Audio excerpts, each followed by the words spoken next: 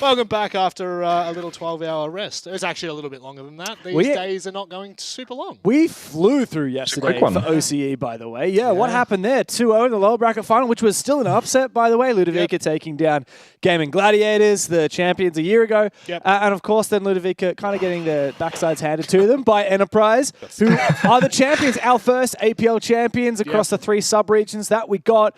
Oceania is done. Big for Enterprise. Of course, today we're going to find out who the champs are for the Asia region, and then tomorrow, APAC North. We cap it off with APAC North. I feel like that's fitting. Let's go ahead and have a look at the bracket to show everyone at home what's been happening in the Asia League. Because, of course, we have 3 separate regions in APL, and we've had a ton of games across the last 3 weekends, concluding in this ultimate weekend of... It's just grand finals, to be perfectly honest with you. It's the best way of putting it.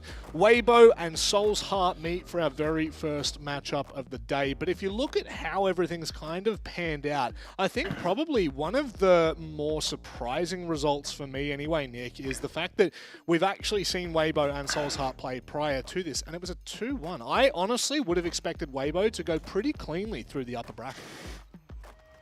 Yeah, I will say this though, the 2-1 victory for Waybo over Soul's Heart was a 7-3 victory for Waybo and a 7-8 loss into a 7-3 victory. So it looks like a 2-1. It was a single round away from a 2-0. So if you dig down into the details, it was quote-unquote a one-sided matchup. But no, it's been surprising. And if you look a little bit further right, we saw Waybo then lose to Elevate, which was a big like, oh my god, are they going to do it? Are they going to just like take down the imports? They're going to lose to the imports? But this does set up that final comeback story for Waybo if they can overcome Soul's Heart in just a few minutes. Yeah, obviously a bit of a revenge game for both this and the later match should Waybo be able to win. But I think Soul's Heart journey has been a little bit interesting in the lower bracket. They've looked really dominant in all things considered. However, of course, for those that are wondering how this game will pan out, I mean, if you haven't watched a double elimination bracket before, I don't know what you're doing watching this, but we are going straight into the lower bracket grand final with Waybo and Soul's Heart. I hate saying grand final, but it's just the best way of putting it. And then, of course, we actually have the champion deciding match to end on. Elevate, the Brazilian roster, awaits potentially one of these two. It's exciting, but I feel like Elevate at the moment, Dev, although it was a close match with Waybo in that upper bracket final, I still have this feeling that Elevate might be a little bit better. Yeah, look, there's no doubt that coming into this stage, Elevate were a big question mark. We saw them play at Reload. They were a brand new team, that Brazilian roster playing at Reload. The only team in the entire of Asia League that actually got the invite because they were the only partner team that we have in this region. There was a lot of hype behind them because of that, but also, like I said, big question mark. They hadn't even played in the region before they came over here to start playing the stage. Flip side, you got Waybo, which is like this Asia super team because it was the old Bleed or Team Joel roster and the old Elevate roster. Best of both worlds, you merge them together, and in theory, you have the best players that Asia have to offer. So it was very much a top-up. Who do we think are the leading horse at the moment between those two? And that was answered. Elevate did look like the better team, even though it was a close match when they played in the upper bracket final. So I think Elevate may have actually stolen the show a little bit.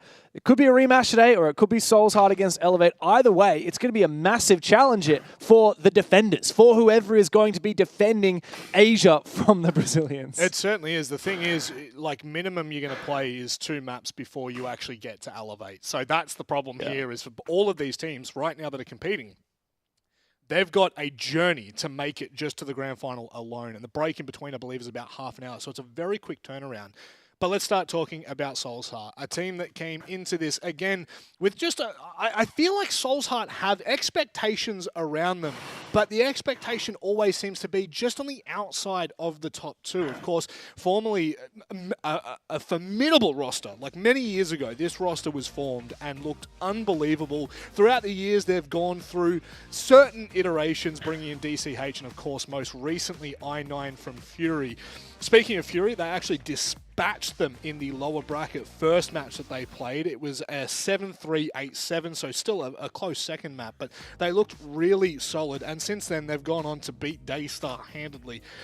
Nick, when you look at this roster, do you potentially see them being Titan killers? Because I think that's what we're talking about at the moment. Soul's Heart are the outside horse, and you've got Waybo and Elevate that are neck and neck. I think if you, to simply explain this, look at I9 stats. His KD is 156 to 14. That's a Titan killer right there. He doesn't ever die, but he gets so many goddamn kills. I think this roster, they have a lot of potential. I do think, like many other teams, they do rely a little bit on individual performances and in some rounds where one player will pop off. Up against Daystar, they were super duper solid on the defensive side. They had a 5.5 on Nighthaven Labs. They're looking untouchable. But then when they flip onto the attacking side, that's where things kind of slip away in classic APAC fashion, if you will. I think today's matchup up against Waybo comes down to who is stronger on the attacking side, because if you can get a good clean defensive half, but then struggle, lose 3, 4, 5 rounds in a row, we're looking at overtime instead of regulation victory, and then it's anybody's game. So I really want to see Soulside here really try and focus up on the fundamentals of the attack, understand when to go fast, when to go slow, and most importantly, not to throw those early man advantages when they do get the opening kill. Yeah, Soulside have been steadily improving back from, like you said, a long time ago, they were Titans when they were Elevate, then they became Jalita and NoCap R6. Now they've got I9, like you said, huge pickup for them. He's been great. By the way, that's 143 deaths, not 14. It's a tough Okay. But yeah, 156 to 14 is pretty gnarly.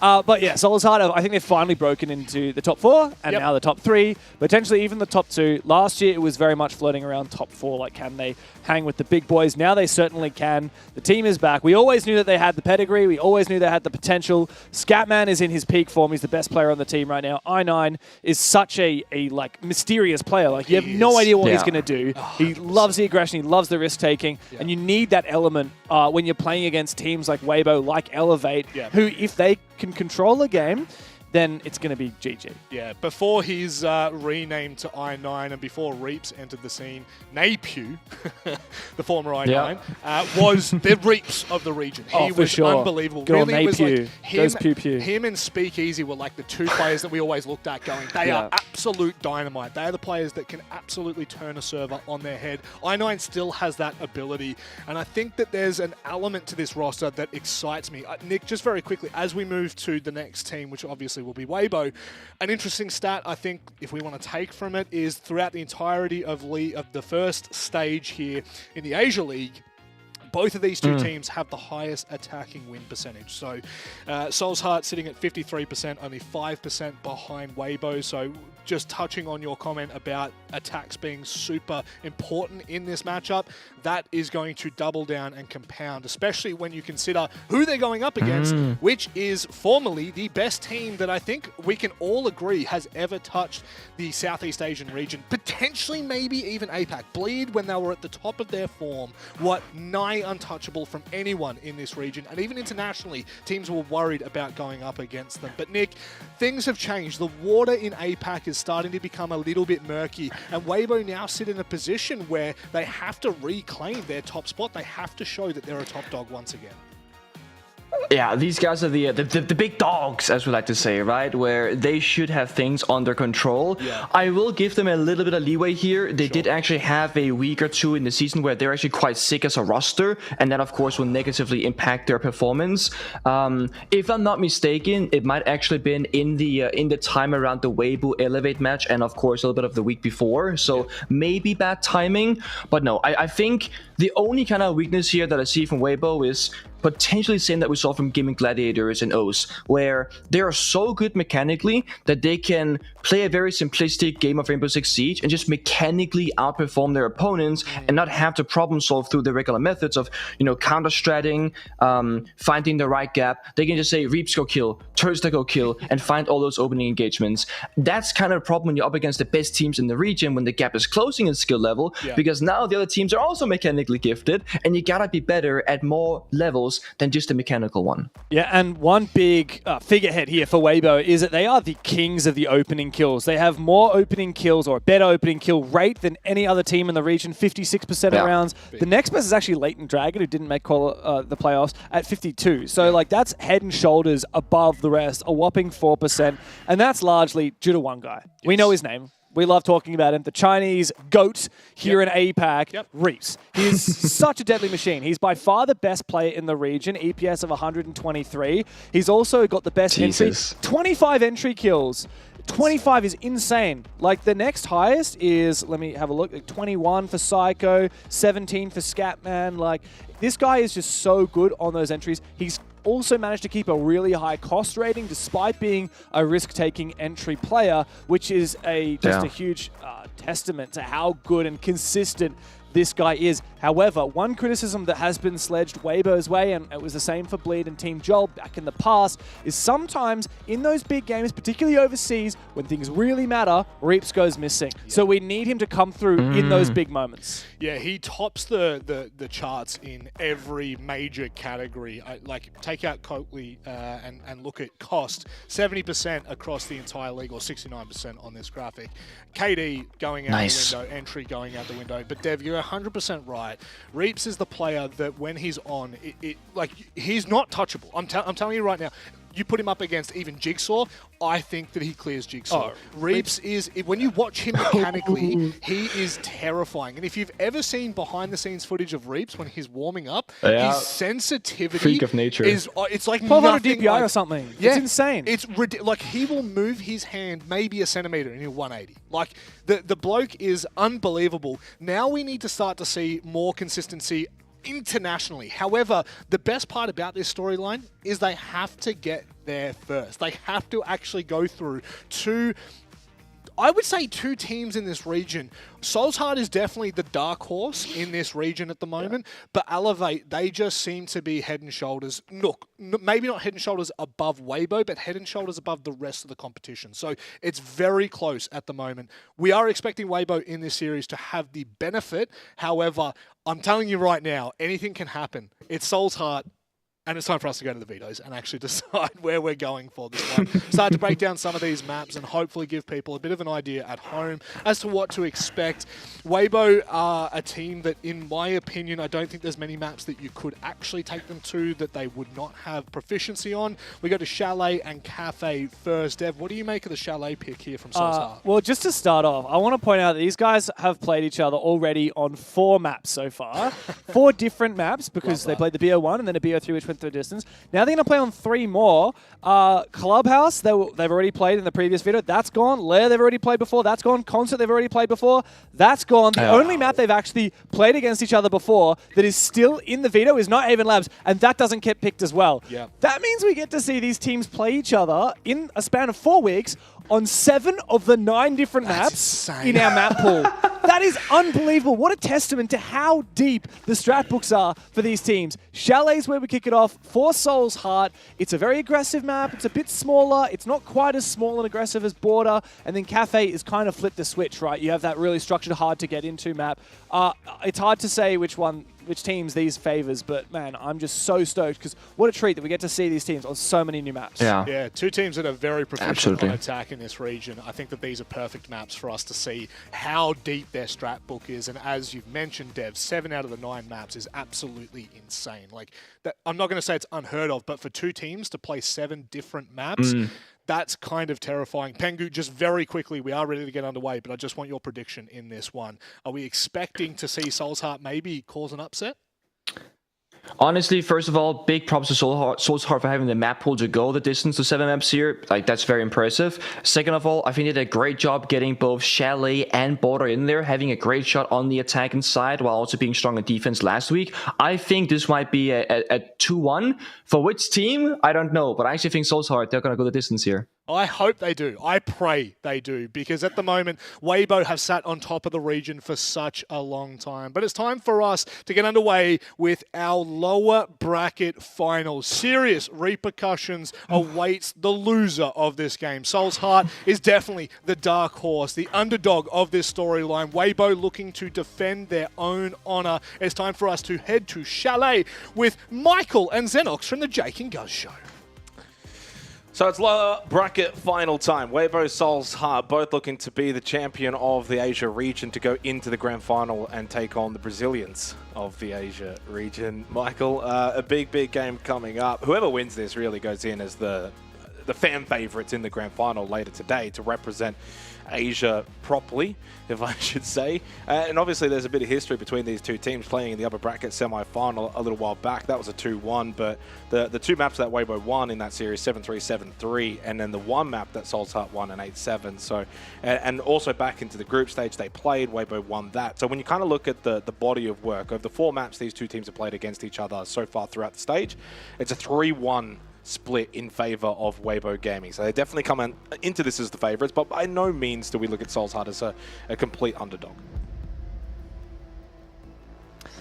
So the ban's now playing out. It is Kaid and Clash taken out for defense, and on the side of the attack it's the Blitz and the Kappa Tau, which is an intriguing little mix.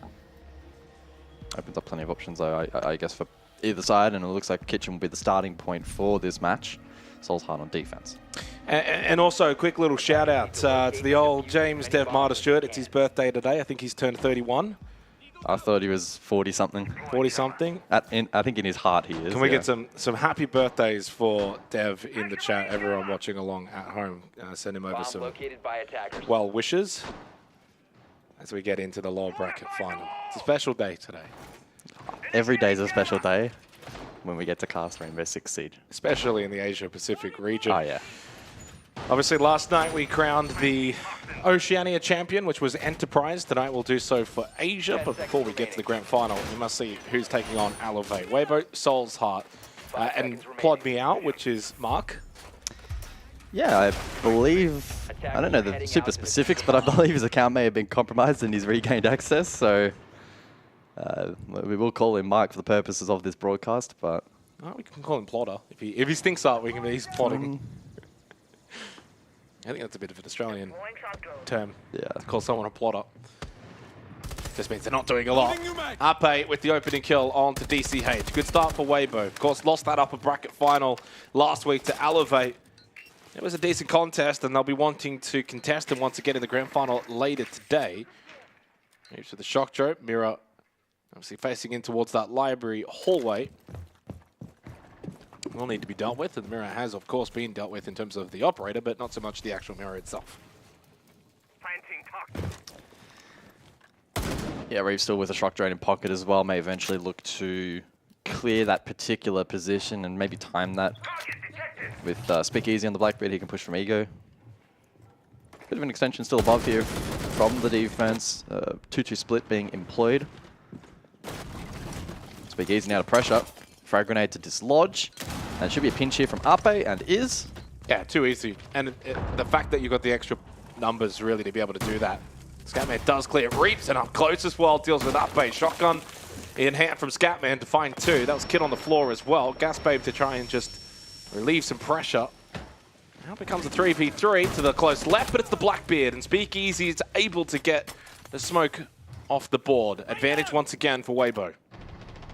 Diffuser is on a little bit of an island, but shouldn't be too many issues in being able to collect that. An opportunity to establish some vert as well and pressure out the likes of I9. Perhaps even Mark as well. Over towards Trophy currently with a rotate hole. Looking to find one back. Maybe not wanting to present that opportunity. They still have 60 seconds to make a play here. No need to rush. Mark has a decent angle. Got a tag onto Turd. Not really the fight against the Blackbeard that you want in that situation, though, but he did get damage onto the Ash. Continues to play rather aggressive from this lower vert position. Still time for Waybo to not make any mistakes here.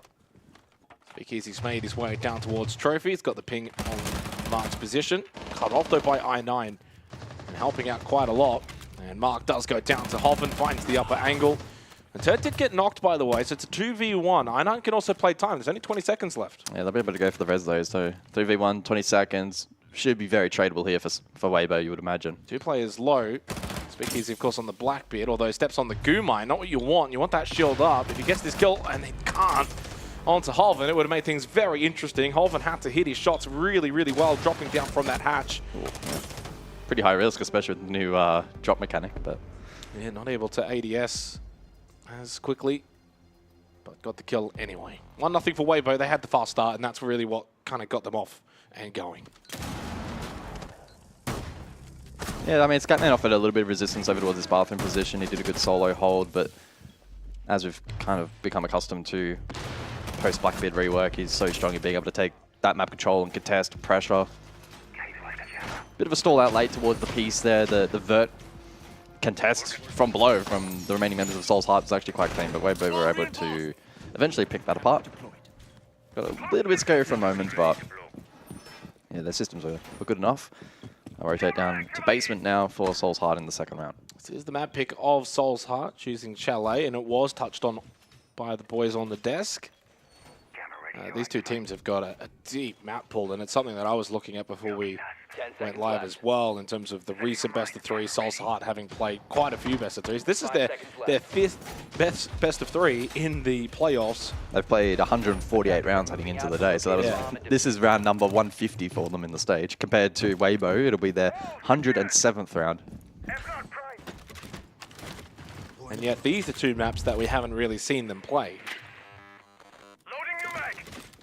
We saw the map Vetos before, and Soul's Heart, their first two bans were Clubhouse Lair, the two maps they lost in the upper bracket semi-final against Waybo. All Reaps. Well, he's placed the charge in the middle, which leaves it vulnerable to the Bandit trick. I know could have placed that on either side, and it would have claimed the exothermic, so a slight misplay early on in the piece there from Waybo, and good counterplay from the Bandit. How often do you see Reaps playing the hard breach? Certainly not in his top plate operators. In his top three. Oh, good angle from DCH. Captures out Turd. So far has had a bit of an average stage thus far. In 75 rounds, take a guess at how many times he's played Thermite. Once. In fact, that's the only hard breacher he's played, and it was on one occasion. So that's the second time. There you go. And that exothermic placement was not great. Holven, or maybe the third time will be the charm. Gets the kill onto Mr. Punch. Offsetting that early advantage gained by DCH. He takes trophy position. Getting shot, he didn't quite know where, and that's just a lack of awareness in terms of positioning. It was the long angle out from West Main, from Logs. Now repositions to a safer location. Alvin just skirting on the outside. Big Easy in basement, the only one inside of the building right now for Waybo, so not a lot of map control. They will enter from basement. Yeah, they're pretty eager, I think, to clear DCH, get that dining hatch control. Probably the correct play. DCH continues to aggress. His positioning here has been somewhat mixed. Attackers recovered. Hasn't overstepped the mark, though. Very, very difficult for Waybo to enter here at the moment. But critical to get this hatch control, especially if they want to try and cross for a default. They need to clear this. If not, mine as well was thrown over towards that boiler wall. They're taking a long time, and DCH's movement, as you said, has been very good. He's still not been caught. Well, they've given up. There's no one up above to clear this now. They've completely stacked the boiler position. It's a four-man stack down in basement. I don't think this is going to be an attack that will work, or at least it should not work. Yeah, double stack hatch. Like, surely boiler cannot be a plant position that's viable here for Waybo. I know you got the Blackbeard and you got that shield, and it's a sense of security and safety when pushing through these choke point positions, but they are really not going to be able to manage this. Oh, they do. Big Easy does walk through, got the kill onto Mark. Arpe lost Where are you running? his life. Reaps then gets a freebie onto DCH in a second, Wow. and they win that round. That is a round you shouldn't win. No. And Never. if Waybo had played that round from their perspective against the top team from NA, EU, Brazil, they lose that 20 times out of 20. You play that internationally, you get fried. There's a BBC up, 2 players hatch, and you're able to brute force with the Blackbeard from below. DCH aggressing their West main as well. Questionable play. Could have again tried to trade from hatch. But yeah. Again, there is an element of an asterisk. It's the Blackbeard who could be a pain in the ass to win a duel against, but still, it was just the fact that Waybo get away with that round with a pretty half-assed clear above is... Yeah. Yeah. They wasted so much time. DCH played that round well. Waybo got nothing. Had one entry point, and the Blackbeard was good enough. And I mean, I think that's probably the difference between these two teams. Waybo, sometimes they can play a little bit down on form, but they've got a lot of that raw mechanics and raw skill that just kind of offsets, at least in this region. It's probably why at times you might then look at teams from Asia or APL in general when they go internationally, and you kind of see them in those positions where clearly Plan A isn't working, clearly you're lacking in terms of a lot of fundamentals. But the difference is internationally, the gun skill and the mechanics is not enough to offset. Yeah, because everyone else is on a higher playing field. Yeah. 2-0 start for Waybo here in the lower bracket final. And they've had 3 players alive in the opening 2 rounds, which honestly, after watching that previous round, is just staggering to consider. Loading mag! Officer bedroom here, top floor, round 3. Final round before we get next set of bands. Which, if I was a betting man, BB. Blackbeard, gone. Yep.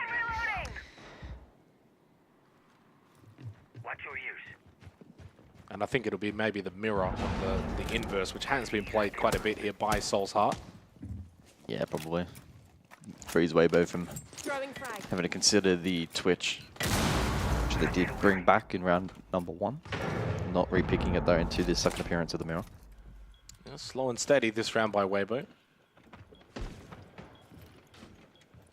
Ark though feeling pressure from Ego and the mezzanine. It's drone down, 5 drones remain. I mean, there's a big responsibility on the shoulders of Mark here to both contest the breach and the Blackbeard as best as he can. I know what happened last time though when Waybo went for Attackers have recovered that Ego pinch. So it's not just on Mark, Scatman needs to control piano. Yep. Well, flank potential here from DCH. He can contest that Ego jump in as well. And the balcony itself. Arpe is on Mez currently. And if unaware, could get caught. Catman does his job, wins the battle towards piano, got the kill onto Reaps as well, which is always feels like getting 2 kills. Not far off, considering how high his KPR has been this stage. Only a minute left. It's been a lot of posturing from Waybo, but not really a lot of action. DCH is getting a little bit restless. Hasn't spotted the player on the other side of the mezzanine pillar.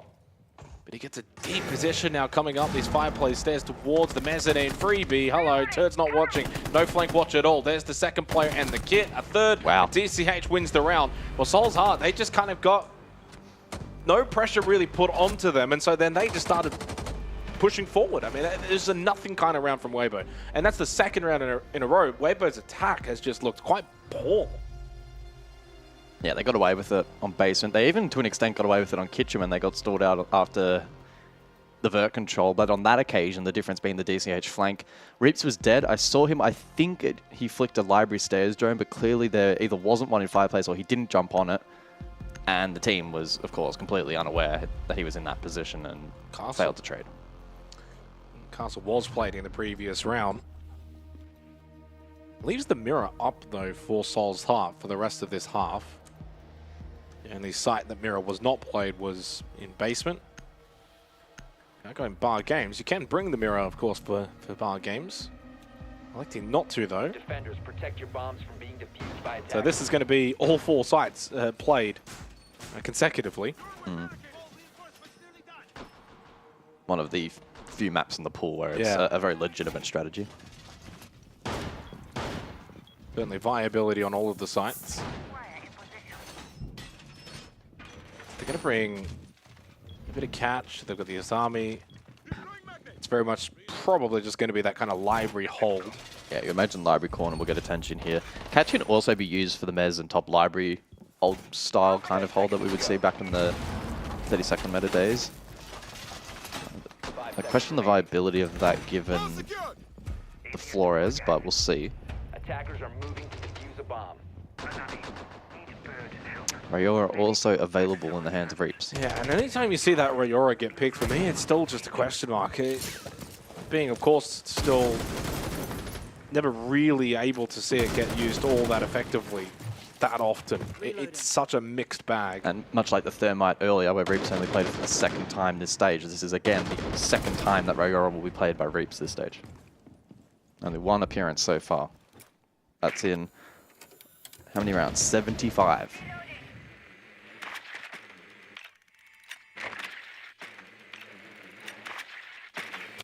It's also quite intriguing too because you're putting Reaps on operators that kind of have to do something. I'd rather just put Reaps on an op that, like a Lion, for example, which is the second most played operator, and just let him just run around and kill people, and every now and then press a button and that's it. Make it simple for him. Keep him gun up. always the risk with Roro. Deploying that utility can be so challenging. Well, he has deployed it. Certainly one of the avenues Roro probably is underrated for is its ability to find entry positions a little bit safer with the use of these gates. Yeah. Doesn't necessarily have to be used as an execute util side or flank watch or anything. It can be used for just establishing and chipping away at map control. Yeah, Turd cannot get in this game at all. Has not shown up in this lower bracket final to begin. We always know in this roster and this team and the dynamics that has been in terms of the history regarding Turd stuff, you know, that it feels like there's always a bit of pressure on him to perform and that he's always kind of been on that chopping block. Yeah, he just got caught on that horizontal lurk through kitchen. Kitchen and dining. It's going to be the third opening kill in a row as well for Soul's Heart. They're just starting to gain some form here on Chalet, and Waybo's attacks have really just stagnated. Well, they've reached another stall-out point, so we need to see Waybo now step it up with util clearance. They've only got the one Veto left, 2 grenades. They need to get value from that. The top library shield has at least been cleared, so that will alleviate some of it. Library corner not being held. DCH aggro, though, in library. Could maybe get caught, but Hoven doesn't have info on that and unable to find the pick. And does force him to draw. They've still got to play library stairs and library as well. Happy, it's aggression. It's not really working though, is it? Reaps and Hoven though get the last 2 kills and makes it a 2-on-2. 30 seconds. Double stack towards Barstock. Not particularly comfortable for defense to have a 2-stack Barstock at this point of the round. Still got a gas babe as well, though, which will be very influential in the remaining 20 seconds. Well, Scatman's legged it. He's repositioned, sensing that that's not optimal. I think he wants to be able to defend over towards Bar a little bit better, which is where they're heading towards. Reaps and blocked off. Gas babe has to send through. Has to stick this plant, by the way, and hope that the cover is going to be good enough to make sure that this plant will go down. Hoven just quite literally stands right in front of Reaps. Push up close from TCH, went a little bit aggressive. And Reaps in a 1v1, you would usually back him, but he's so low on health against Scatman. Reaps does know his position and hits the headshot and clutches up for Waybo. Once again, though, another attack that looked rather ineffective, but does find a round win. If I'm going to be completely blunt, Soul's Heart should be 3-1 up. And they're 3-1 down. Yeah, Waybo just have the clutch ability about them at the moment. They picked the correct plant position and then had the coordination to hold both sides once the plant was stuck. Soul's Heart probably had to flood that a little bit quicker, sensing that it wasn't going to be a fake. They then got isolated, fed ones, and made it difficult. And then, yeah, playing to the Reaps DMR was always going to be a tall task. And so, quite disappointing for Soul's Heart, considering that their early round has been really, really clean. They're making Waybo really work for these rounds. It's 3 straight where they've gotten the opening pick. Turd on the receiving end of 2 of those as well, still yet to find a kill in this particular match, and continuing on the storyline of his stage not being probably up to expectation. I think there has been increasing pressure on his position on the squad, and so he's wanting to prove himself this afternoon and, of course, be ready for a potential grand final bout where he will need to play at full strength. Elevator not going to have near as many weaknesses as Soul's Heart, is at least the expectation. They're not going to get away with playing this kind of siege in my eyes against an Elevator. Again, it's very early days, and it's, you know, first half attack into a Chalet. It's easier said than done. But I think it's less about the scoreboard as it stands right now and probably what it could be, and maybe should be. I would be far more confident in Elevate having done a better job in closing out the last few opportunities. Well, I mean, right now my thought process is neither of these 2 teams are going to beat Elevate, and they need to find form. The good news for at least one of these 2 teams that will get to face Elevate is there's enough time that you can build a better body of work over the course of this lower bracket final. Exactly. They're not playing... You want to peak. Especially Waybo, focusing in on them. I don't think in my eyes they're playing at 100% at the moment. Absolutely. So they have a lot more headroom to improve, which is the positive for them. Well, so far, 5 kills for DCH and Scatman, but not getting a lot of help. I9, Mr. Punch, and Mark, all with just singular kills. And what's worse than a singular kill is no kills, and that's where Turd currently sits. Now on the Ying. His job will be to facilitate entry positions with those Candelas. Go kitchen and dining for the 5th round. Last time we saw this site was the opening round, in which Waybo did win it, and that was probably the best round that we've seen from Waybo thus far. Sell them out. Does also feel like the lack of the Blackbeard is really hurting Waybo. I'm honestly starting to question the validity of the stats that we've got, because I've had a look again at like some of the compositions, and Turd has not played Ying once this stage. So I don't know if this is maybe a Chalet's specific thing or if they've gone in with a very conscious effort to be switching roles up, but they're playing some very different stuff in this game. You got to back in the stats, mate. No, the stats don't lie. Yeah, well, I'm going to believe them until proven otherwise. He's typically be playing Vert with the Deimos and the Sledge.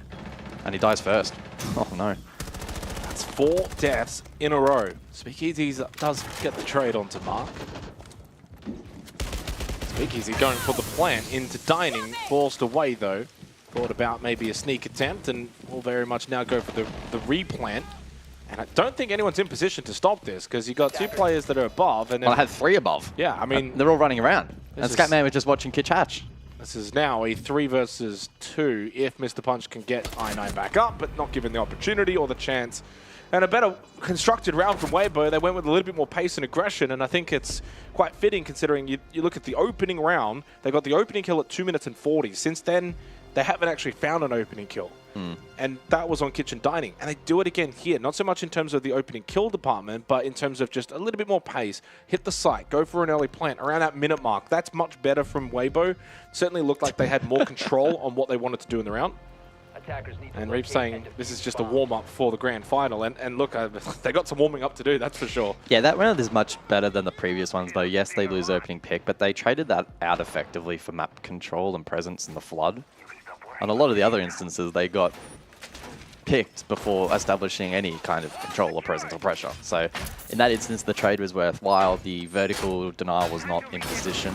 Obviously, the plant spot was well calculated. And yeah, Soul's Heart were just stranded 3 players above and nothing they could do. 4 players, 120 EPS and above. Ape, Hoven, Reap, Speakeasy. So Ape's on a 120 EPS, Hoven's on 130 EPS, Reap's at 141, and Speakeasy on 145. Turd's on a 34. He's 0-4 KD, 0-3 entry, and that's probably the biggest issue. Like, it's one thing if you're not fragging. It's one thing if you're not maybe playing well. It's a whole other thing, though, if you're constantly first in and dying and giving the opposing team such an early advantage. The good news for Turdo is in the last 2 rounds, Soul's Heart were not able to convert those rounds. In fact, Soul's Heart have had 4 opening kills in a row. They've only converted 1 of those rounds.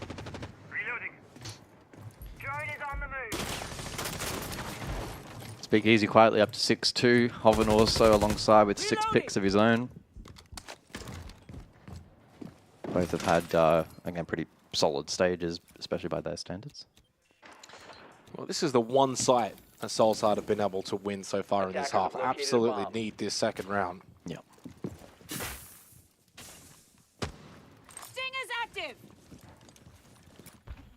You'd see a reliance from Waybo with the Blackbeard to clear from Ego and establish that vert pressure. That's now taken off the board thanks to the new ban system. So we'll see how they react and how they fight for this. On the flip side as well, the castle, the only time we saw it was actually on this site. It's now banned out. So Soul's Heart don't have those castle barricades. Oh, nicely done from Mr. Punch. Got traded, but he took 2 with him. Mark also able to convert, and it looks as if the aggression from Waybo might not add up. Turd finally on the board. There's a pick. Big one onto Iron 9. Keeps this round alive for Waybo. Well, he's been stalled out here for the second, and Scatman's pushing up. So Turd is about to get caught. Turd loses the angle fight against Mark, though. Turd had him pinched in the corner. He knew he was there. He just wasn't ready for the shot. Was not able to react quick enough. Had he got that kill, it's 2v2. You open up the ability for Speakeasy to actually get into the site. It's the other 2 players playing back of site.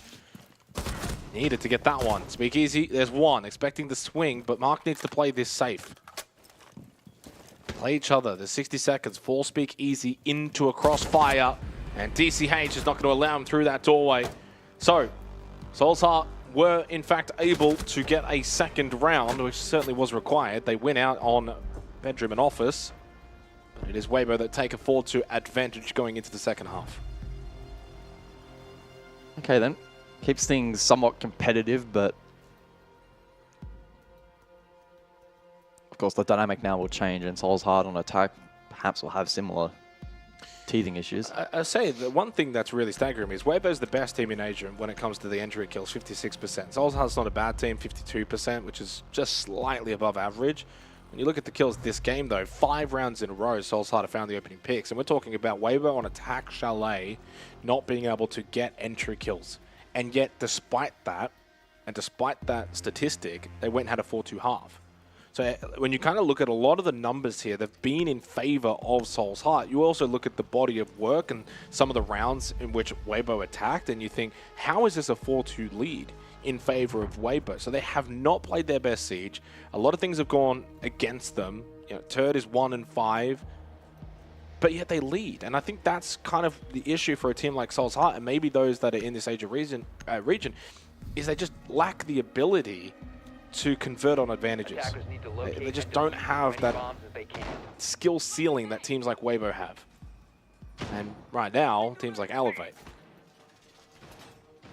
And I think that's probably the difference with a team like Elevate. I think Elevate, they don't make a lot of mistakes, but also when they get advantages, they capitalize. They keep it pretty simple. Yeah. They're not a super fancy team that's, you know, doing anything too crazy. They've just got really good fundamentals, and another team that has really good fundamentals is Enterprise. And that's kind of a really good showcase that you don't have to be mechanically the most gifted players. You look at Oceania as an example. Jigsaw and Croxon, easily, when you think of the best players in the region, it's those two. Well, they don't make top 2 anyway, because the mechanic's going to get you so far. You look at Reaps. Mechanically, an absolute god, demon. And still no shoe-in to make it either. Not a shoe-in. Yeah. You've got to have good team synergy, good teamwork, good fundamentals. It's a team game, first and foremost. Blitz and Blackbeard join Clash and Mirror on the bench for this second half. Limited shield play now available, but I9 to capitalize on what is still up, and that's the Monty for the 7th round. Site is bedroom, so top floor for the opener. And early posturing suggesting, I was going to say maybe Solar, but hard to say at this point in time. Finds the pick onto Mr. Punch. That's a long-range battle. That's high risk to be taking, but he wins it. I was going to say it beats me to the punch, because I was actually going to mention with Turd playing an Azami in that position towards Bathroom. If he loses an early fight, opens up a big pathway for the Montank to pivot, come up towards Solar and pressure. Just the default Scatman on that shock drone. Good drone denial there from Turd. He does come I9. Double impact doesn't do a lot. I9's able to shrug those off, and then Turd dies to the Zofia. That's well played there from Mark. Was very low. Down below in Trophy. And Speak easy as well, getting caught. Speak easy. Why are you peeking? Well, I think he got Verted from... No, he got Verted from below, so that's just double work there from Mark on the Zoff. That's no fault of Speak easy. I guess maybe could have tried to sustain the damage, but calculated play was maybe to try and escape. Good catch. So 3v4, Soul's Heart have quietly worked their way into this round really nicely. Good solar pressure now with the Monte, and there's really nothing that can deal with this from the defense. They're in some trouble here, Waybo. Soul's Heart just you're really reliant now on I9 making a big positional mistake. Yeah, that's basically it. Soul's Heart need to basically fumble the bag. Hovland's also all the way over library side, so he can't even stack Goo Mines. This is done. This is good due diligence. Super clean round from Soul's Heart, making no mistakes whatsoever. And even in that final battle, Mark's just better. That's a big round from the Zofia. I mean, it's rather rare that we see the Zofia picked in general, and it's even rarer to see really clean vert clears like that. First one onto Turd, of course, faultless, and then the clear onto Speak Easy meant that that side of the map was completely weakened. And another example of an opening pick and going astray. That one I think was a little bit less egregious there from defense. It was more so just really good attacking prowess, but again, it is another example on paper. And Reap saying before that they're just warming up. Well, it really does look like they're just warming up because they're not switched on right now. Like, Soul's Heart really good in that round, but you know, you can't just, in the back of your mind, you've got to remember like some of the calamities that we saw in the first half from Soul's Heart as well. They've been making mistakes too. This has honestly been, in terms of quality, really lackluster so far. Cafe up next. Selection of Waybo didn't ban it at all this stage. Played it once and had a victory against a rival 7. So limited record, but... Well, that was the discussion on the couch, was of course the extensive map pool for both of these two teams. Now heading into a lower bracket final where you're going to maps that essentially haven't really been played. So it's being put to the test. And on top of that, Waybo are also adding in operators that they don't typically play. Yeah, Cafe played once by Souls against Daystar. A victory on that occasion. Shield deployed.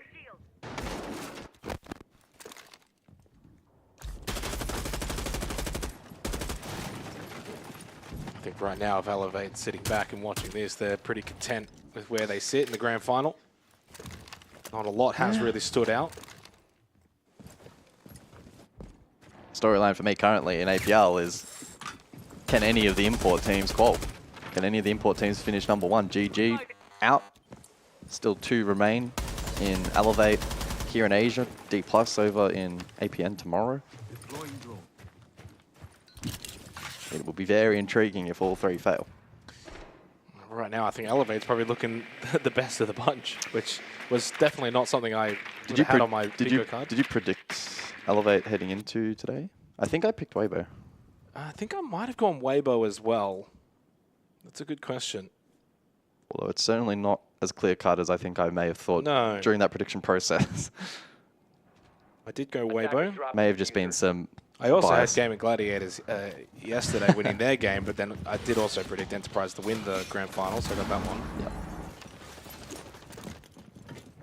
I've also got Fearax to win out tomorrow. Yeah, Fearax look really good. Just under 90 seconds, nothing happening in this round so far. Might be good news for Waybo, to be honest. Soul's Heart really slow, but you play that Montaigne, you're expecting a bit more of that slower nature, and it is bar games. Well, headshot angle was available for Alpay and can't make it down the mezzanine. Good Mark catch. able to catch him. Mark's on a bit of a hot streak at the moment. Yeah, Mark's playing really, really well. Someone check him account. Check him, PC. Clawed me out. I9 is just facilitating, and I think that's the beauty of a player like I9. Whoa, look at this dynamic attack. This is so much better than anything we saw from Waybo. Waybo. Timeout. Waybo just getting cooked right now. Turd just got kind of sucked into the contest. Reaps gets a freebie, but at this point it's a stat pad kill. He's got a 1v4, and he needs an ace clutch. 35 seconds, and he can't win the battle against Scatman. I think it's time for a timeout. It's 4-4, but it's also 3 in a row for Soul's Heart. Waybo clearly just looks switched off at the moment. I love that attack, though. You spearhead it with the Monty and game pressure. The util clearance was pretty minimal, and you have the lurk threat. Waybo didn't have... unless I may be forgetting a round or two, they just didn't have that kind of lurk thread, the back pressure, etc., to kind of break open rounds where, in those instances, they got sold out head-on with util. No timeout. Which I think, to be fair, though, I will say, I think one thing I've noticed in terms of tactical timeout usage, it seems like teams take it with the bans if possible. Yeah, I think you want to stack it with the bans and also wait for the full rotation. The only reason why I was essentially calling for it is the fact that our 4-1 lead is now evaporated. It's all 4-4, and Waybo, for the most part, haven't looked really good. I don't even know where Scatman came from there. I wasn't even tracking him, and clearly Waybo had no idea either. I don't know if it was a mud entry or it may have been garage. Probably more likely, but... Oh, it just made his way up library stairs and just no one watching. Well, yeah, it was more so prior to that. Probably garage. From, like, bot. Yeah. Yeah, well, either way, no timeout. We go to bedroom and office for the 9th round. Attacker's objective is And to Waybo defuse the bomb. look in all sorts, and it's not just the fact they've lost 3 rounds in a row. They've only still found 2 opening kills this entire match, and also they've only converted one of those rounds. And that's actually been a bit of a wild figure so far. It's only 4 rounds opening kills have been converted. That is a very low rate. Very low rate. I think for the most part, you would usually see 80 to 90% conversion.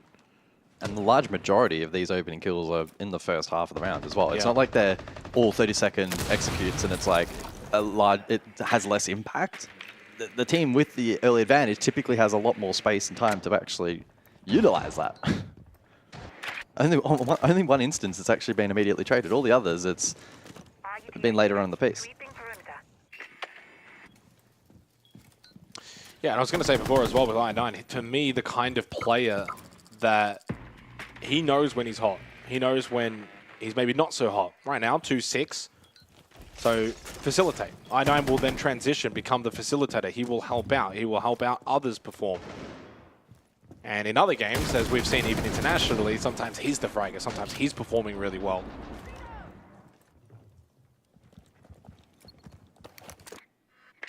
Again, slow pace on the attack from Soul's Heart, but so far the slow-paced attacks have been working for them, in contrast to Waybo, where it was certainly not working for them, and they had to go a bit quicker to get their attacking round. Speakeasy holding towards the window inside a bedroom. On the rappel now is DCH, and Speakeasy moves back. Using frag. To deal with these castle barricades that Waybo had issues with in the first half in this particular site, to use them themselves.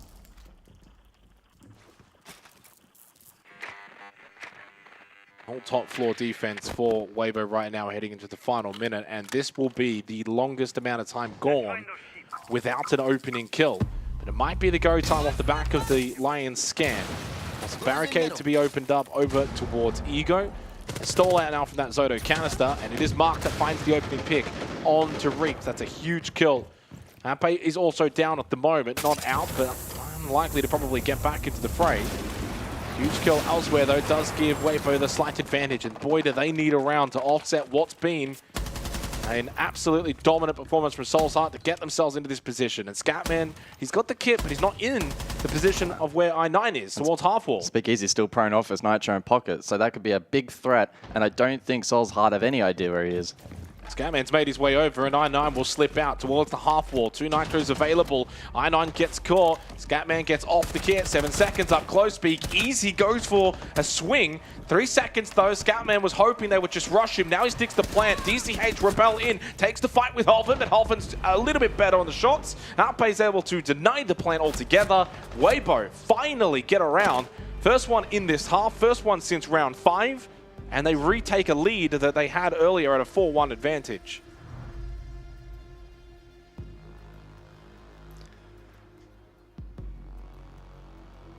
A pretty intense round there. Waybo, they're able to finally break the 3-round streak established by Soul's Heart. And they'll pocket that tack, understandably so, now with the lead. Man's 5 and 6, that's Monty Castle. Monty is a tool that was utilized on 2 occasions pretty effectively by Soul's Heart, converting rounds 7 and 8 as we look back at round 9. It was all looking pretty decent for Soul's Heart up until this final portion. Turd cleared half wall, but they double stacked it with Speakeasy. Ultimately, he was caught, but actually did soak up quite a bit of time and pressure. DZH was stranded back on that double rappel.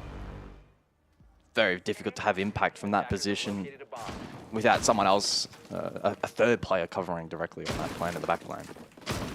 Kitchen in play for round number 10. And Soul's Heart fight back.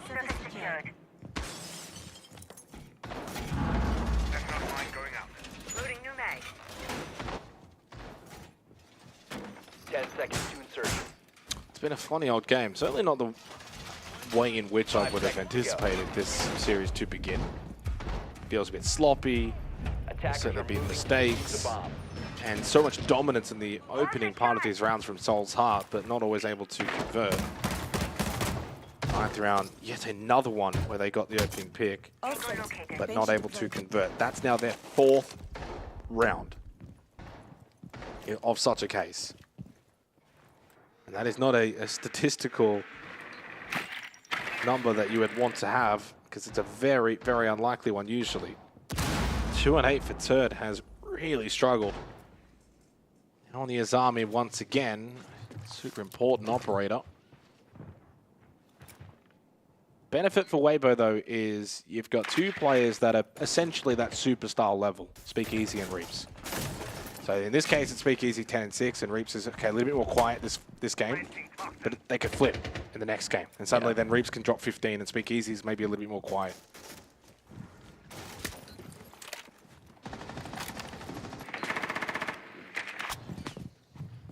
It's a Cafe next up, which will be the map pick of Waybo. They're 2 rounds away from securing Soul's Heart map pick of Chalet.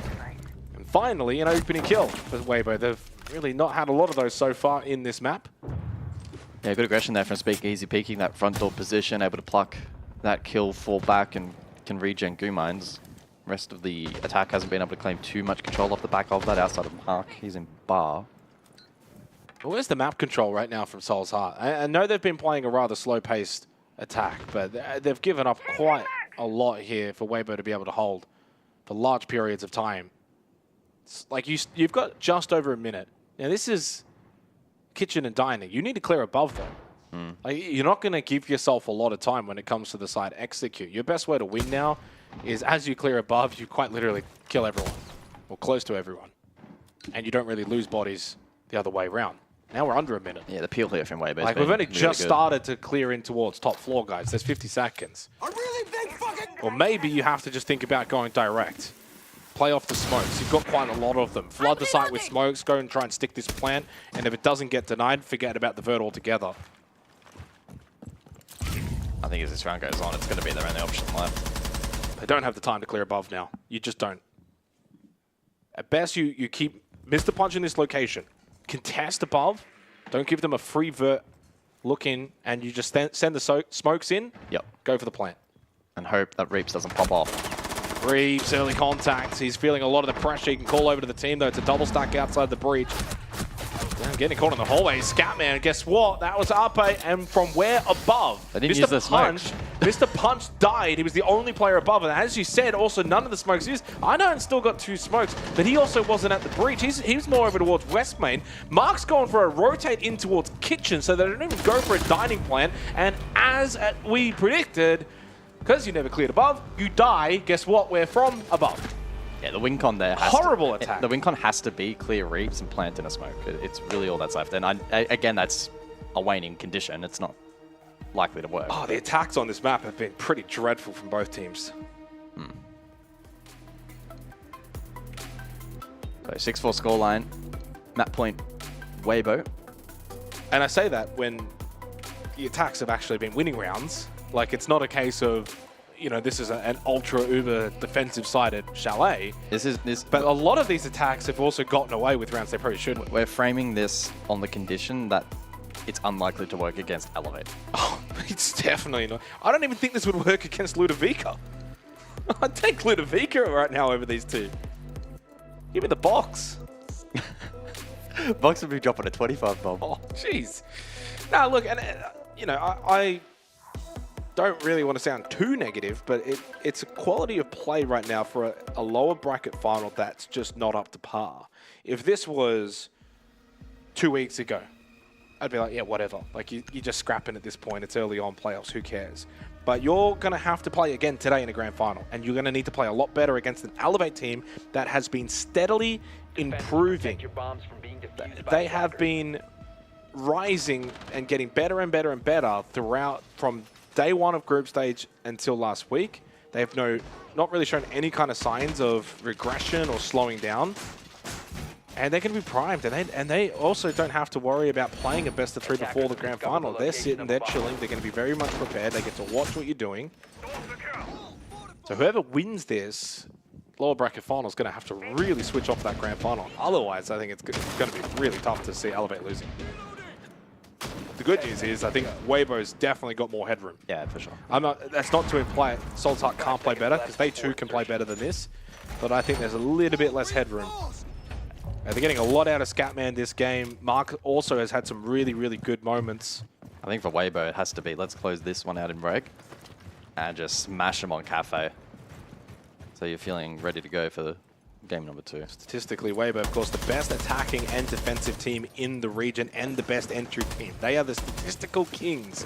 But that didn't get them the job done in the upper bracket final against Elevate, and certainly their general play today hasn't quite been up to par. And even like a player like Reeps, who we looked at his numbers and we ran the numbers, you know, before this game, plus 49 KD. We wanted to think about, well, what's his KPR and things like that. But he's only 6 and 7 this game. This is actually almost fundamentally maybe his worst game of the stage. Like it's actually close to that territory. Now he's 6 and 7, average play, that's whatever, but it's Reeps, so he has the spotlight on him. 6-4 though, they still find themselves 2 rounds up and have the chance to take the map pick of Soul's Heart. And that's also the scary prospect for Soul's Heart, is you're losing a map where Waybo are really giving you a lot of advantages. Waybo still with their tax, so presumably if they are to lose this round, they'll immediately proc that. Mandela's up above, and it's pressure onto Turd, but he withstands the first. Mr. Punch falls. Yeah, played the keeper barrier really well, but not ready for Mark. Whoa! Oh, Mark and an entry through the mezzanine, lighting up 3 players. Swapping But the mags. job's not done. Because guess who are still alive? It's Reaps and Speakeasy, the dynamic duo for Waybo. And Mark, despite his good work, is also now very low from said work. But there's no util, whatever, for these two. No Nitro. And they've lost Speakeasy down to Reaps, and he's just overwhelmed. Soul's Heart didn't give them a chance to really reset, reposition. 6-5. And what a round, especially from Mark. Set the tone. If Turd swings Mez and kills him there, they probably lose that, and that would be the map. Mark's had a couple of really big rounds, especially on attack. He had the Zofia 2K clear on Turd and Speakeasy round 7. And A 3K to start this half, and a 3K just then as well. He's been very, very good. no tack way, but they haven't used their tack. No, they have yet, not. right? No. Yeah, okay. Attackers need to locate and defuse bombs. He has nothing to really talk about. Which is quite surprising to me, because I think this is a game where there's been a lot to talk about.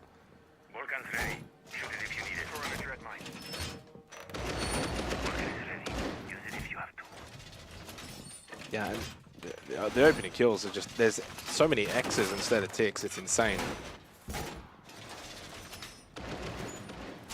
It's not common. Usually it's just full of green ticks, but yeah, strange one. And I thought Turd actually did a pretty decent job of it towards Library. You're getting flash, you're getting entryed. He plays his keeper barrier well, got the kill, and then tries to get the trade over towards Mez, but he's always going to be a little bit late coming out of Library. Objective is to locate a bomb and defuse it. Can Soul's Heart send this one to overtime? Again, these two have played quite a few maps so far this stage. 4 maps to be exact before this lower bracket final. And Waybo 3-1 record against Soul's Heart so far.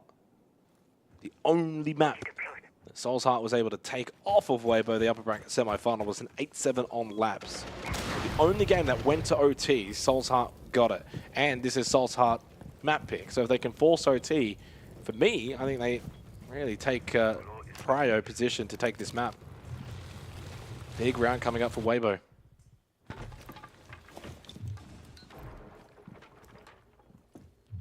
Bar stock hold from Hoven. And a contest above from Reaps. Waybo have shown good discipline though on the peel and typically aren't over-aggressing or re-aggressing at that matter too early. The Deimos as well will keep Reaps at bay and offer the opportunity now for Soul's Heart to get some more map control. But the impact here from Turd suggesting that maybe they do want to re-aggress at some point in the round, such as the meta on defense currently. Hoven able to escape. The Reaps and Turd go for this re-aggress above to contest the likes of DCH on the vert, and Mr. Punch looking open hatch on Hib. Yeah, and then I wonder though, does I9 almost then go for the aggressor on the aggressors and could go for a flank up? Oh, his through trophy, yeah. Solid. This is going to be a very, very intriguing dynamic. And he's also there to catch them if they completely If they fall off rotate. this re-aggress, yeah. So he's kind of, like, the position of I9 is a toother. It's as you said, if they fall off, then you catch them on the rotate, and if they don't, you can get in behind them. Soul's are very clued on, especially since they had the death mark on Reaps, reconfirm his position. He's still above. They might not know about Turd, though, if they haven't droned it properly. I wonder. 55 seconds now. I9's on the move, by the way, and he's going up towards Solar. And Reaps was not ready. Turd does got the kill onto Mark. He actually got the kill onto DCH as well with the trade. It does mean for I9, there's no one actually left over on that side of the map, so he's not in the picture right now. Hoven loses out to Mr. Punch, and it leaves only Upe. And we are going to overtime. Wow. Round 12, the Soul's Heart. You called it OT. And this scrappy match continues. Yeah, I mean, just the way that Reaps at the office half wall is clearing big window, mezzanine, and it just doesn't look like he was... Was it a confidence thing? I don't know. Again, you are kind of going in blind with lack of info there, so it's tricky, but Reaps is the kind of player you would expect to thrive there and be the difference maker, but in this match, he has been middle of the road. Yeah. Well, Solzart now get double defense on Chalet. Now, of course, it hasn't really been a defend-decided map per se, but I think over time, double defense is always probably what you want for the most part. A bit more comfortability. And no surprise that they go straight to bedroom and office. This has been the site that, well, Waybo just could not attack into. It's the only site that Waybo could not attack into. Which sets you up nicely, because if you win this, then you just have to win one of your last two. And you could take this opening map, and it would put a lot of pressure on Waybo. And I'm going to be completely blunt. I don't know if Waybo's the kind of team that mentally can deal with that kind of pressure going into Cafe. 5 seconds. Yeah, I think my opinion's very much mixed at the moment regarding that. Attackers There'll are be moving no to better defuse the tester, bomb. really. 5 of the last 7 rounds have been won by Soul's Heart. Don't forget, Waybo led 4-1 to begin.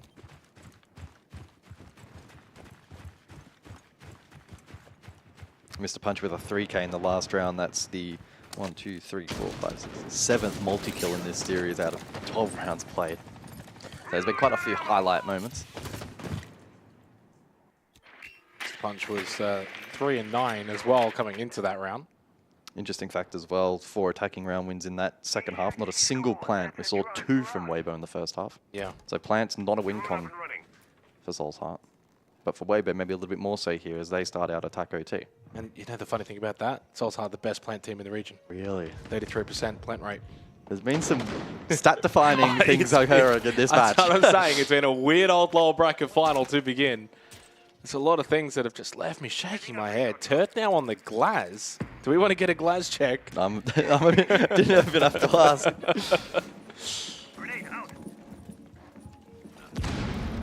Does have extra smokes courtesy of the Twitch. Second appearance Second appearance. in this stage, Glaz Turd. Both teams are really digging into their bags of tricks.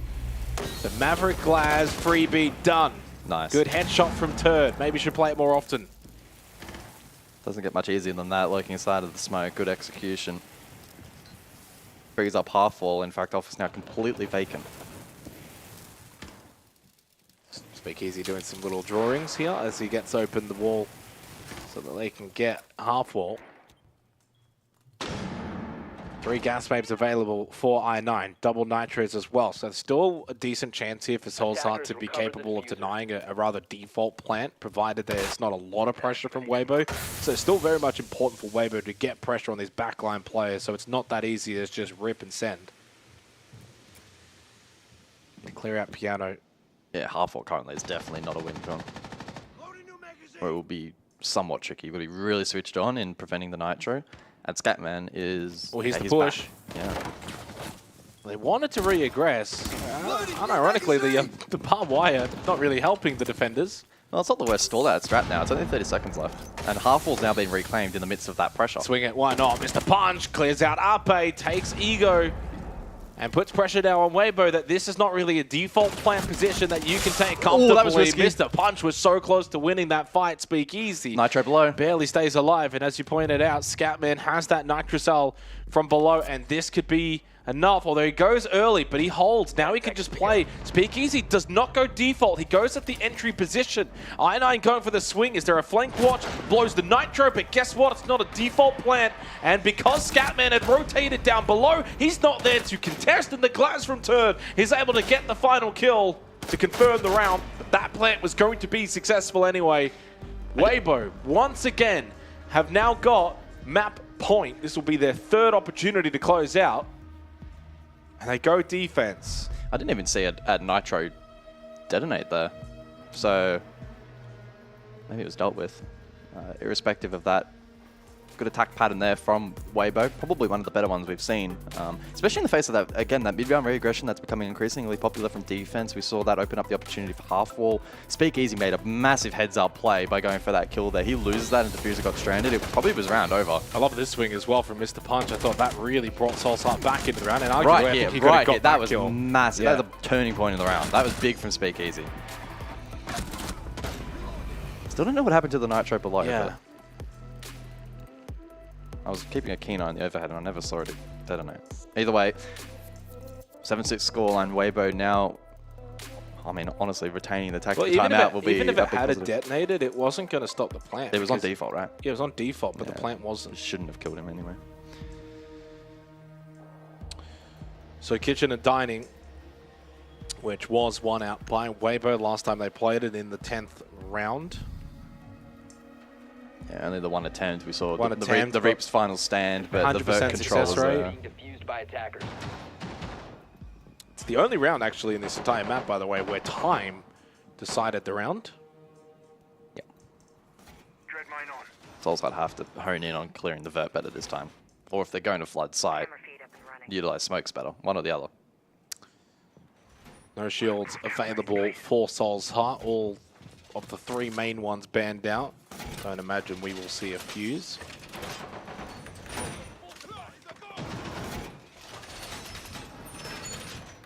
10 seconds remaining. Swapping. Feed active. 5 seconds to go. New camera feed. And a switch from DCH onto the Ying. Don't worry. I'll be Played it once so far to date. That was back in round 11 on Bar Games. It's the only time that Soul's Heart had brought the Ying. Reloading. It's a similar lineup, but not really. The idea here is the sheer aggression of the Dockerby Finker Ying combination. That's where the real fragging power really should be coming from. Shock blown going live.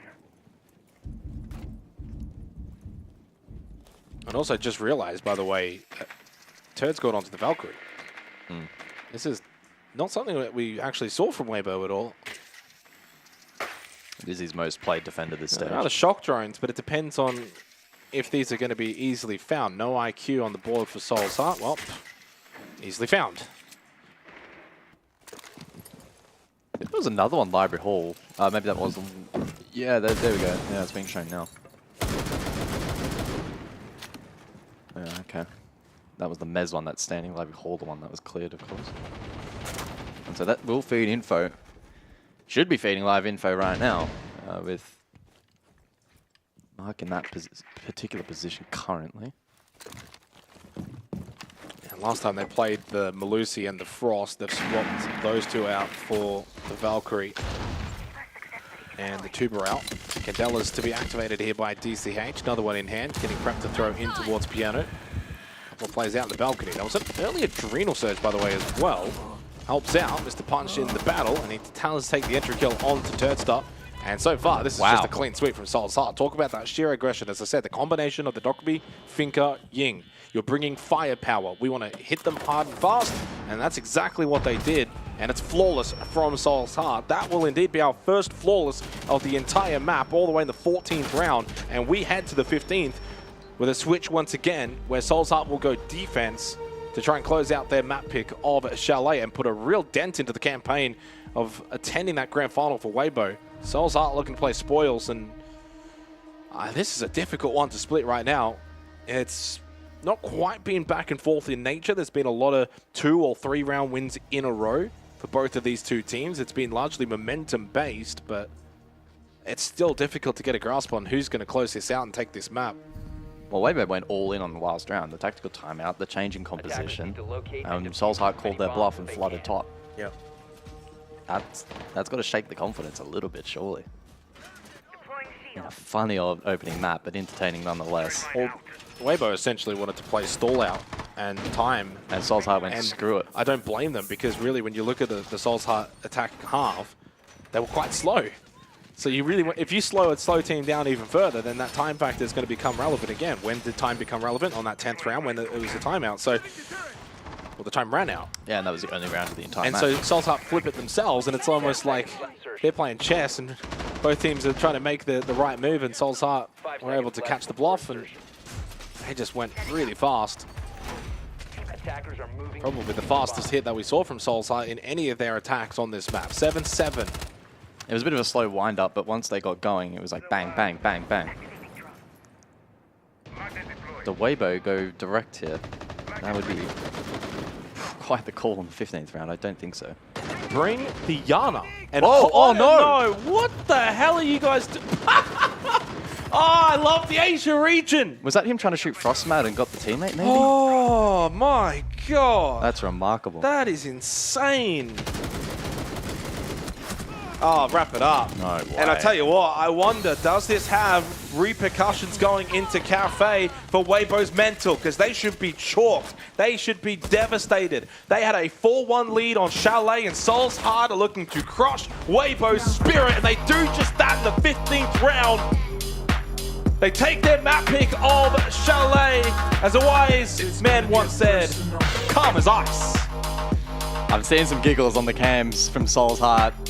They know they got a little bit fortunate in that round, Rob, but they win it out in the end, and they set up quite the series. They certainly do. Soul's Heart take the lead on map 1. Granted, their own map, and 8-7 is what it took to get across the line. Kind of scary when you think about how this game has played out, and kind of mortifying to see how that last round played out, Pengu. Not ideal at all for Waybo. Yeah. Not at all. I mean, at the very first you saw Waybo play a couple different new operators in the lineup, whether it's the Ying, the Aura, Reaps playing Thermite, etc. And already there I'm thinking, okay, they're changing things up from the previous weeks. Waybo have recognized that they have a problem and they're here to fix that. And then it just doesn't look all that much better throughout this series. And then we see the side swap, right? Soul's Heart, they start a little bit slow on their attacks, and maybe that's going to be enough for Waybo to get back into this game mentally and feel fine about things. But no, then Soul's Heart, they speed right up, and we see what happens. They take round after round the attack, and they keep Waybo fighting.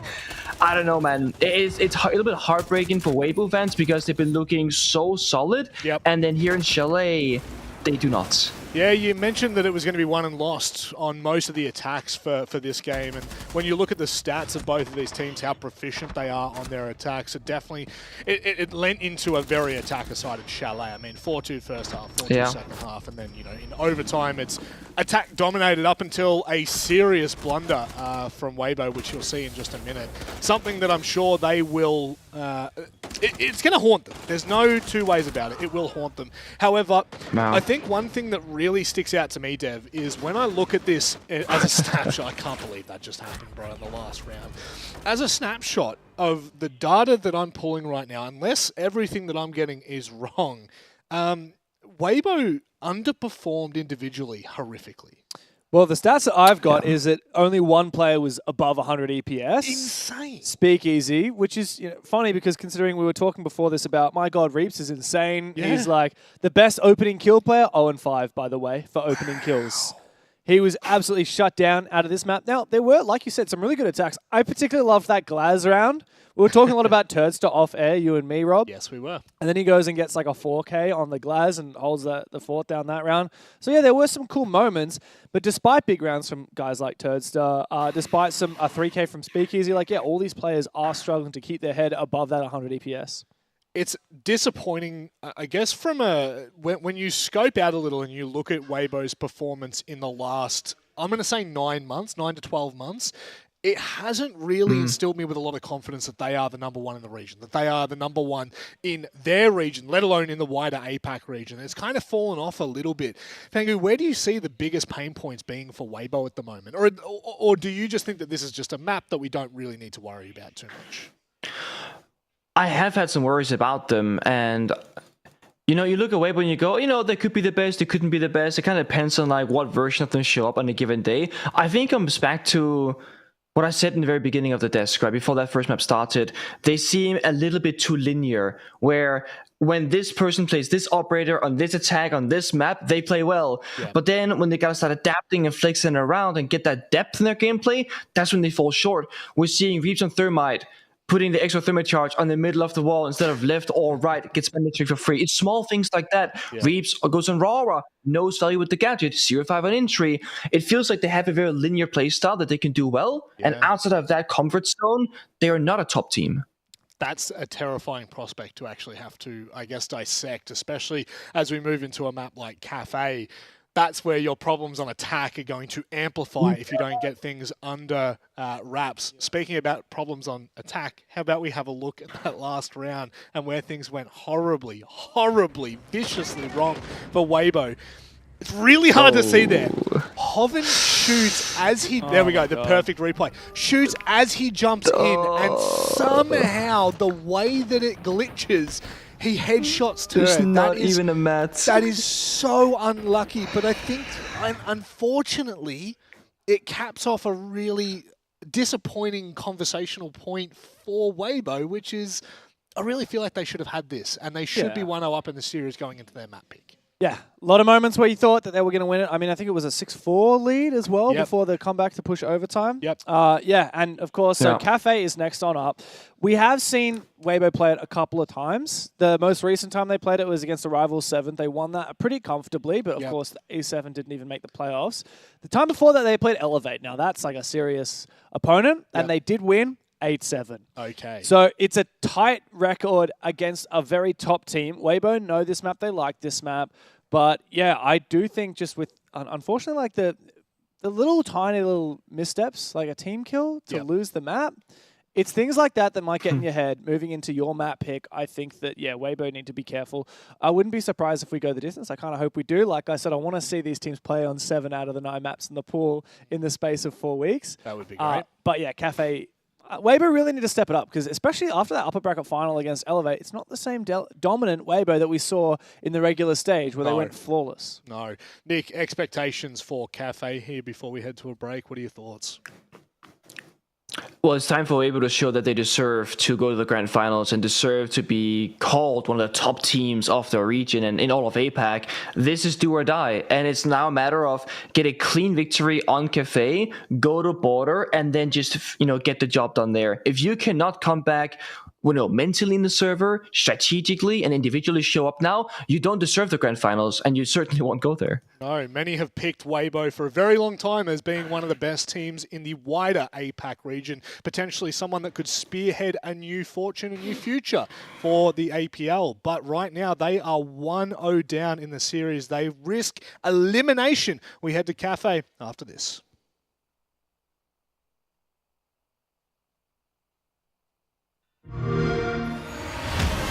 You know how they say it's not the destination, it's the journey? And the journey of 1,000 miles begins with a single step. And you know what? They're right.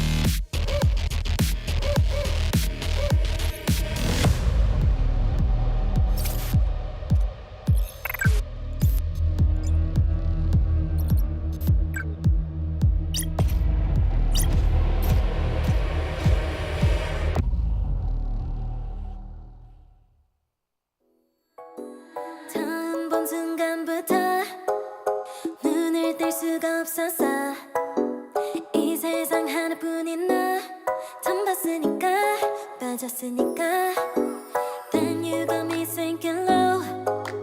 사랑이란 단어로 섬도 아닌 섬을 타며 행복한 줄로 친구들이 다들 바보래. 사랑 표현 못한 벙어리 한 번도 안 해봐서 어떡해 honestly. Cause 1, 2, 3 중요한 건 you and me. 내 곁에만 있다면 baby can't you see. 자꾸 쳐다보면 boy 말이라도 걸어봐. 속마음을 표현해. I know it's gonna be alright. 손이라도 잡을까 봄에 안겨볼까. Whatever your love language, I know it's gonna be alright.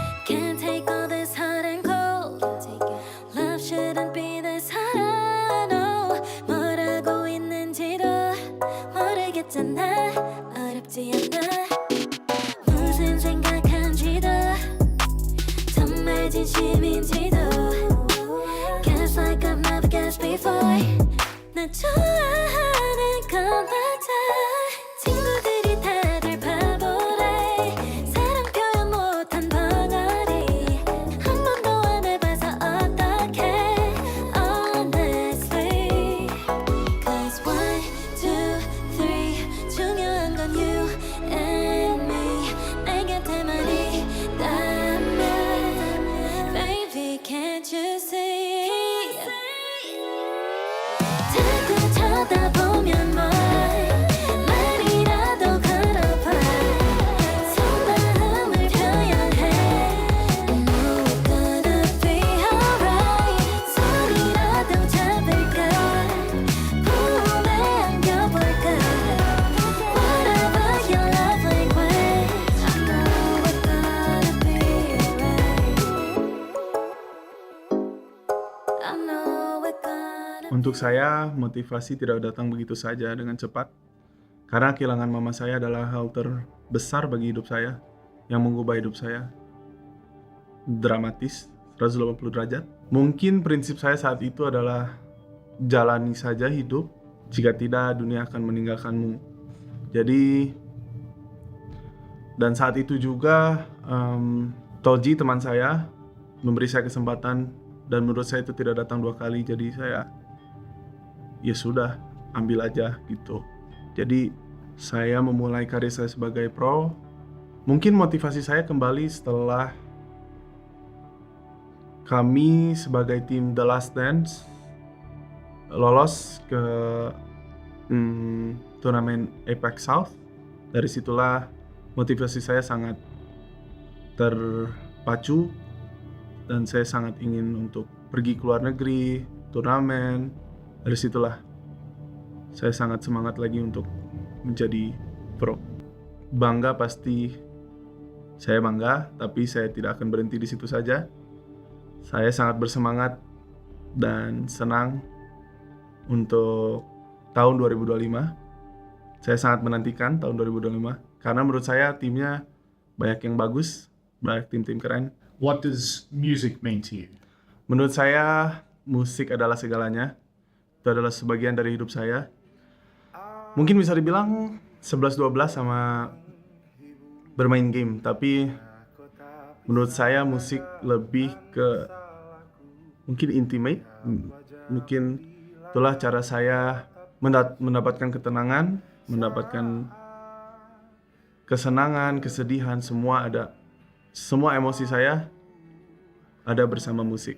Jadi menurut saya musik adalah segalanya.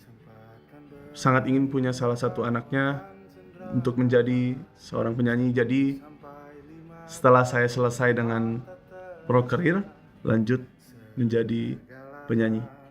Peran musik dan TikTok itu sangat besar bagi saya.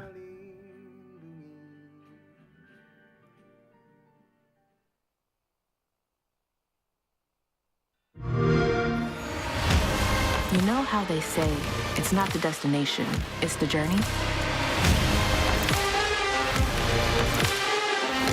And the journey of 1,000 miles begins with a single step. And you know what? They're right.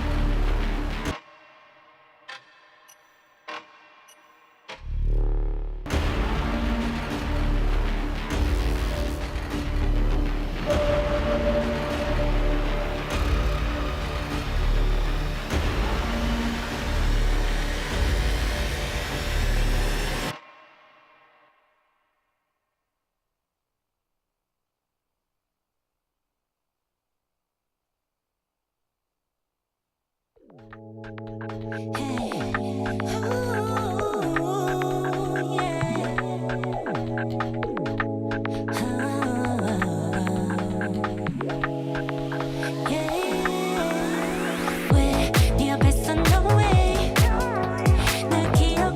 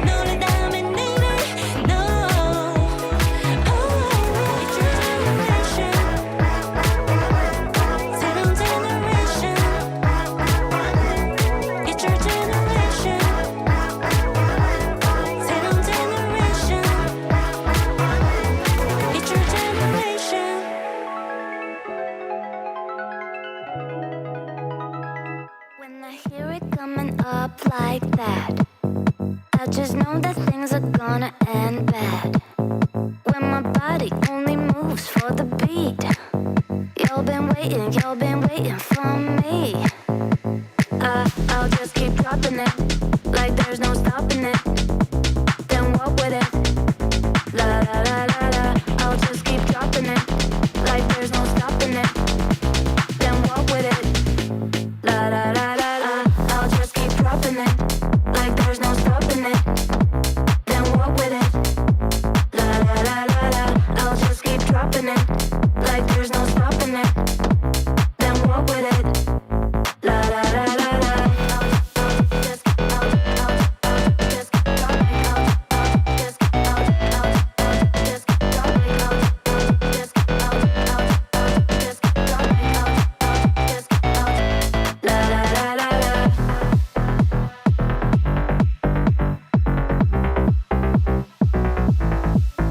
When I hear it coming up like that, I just know that things are gonna end bad.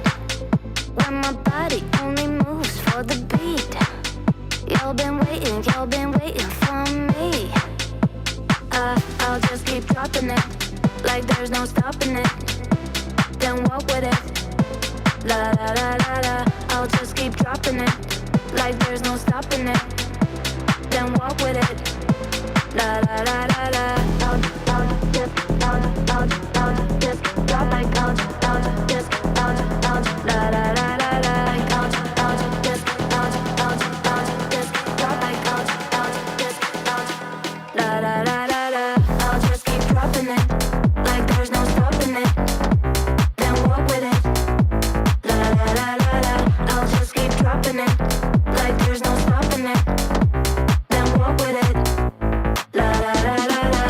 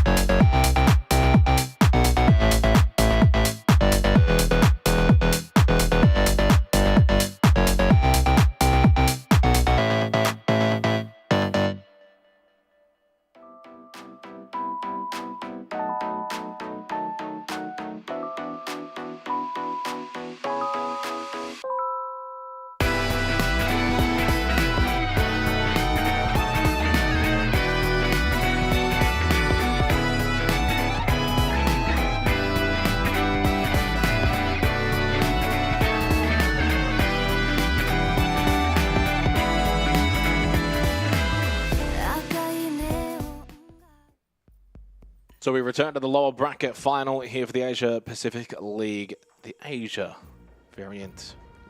Waybo Gaming losing on Chalet despite having 4 map point rounds, essentially. 2 in regulation and 2 in overtime.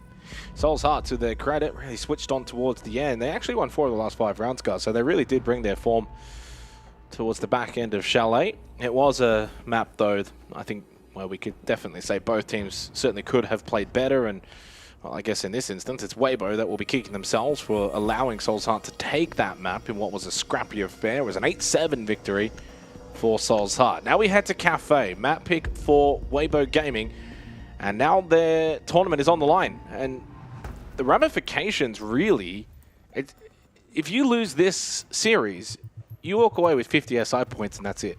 A little bit of money. But in the grand picture of 6 Invitational and the big events, 50 SI points leaves you really far behind. Yeah, will leave you vulnerable heading into the rest of the stage, and also means you're far from a guarantee of making regional finals on top of that as well, which has actually have quite a significant prize pool for this particular season. So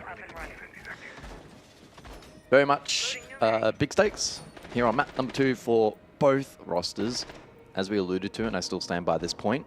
Waybo with a higher skill ceiling to grow into, and I think will probably thrive a little bit more in Cafe, given it is their map selection. And the stats and the preferences in terms of Veto throughout the stage so far suggesting that, but Seoul's Heart have shown a lot of heart throughout the stage, and I'm sure will not go down without a fight.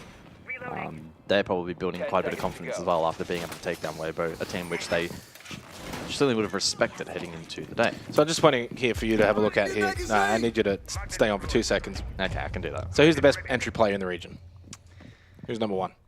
Looks like Reaps 96. Yeah, 25 and 13, so plus 12. Okay. Yep. How did he go last game? 0-5. I don't know. That sounds like fake news.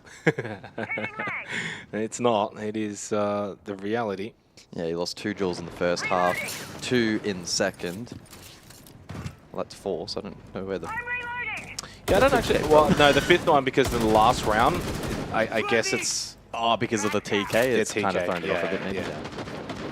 Either way, we move on to Cafe, and kind of what I'm suggesting is for a player of Reaps' capability, and honestly for Waybo, they need him fit and firing. Speakeasy led for Waybo on Chalet 13-11. He was the only one that went positive, so they're going to need a little bit more help for him and the team. Solzheart will start defense, which is really good for them off the back of winning Chalet. They get the more comfortable side on Cafe to begin, try and build some form. Mark, of course, for those that missed earlier, is Plod Meow. Had some account issues and has had some position issues over towards Pixel, then into Washrooms, and Hoven with the clear-out kill. Speakeasy was down temporarily, then got brought back up. Turd with an entry on the Nook, gets the kill onto Scatman. And so far, so good for Waybo. They've come out of the break with a bit of a vengeance, and they've really nailed home this opening round. Some real clinical attacking siege. And DCH will be a nuisance, but he's not winning this one.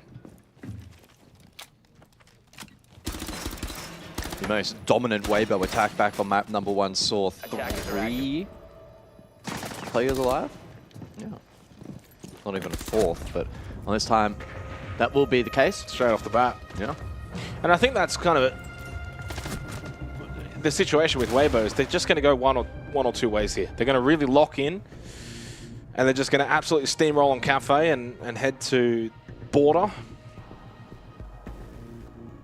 I'm anticipating this one to be a little bit more of a formality compared to map 1. Or, if Solzheart can be competitive, especially in this first half, Waybo could have that tendency of, dropping their heads a little bit. Attackers need to locate and defuse as many bombs as they can. Bit of a fast start, though, leaves us now straight off into the second round. No contest from Solzheart on any of those entry engagements. And overall, a quick round for Waybo on Bar Cocktail. We're talking about a very, very early opening kill, just under the 2-minute mark, into a 120 plant, which really would have been a 130 plant if it wasn't for DCH. We're talking about a 20-second window there where they just went ham. Reinforcement complete! It's one thing you don't want to allow if you are Solzheart is for Waybo to get their confidence, build that up, go into the final map.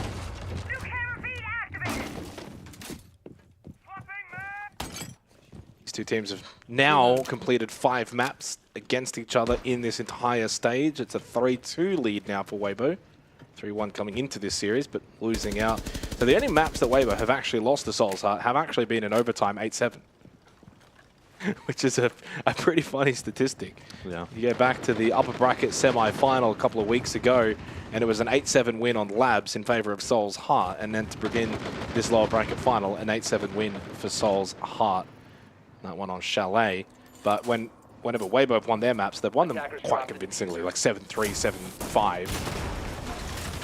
So Blitz employed this round for Waybo. I figured the pace was good in the previous round. They're pretty nearly all right, and they're going to try and close off VIP to facilitate that Blitz. And so far, this has actually worked really nicely. Scatman does find the early pick, and with these smokes going out, Outplay just trying to make sure, okay, is there any nitros coming? There it is, thrown quite literally into the kitchen sink. That's a bullseye. Another one thrown for good measure. That does get the kill. And slight advantage now for Solzheart. Waybo early aggression again with the pace, and I liked the idea with the Royora gate to block off VIP, slip in towards Freezer, go for a quick plan at the sinks. But it hasn't quite worked out, and now Turd and Reaps need to navigate a 2v3 scenario. Yeah, good nitro denial there from Solzheart, maintaining pressure in the round and keeping up with the tempo that Waybo seemed pretty confident in trying to employ here on Cafe. Round not over, though. Turd with the potential here for a multi with the LMG. Doesn't dislodge anyone to the left. Still got a drone that he can throw out, get some really quick information, so he kind of tucks in towards Freezer. Reaps is over towards Bar. There's that drone from Turd. He clears left side, right side. There's one close. Right, that is a good reaction from Turd. Realized immediately where that position was of Scatman. Shoots his head clean off, and a good start for Turd after he had a rather poor game on Chalet. He wasn't the only one by the end of it, though. Reaps does also know there's a player towards Kochak, so you've got at least info on one. They're not quite sure where DCH is, though. There's a Veltcam kitch cooking, too, which could compromise things and make this push very difficult. Big kill from Reaps. And now the last one's in Kochak, so Turd can go and get this diffuser. Should be a cross plant here, pretty simple stuff. Reaps just has to hold this angle and not allow Mr. Punch out. He kind of did, and the Boss G does its thing. And Turd now on a 1v2. He's got an adrenal surge. He goes for the first plant, then the second. But he's just faked on both of those, and Mr. Punch has now been able to reposition. Does have an impact available. Turd does have time here, 15 on the clock, and Punch will push forward, catches him to the side. Will res, but immediately slain. Soul's Heart claim round 2. Yeah, I mean, just a poorly played end of round in terms of Turd and Reaps allowing the push out of Kochak. And as soon as it came down to a 2v1, you know he's in Kochak.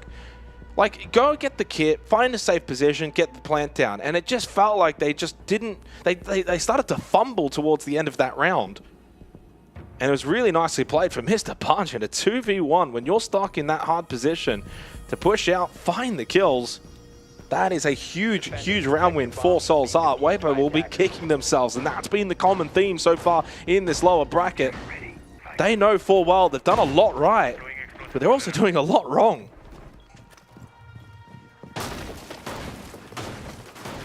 Those are the rounds you need to be capitalizing on to really nail home an early advantage on the attack of Cafe. It would have been a 2-0 start. It would have been the dream start after losing the opening map, and they give Soul's Heart a way back in. 1-1, all tied up as we will head over to Reading and Fireplace for this third round. Top floor extension for Soul's Heart.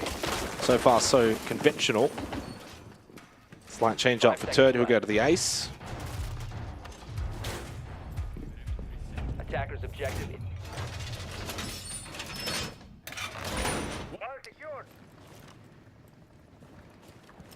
So another tester then for Waybo. Another advantageous position has gone against them, and so mental resilience continues to be a theme throughout this series. You go back to Chalet, talk about multi-kills. So in that last round, we saw obviously a clutch from Mr. Punch. He got a 3K and a 1v2 in that round. You go back to Chalet. Was it 7 or 8 occasions? Yeah, 1, 2, 3, 4, 5 3Ks or better for Soul's Heart players. Only 3 for Waybo Gaming. So there's the difference. And then you start Cafe and that continues over. That's concerning. Different map, same kind of results happening already. Only 2 rounds in. Ping information. Into Mr. Punch. Playing towards Freezer.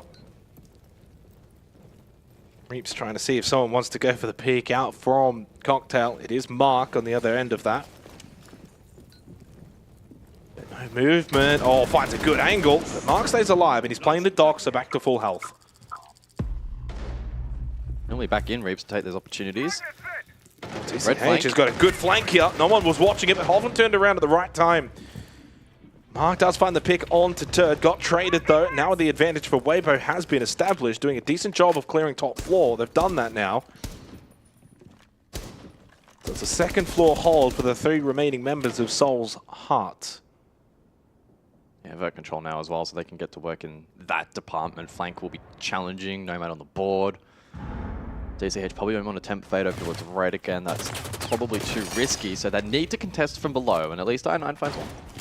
That Nitro's still there, by the way, and it's been brought back down by Scatman. Yeah. But he doesn't want to just quickly rush to go pick it up. Wants to, of course, watch the vert. And he's been able to get away with that Nitro. That's a big piece of utility back in being able to stop a default plant, for example. Vulcan Canister just got popped. That was by the shock drone of Hoven. 45 seconds, so indicating that they do want to go for this reading default plant. Drop down into Pillar will probably be their go-to. Throw the smokes in, go for the default plant. But you've got Impacts, you've got Nitrocell, you've got Gas Babes. So you can deny this if you're Soul's Heart in a 3v3. Waybo need to do a lot more than just try and hope for the default plan to be successful. Gas Babe to stop, the initial push in, playing the time really well. There's 2 more. I9 can just keep throwing this at the doorway. Yeah, it's probably going to be up to Reaps for the back here to flood that particular position and dislodge I9. DCH also providing a bit of pressure, opening up that wall, saying, hey, I can actually now flank you on pillar. DCH does not need to peek this just yet. There's 10 seconds. They haven't made the push in. Now, reading plant going in. It's not quite default. It is a little bit more shallow, and it's not in the gas grave. No nitro thrown because Scatman's not there. It's too late. Throws it too deep as well. He's up close to the close right. Whoa, what a shot, though. In the smoke, finds the headshot. But you've got top floor. That's Reaps in cocktail. Shotgun from Scatman wants to open up a little bit more of an angle, and it gets the kill as well. Not just the floorboard's done. DCH 1v1. But again, the rounds that Waybo need to be winning are these. You've still got Uppe, full health. DCH is low, up above, and he can't find Uppe, who's holding his position nicely. Gets the drop, gets the kill. Waybo finally convert. Sigh of relief for Waybo. Another round. So close. I think the big difference maker there was the Chalet plant position in respect to the smoke. It was a really smart decision, and whilst it was eventually traded out, in combination with the vert above, where the Reaps wasted just enough time, and then the hold over towards pillar, it was quite well played from a very difficult position, it must be said, from Waybo. Decisive action taken, and I'll be quite relieved that they were able to win that one out. Otherwise, I tell you what, if they had ended up losing that in the post especially, that would have been rough. It would have been rough. So Valkyrie banned out, Lion banned out. We've seen the Lion used twice so far in this first half. Valkyrie usage also the same amount.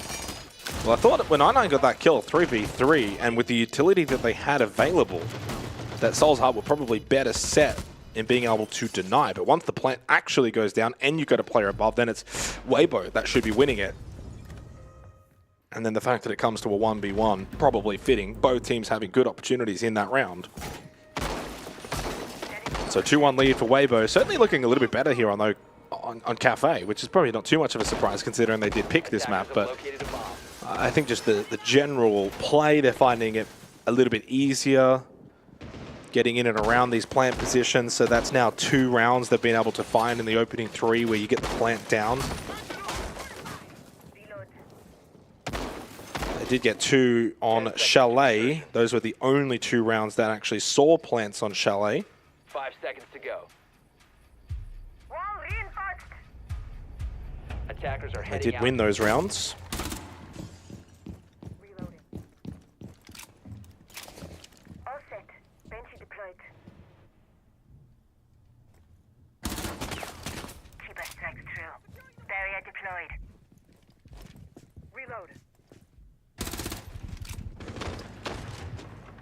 So it's above then for the 4th round, and the additional bans, I don't know if you noted them, but they are the Valkyrie and the Lion in play, or out of play.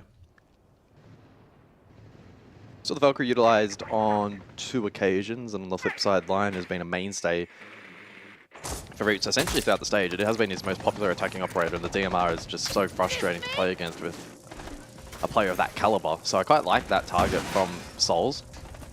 And we just give them a little bit more unrestricted movement as well later on in the round with no Lion scans to contend with. Reaps does exchange that out for the info gathering tool though of the Grim, which can be sometimes even more effective in dislodging particular positions. Good, example there with Mr. Punch falling off. DCH going to be the first one to fall. Intriguing hold right now, though, from Soul's Heart. They're completely giving up Washroom's pixel, that white corridor position, nice. Which is where Hoven has just been able to walk into. They've left that side of the map really, really vulnerable, especially for a top-floor defense. It's an intriguing Is that a pre-place from Scatman below, maybe, that I saw there? Maybe catching the tail end of that. I think it was over towards Trash. Does he know that he's at planks? Mr. Punch. There is one very much close right here, top white. The site is largely theirs for Waybo, and that's why they're getting the plant down in bar, and it's deep bar as well. So Scatman's gone for a flank, but the plant has gone down. Soul's Heart have defended this site largely off it, which is strange for Bar Cocktail. And Waybo have been able to punish them. Round's not done yet. 2v2. Reaps also very, very low. I9 called over towards top white. Into Cigar Lounge goes Turd. And he's able to win his battle against Scatman, and in the end, it was all too easy for Waybo because Soul's Heart played that awfully. Just let them take the side for free. Yeah, it's really unconventional. You can only really play that playstyle with really active information and the denial from below, and they didn't really have either on that instance that I could tell. Post plant positions as well was strong. Yeah, it was. So it was when I was watching it at the start of the round, so nothing towards washrooms, nothing towards Pixel. They had plays towards Pillar, and then eventually pushed off-site and played red stairs, white stairs, and I guess maybe wanted to try and play a pinch where it's like, we'll give you sight, but then we're going to come in from both angles on the retake. But it's a strange way to play Bar Cocktail. Rightfully punished by Waybo. Probably one of the cleaner rounds from them. In fact, I would imagine that you consider the opening round, which was that fast-paced, super heavy rush from Waybo. Bar Cocktail has just been won really easily both times for them. That's a concern for Soul's Heart. And so far, the map itself is playing out to be a concern because they only got one defensive round so far on Cafe. But I like the caveat, in Asia, this is the 5th time we're seeing Cafe, guys. It's actually got a 57% attacker win rate. Like, this map in Asia is statistically the most attacker-sided map. Gone are the days of heavy defense Cafe. I'd love to be able to break that down in terms of how many plants there's been as well on this map, because every round win so far from Waybo has been off the back of a plant. 2 from Reaps, and then we saw that late plant from Hoven in Reading. You think about Bar Cocktail is usually a site where it can be very difficult to get plants down. There's no one on the 3rd floor, so that helps. A little bit easier.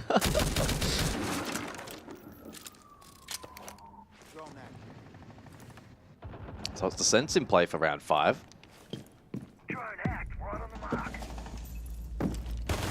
I9 being death marked out by Turd. He's been a little bit more impactful here on Cafe. Good for him. So is Reaps as well, now 5 and 2. And speaking of Reaps, and he shall appear. Finds the opening pit. Scatman though, shotgun to the body of Ape. Deals with the twitch, and so that opening kill traded pretty quickly. Chance gone begging for I9. Target acquired. Reaps also has a chance. They both had a decent chance in this exchange, and Reaps can't find the kill onto I9, but as he was running back towards White Stairs, he had already been cut off by Hoven. Good clear from Waybo. They deal with the Mozzie really nicely. Mark very low. Waybo now very much set up in this round.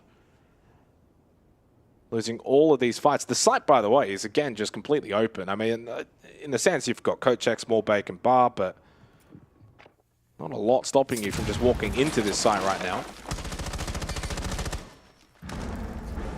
And it's not exactly as if this is like a vert heavy composition by Waybo. It's more of a clear composition. This is not being actively watched by Waybo, by the way, this flank. Oh, Mark, can he find a timing? Well, he gets the down. Let's try and throw the gas babe in, already crawling away. He's going to get brought back up. Mark gets nothing for that. And he uses Scatman Nitro. Yeah, okay. Well, that's a big piece of utility to confirm a down player. He's almost a bit unlucky not to get 2 there on the immediate res attempt, right? Like, there was a small delay there from Waybo, and it's actually saved them a little bit. No more gas babes now for Mark, by the way. Down to the last 30 seconds. Looking to try and stall out Vulcan canister pop at a good time here for the freezer drop to Niall. And another one as well by Scatman. So this will subside, though. 3v3. ROU is still available for Reaps. Mark is also repositioned back over towards Bar. Not a lot of time left. There come the ROUs. The drop down as well. Scatman times the drop perfectly. Down to just Turd. He gets swatted as well. And Soul's Heart will get themselves a 2nd round. In the end, it just came down to the fact there was still so much utility in and around Freezer that had not been dealt with. And also, in the end, that down onto Speakeasy on the flank from Mark did prove to be a difference maker. Even if it did take a Nitrocell to get the confirmation. And still, 3-2, Soul's Heart. There's a 2nd defensive round. And if this map does end up playing to be attacker-sided, so far, so good. Yeah. Which goes against everything I know about Cafe over the last 5 years of Siege. But here we are. And it is Asia, so yeah. Been a lot of funny things today when it comes to stats and records and history and all of those things. It's been very much thrown out the window. Yeah.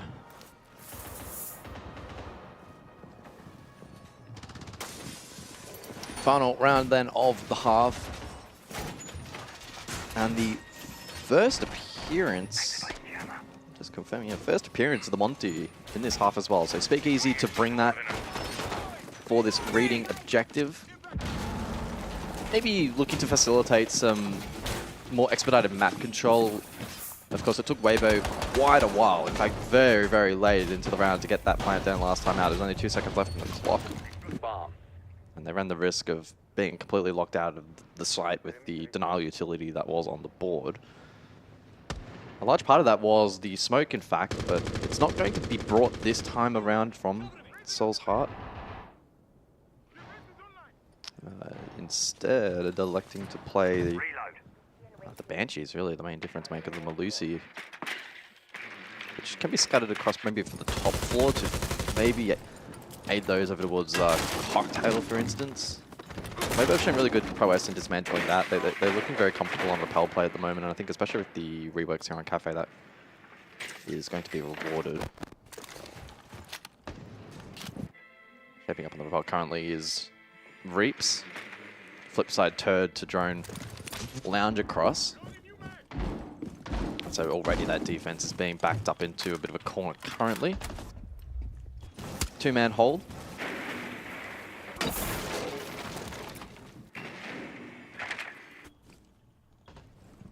Patience at the moment.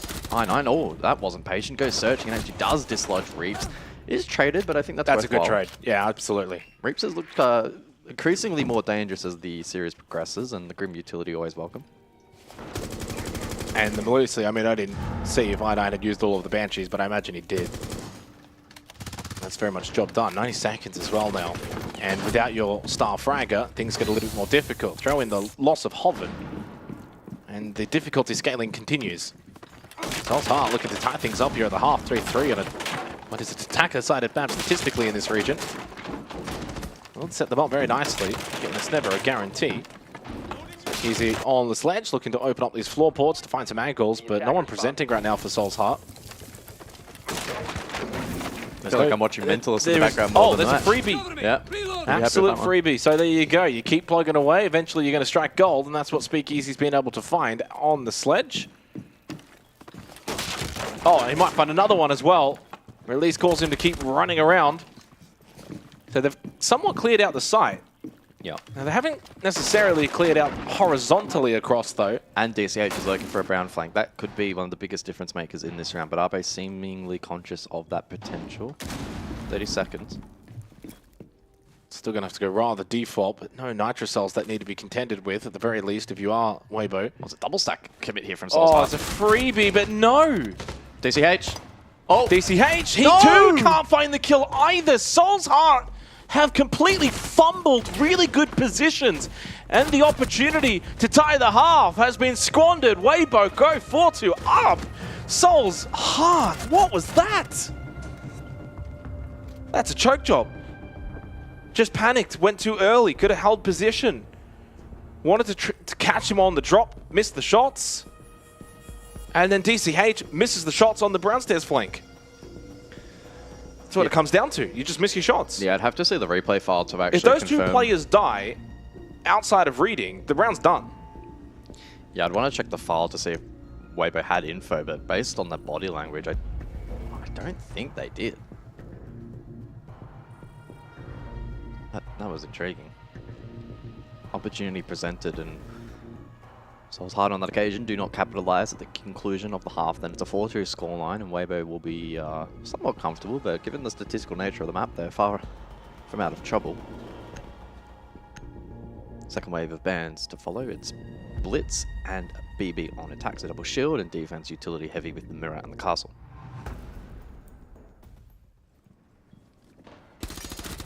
It was a great start for Soul's Heart. Reaps off the board first. It's not every day of the week you get to say that.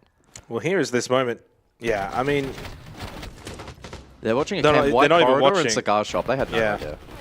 I'm pretty certain Arpe was actually watching more towards the pillar side and then has just noticed him coming up brownstairs and switched over.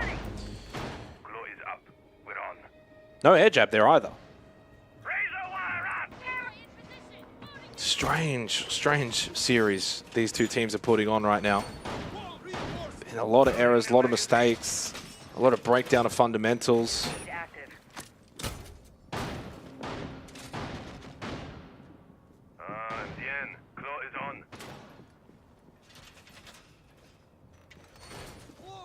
This is mining in play, correct, for round number 7. Am I saying that correctly? You are correct.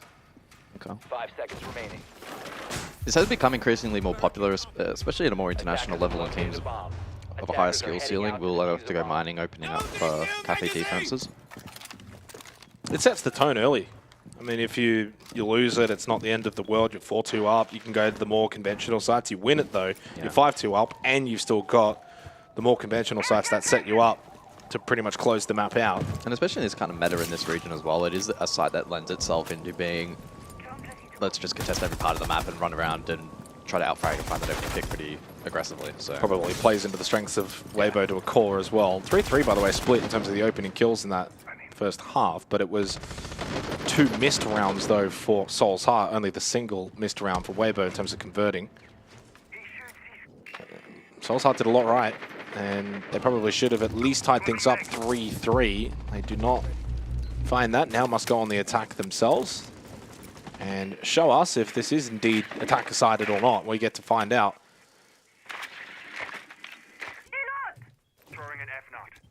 Got to remember as well, back on Chalet, Soul's Heart were very slow in the majority of their attacking rounds. I said the majority, not all of them.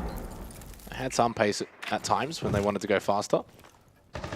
Cafe certainly a map that can see teams naturally stalled out. Free Velcam, good information.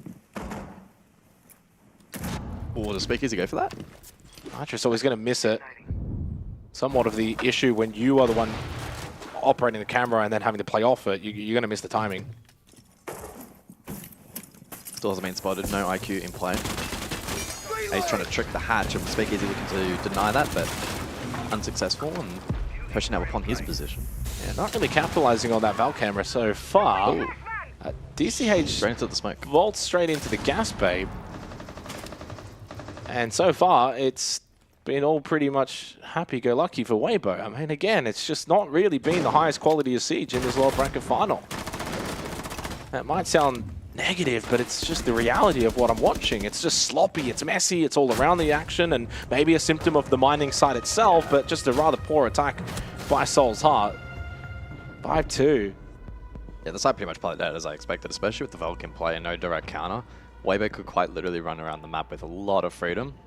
And once it was identified pretty early there from Speakeasy, it was essentially a 1D attack from Red Stairs. It was like, yeah, we're chilling. 1 and 6 for DCH, having a stinker here on Cafe. But it means for Waybo, well, they can start to maybe turn their eyes to the map of Border very, very soon. Not just yet, 5-2 up, timeout for Soul's Heart. But Waybo have looked certainly improved on this map.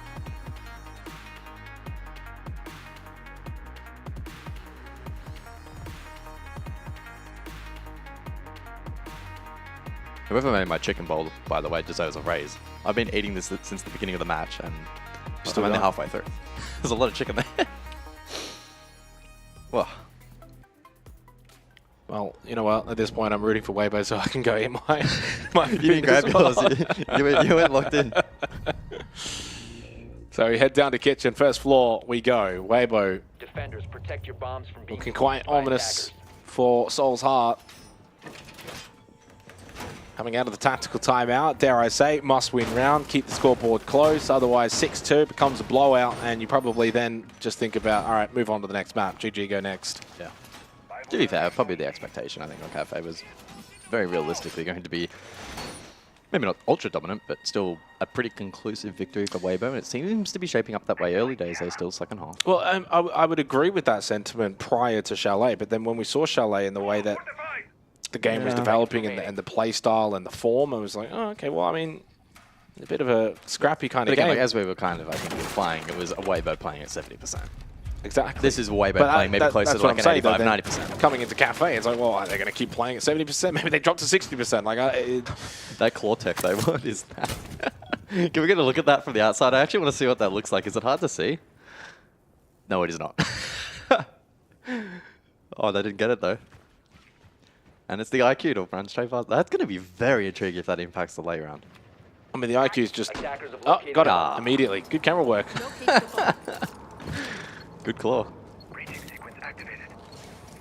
I mean, the FOV of the IQ scanner there, I mean, you don't even have to look directly at it. You're just naturally going to see it ping as you kind of like look down in that direction.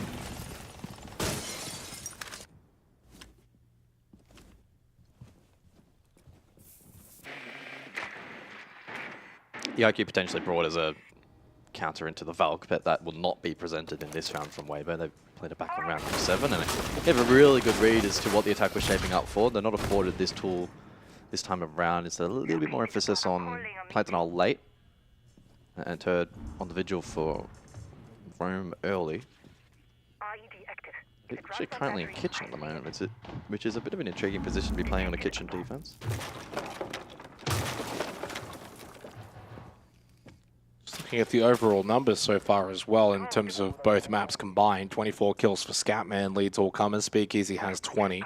But yeah, Scatman is putting on a show. 132 EPS, by the way. 24-14, 3-0 entry, 77% cost, and a KPR of 1.09. 36% survival rate. He's pretty much done it all so far. On the ace right now, opening up multiple walls.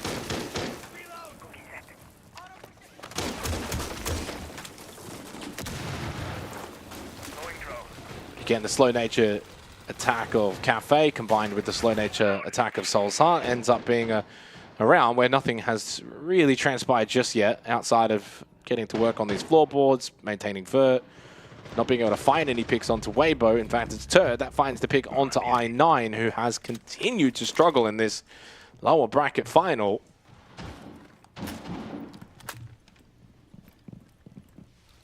Well, they're probably shaping coffee, but 30 seconds, player down, and not great util for the VIP player. Concerned. Logic Bomb rings out, but it does not sway Reaps at all from contesting, and this attack from Soul's Heart, a complete breakdown coming out of a tactical timeout. It's flawless, but it's the other way to Waybo, 6-2 up, and it feels as if border is all but a certainty here. And certainly more clinical from Waybo, less mistakes, they look a little bit more well-rounded on this map. They're also starting to dominate the entry battle, which is obviously a big strength of theirs. They're the best team in the region when it comes to opening kills. So they've been able to now have 4 of the last 5 rounds where they've been able to win that statistic. They've now won 5 of the last 6 rounds overall. I mean, this has just become quite a beatdown on Cafe. They've definitely upped their form a little bit, and I still think there's actually more headroom. Like, and this is kind of what we were saying on Chalet. Both teams could have played Chalet better.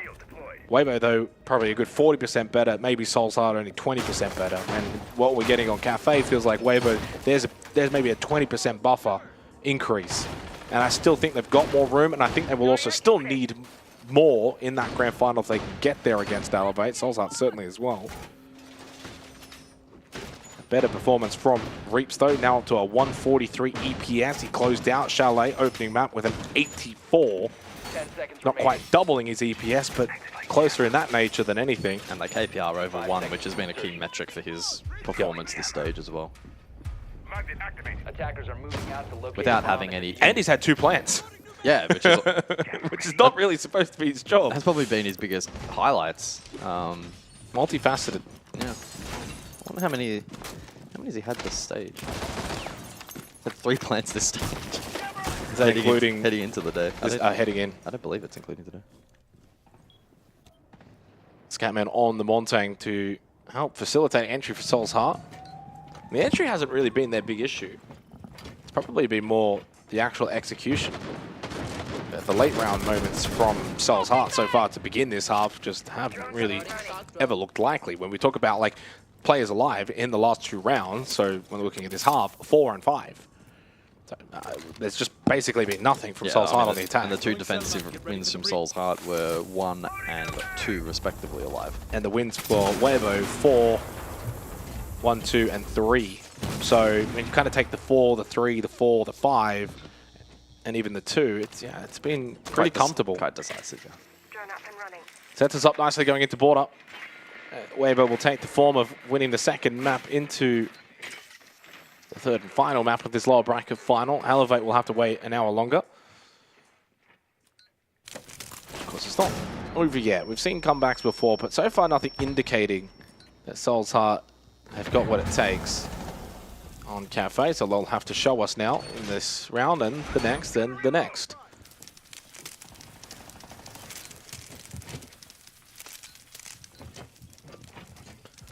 I'm falling asleep watching Soul's Heart attack Cafe.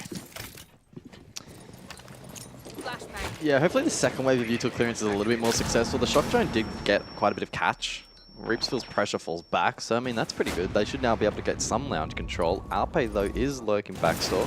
Still has line of sight. Should be a kill. But the shield's still standing. Shield, yeah. I have one grenade to clear it, 2 Ash charges.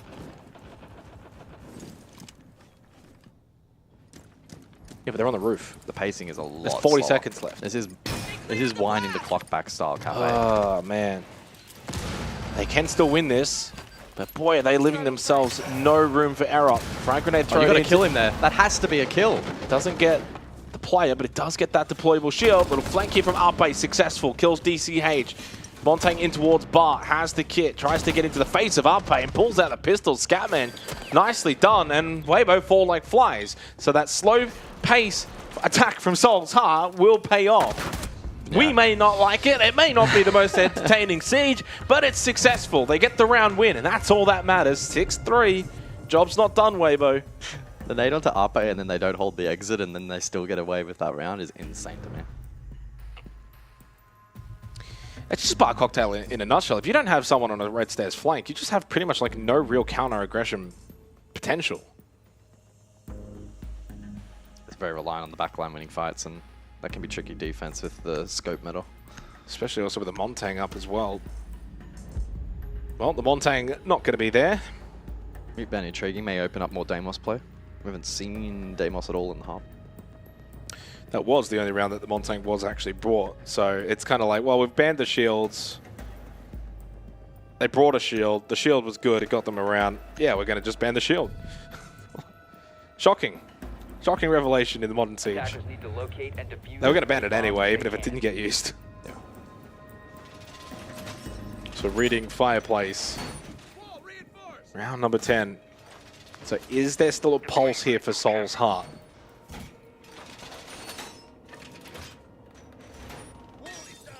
And they had 3 players alive at the end of that round as well. I mean, we're talking about, there's 45 seconds left to go. That deployable is still up. They've got most of their players on the roof. But that's Bar Cocktail in a nutshell, in that you can do a lot of loitering, but then still hit the site relatively fast. Like, it's not a map control kind of site. You don't need to do a lot around the map.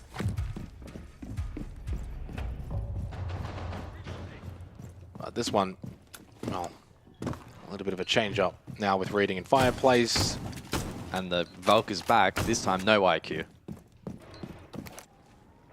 do have the Twitch available though to deal with some of these Valk cams if they find them.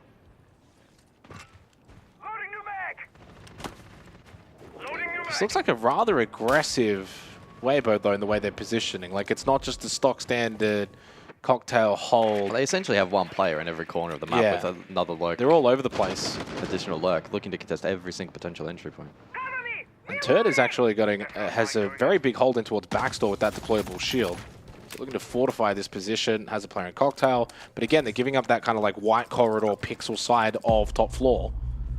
Often will watch it from planks.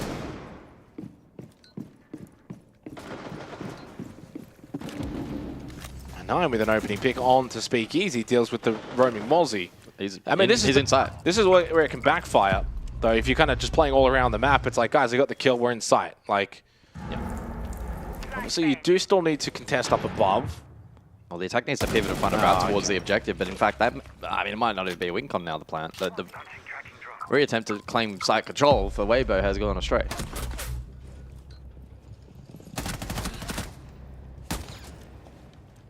May as well just stay outside the building, Turd. You're not winning this.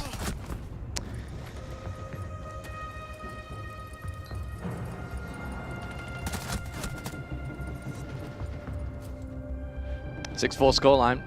Still 2 map points remain for Waybo, but their last 2 defensive efforts have been quite weak. They sense that, and a tactical timeout has been called.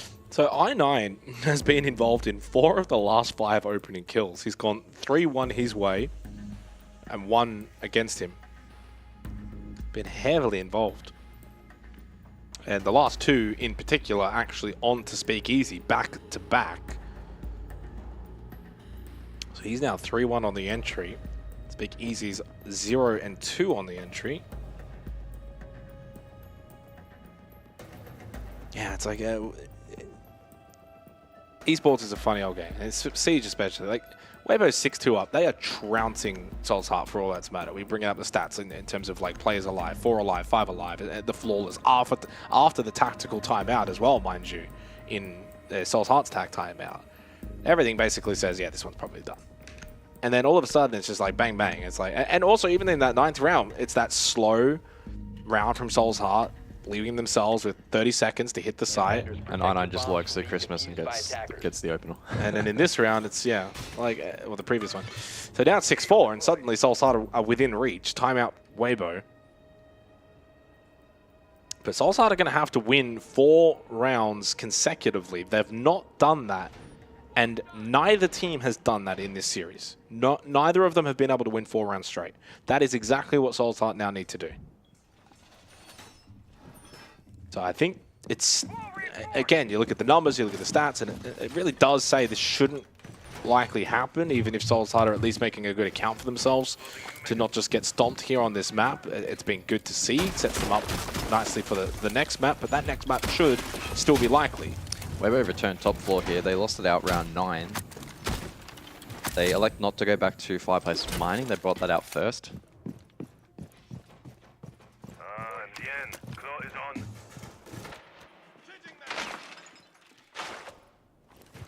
Well, I think that if they lose this, they'll just go kitchen last round.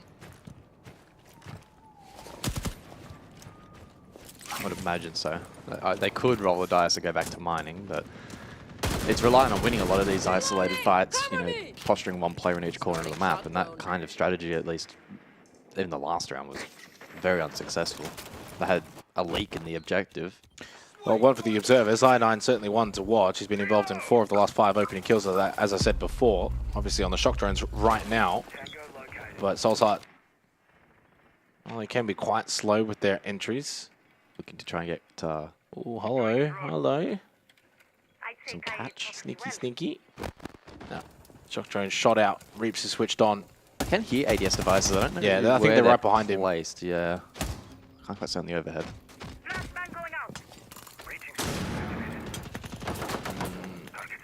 I don't know where they are. I can definitely hear them. I'm confused. You heard them Are they too, in right? washrooms or something? I can hear them like spinning around, like they're active. Oh, okay. There we go. Yeah, okay, cool. I got one. Better protected from the shock drones in that position and allows for the fallback. Util was still soaked up over towards It's almost Pixel. like Pixel's a red herring, essentially. Like we're going to look like we're defending it, but we don't really care if you take it. Yeah, I mean that's kind of how the meta has developed in that particular position. It's another slow wind-up attack here for Soul's Heart. Logic Bomb goes out. Lion scan successful, and Hoven. Speakeasy falls first. It's That's another his opener. 3rd in a row. That's his 3rd opening death in a row for Speakeasy. He's gone from 8-5 to 8-8. And good position, deep I9. Reaps, though, able to find the headshot angle, and that's a good angle from Washrooms. And now they've got the advantage to take this map. It's been really on the cards for the majority of Cafe until this little withstanding hold from Soul's Heart, but it feels like that hold may break. Although, Mr. Punch just keeps things going. DCH knows full well a lot of this pressure towards Backstore, and he gets the kill onto Hoven and the plant down. Soul's Heart are still making this a reality. Down to Ape and Reaps. Mr. Punch on the roof, though. This round should be over. Should be over. And Reaps knows that full well, and Scatman as well, for good measure, still in the building, says, don't forget about me. And Reaps doesn't really have the time to go for the res, goes for the fight. It's 3 straight for Soul's Heart. They win the round out of the Waybo tac timeout and are 1 round away from forcing OT. This is starting to get a little bit nerve-wracking for Waybo, and when they head into this round, whether they would admit it or not, they're going to be thinking, shit, if we go to OT here, we could be out of playoffs. Yeah. Attackers need to locate and defuse as many bombs as they can. And for a team who coming into the stage, I think many pitched as being And they're probably going to have favorites. double defense, which is probably what you don't want right now. Yeah, defensively they're having issues. I didn't have issues before. They started so well in the half. They went 6-2 up. I'm thinking, yeah, we were both thinking this is done. And then 3 on the trot for Soul's Heart. Well, 3 on the trot has been done by both teams. As I said before, 4 in a row has not been done in this series. And that's not too surprising when the first map was 8-7, the second map now 6-5. It's been a real close contest. Not a lot separating it, either of the two teams. And so therefore to find 4 rounds straight just doesn't seem like much of a reality. But Soul's Heart looking to do just that now. And if they can complete this round, they carry all the momentum into OT. This is massive right now for Waybo. Can they hold on?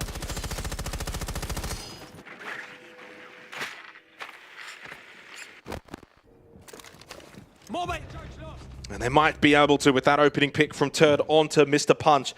In the last 5 rounds, they've all been converted, the opening kills for the team that gets it. This month globally, Kitchen has been the best defensive site here on Cafe, 63%. Certainly far ahead of the other objectives. So, and they won it flawlessly before. You can almost forgive and forget the previous 3 rounds if Waybo commit to this cleanly. And it's the Dockerby as well, so no logic bombs. A little bit less information available for Soul's Heart. Mr. Punch has been playing well. Second for EPS for Soul's Heart here on Cafe, and suddenly puts pressure on the hard breach in Scatman, who's 12-7. He's been their best. Speak easy on Cam here. Maybe looking for someone to come across and help aid on the clear. He could try and drone out this position, or could just send it. Oh, he's got the timing as well. The smoke up, but Speak Easy finally turns that opening engagement against I9. It may not have been the first kill in the round, but it felt personal because I9 had him on toes for the last couple, and this is a comeback that's going to come up short. They were 6-2 up, 3 in a row to Soul's Heart, but Waybo finally are able to close this map out. Kitchen has been their safe haven. 2 versus 5s just don't happen on the regular. With 60 seconds to go as well. DCH and Mark will have to play utterly perfect, and that frag grenade was anything but perfect. Bounced off the wall. DCH, half health. Speak Easy, great angle. Probably doesn't even get cleared if I'm all going to be honest. And that's the map done. We head to Border. A 3rd map required in this lower bracket final. They did a lot of the work early on, guys. They went 6-2 up. Certainly some of the better siege that we've seen today from Waybo. And then it also started to collapse, but they hold on by the skin of their teeth. 7-5. I don't know who's going to win Border at this point. I'm not going to lie. It's going to be a close one. So we're going to obviously have a bit of time back over to the couch. They'll just obviously chat about this. Well, mate, I think that's what we're paid to do. I'm pretty sure that's what we're paid to do. Will at we? least. Will we chat about this? I don't know. Hey, I mean, you guys are getting paid? Do we just throw to a break at this point? Like, do we just finish up our job? No, we have much to do, much to talk about. Because, from my opinion, Waybo's still showing wavering signs at the back end of that map. Obviously, even if you just look at it from face value, from 6-2 up to 7-5, that's not convincing. However, it's more for me about how they got there, Pengu. Waybo looked nigh untouchable in the first 7-8 rounds. Then things start to falter a little bit here. I mean, where is it going wrong for Waybo at the moment?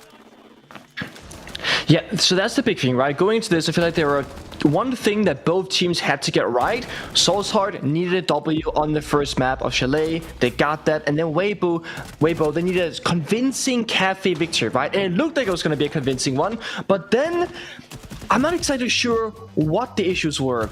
But there was a moment about the 6-3 scoreline where Waybo would be aggressive in the early stage and fall back and play super passive. And when Waybo gets too passive, that's in Soul's Heart, they find the gap, they find the kill, and they found plants seemingly out of nowhere. I don't exactly know what the philosophy right now is for Waybo, and I don't know what they should do going forward, but I do know that Border fits them more like stylistically as a team. Sure. So I'm not too worried about Cafe because it's in the past, but it just shows us that Soul's Heart can take them down. They certainly can, and they are looking actually quite good in the series. A couple of stats that you can find interesting, you can take with a grain of salt if you want. Scatman obviously doing phenomenal so far today. Dude. He's on a heater. Oh, yeah. Dude, I mean, so that map, he was, I think, 12 kills, something like that. Across the whole series, 27 kills, 16 deaths. That's plus 11. Yeah, that's nice. This is gnarly. Like, this guy is often in a bit of a supportive role as well. He's a real leadership figure on the team, and he's fragging the hell out. He's top fragging in the game so far, despite obviously losing that map. Yeah, Waybo are looking like the better team at the moment. It was a bit weird. I think what you said right before we went back on camera was, my God, don't bring it back from 6-2 just to lose it at 5-7. And the way they lost it, it's like a whimper. Yeah, every now and then that happens. But obviously, like you said, it's Border up next. And that's really what we need to focus on. And the most recent times we saw these teams play Border, it was so exciting, so good, and so hectic. So Waybo lost this map to Elevate in the upper bracket final 8-7. Oh, it doesn't get much closer than that. And of course, Soul's Heart, they won this map in the lower bracket against Fury 8-7. Yeah. So I think there's only one way that this game is going to go, and it's going to be in combination with a 15-round Border, hopefully. And, you know, even, like we said, even when Soul's Heart are losing their fragging the hell out, I don't see why this isn't going to just be another bloodbath, and I literally reckon just flip a coin. I can flip many coins for many different things, Dev. I can tell you that. Just very quickly before we get underway with map 3, the final deciding map for the grand final here, Pengu. What should people at home be looking for? I mean, on the back end of Cafe, the last 6 rounds, all of the opening kills were converted into round wins. Yeah. What do you think will be an undeniable factor as we head to Border from what we've seen so far? The simplest one I was going to mention was going to be the opening kill factor, especially a map like Border, where having more bodies against less bodies is advantageous. When you get a kill on the attacking side, you lose so much map control on Border as well. Yeah. More notably, again, I think it's going to come down to who can play better on the attacking side, because defense, both of these two teams, they can usually get the job done. Right? Sure, there's a 4-2 attack in there for Waybo on Cafe, of course. But generally speaking, I do think that both teams are playing great defensive rounds. So it's make or break on the attack. Who can get one round more than the other? Because it's going to be close. We saw it. That comeback was so powerful from Soul's Heart. And I think, yes, it sucks to lose, almost making the comeback happen. Yeah. But I think it's quite good for Soul's Heart, because now they know they can beat Waybo. They look mortal in this matchup. So they're going to go into Border thinking, guys, we got this. Don't worry too much about it. Look mortal. Will they bleed? That's the big question. Don't mind the pun. If you come for the king, you better damn kill him. Waybo have brought it back in the series, but Soul's Heart, there's something about it. There's something about their heart that is showing that they may well be in the grand final against Elevate. We head to Border after this.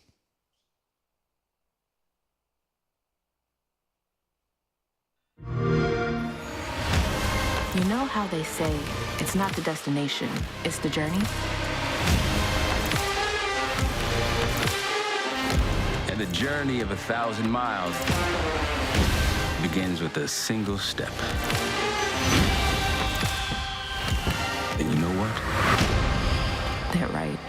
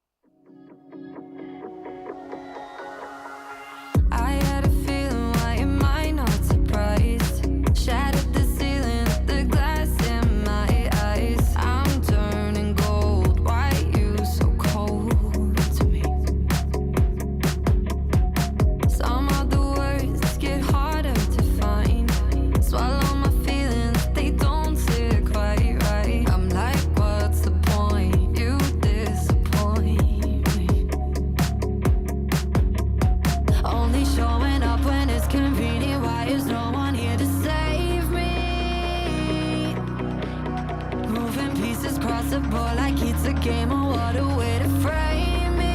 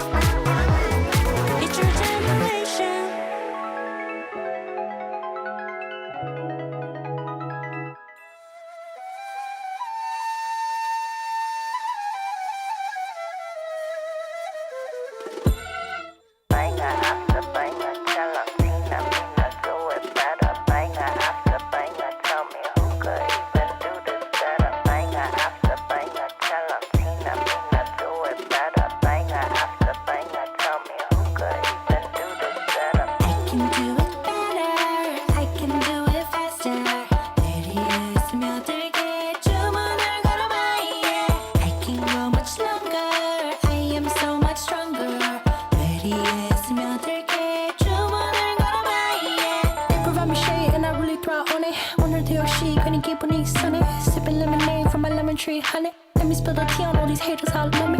Broke up all the killing it, winning attitude. 당당하게 올라가, see my altitude. 나랑 맞서 싸우면, baby, you would lose. If I wasn't me, I get it, I would hit me too. I can do it better, I can do it faster.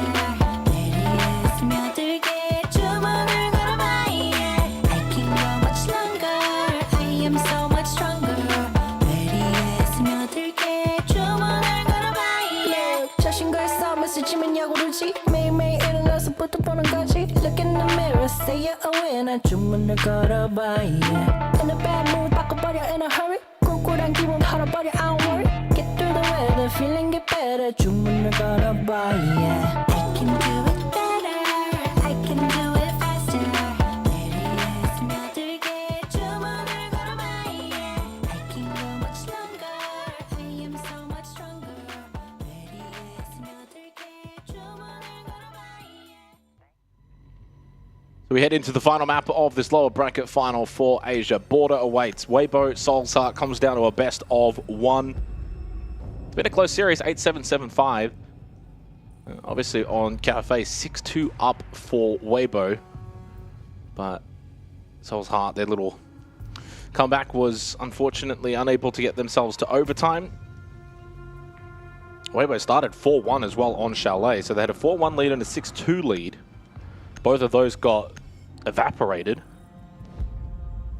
So maybe don't get too ahead of ourselves if Waybo get out to a good start.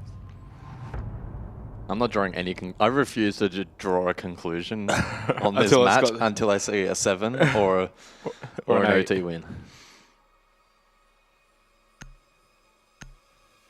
I will draw conclusions, though, about the next match. And I think we were all in agreement out there at the studio. Attackers need to locate and it's not looking good. as many bombs as they Unless you're an Elevate If fan. I was a betting man, I'd be putting money on Elevate. Well, sometimes it's a matchup thing. Yeah, that is true. And whoever wins this will get that boost of confidence. And I can't help but shake the feeling of kind of what happened last night in Oceania. You know, Ludovico, big win. In some ways, an upset win over Game of Gladiators. And you thought, okay, maybe they can take that into the grand final, but just outclassed, really. And that's my concern, I think, as well for tonight, where whoever wins this, it's going to be a good win, 2-1, tight tussle. But then will they just get outclassed by Elevate, who, again, have just been kind of improving pretty much every single week. Like, I feel like they've just gotten better and better every week. Attacker's objective is to defuse a bomb. I think when we started this stage, it was kind of like it's Waybo's stage to lose, but honestly, now on the final day for Asia, it feels like it's Elevate's stage to lose. Waybo just trying to scrape into that grand final position. And remember, whoever loses this map, it's only 50 SI points for the stage. The winner will at least guarantee 150 minimum, as Outplay will be the first one to fall. It's an early peak from Scatman in security. An NS from Outplay, and a TY from Scatman. Ooh. Well, Scatman didn't realize actually Speakeasy was so close on the Monty. Oh, Reaps is already deep inside as well. Well, the Cadella's just firing all around him. Speakeasy can go for a plan if he so chooses to in towards Armory.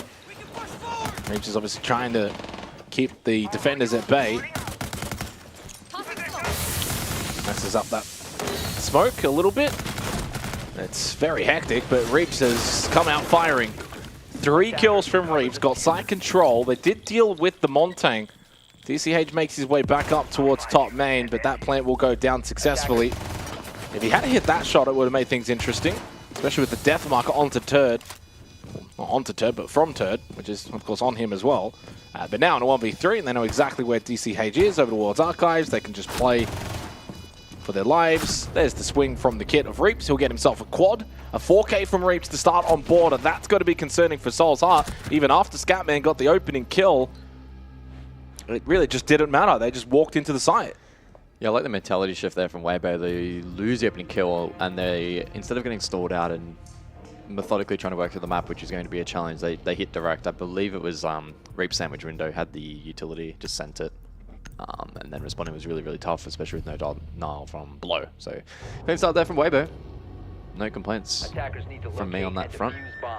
We go over to Tellers then for round number 2. Fans as well in play should be noted is Castle, Azami, BB, and Blitz.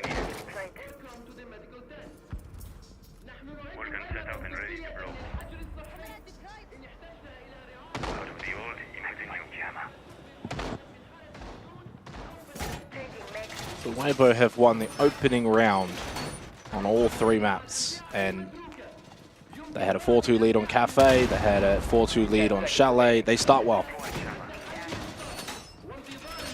It's got to be kind of the concern for Soul's Heart. I mean, but to be fair, it is border and yeah, a good attacking map. It's been played quite a few times in Asia. This will be the 8th time, 54% attacker win rate. Both of these two teams really stretching their map pools in this lower bracket final, playing maps that they haven't really had a lot of time on. Of course, Soul's Heart did win this very map against Fury in the lower bracket quarterfinal. Did you just say 54 attack? 54% attack. 42% globally. Yeah, I mean, I'm just point of comparison. I think every region would probably be a few margins off on average. A couple percent higher or lower based on the global. This site, though, globally, 50-50.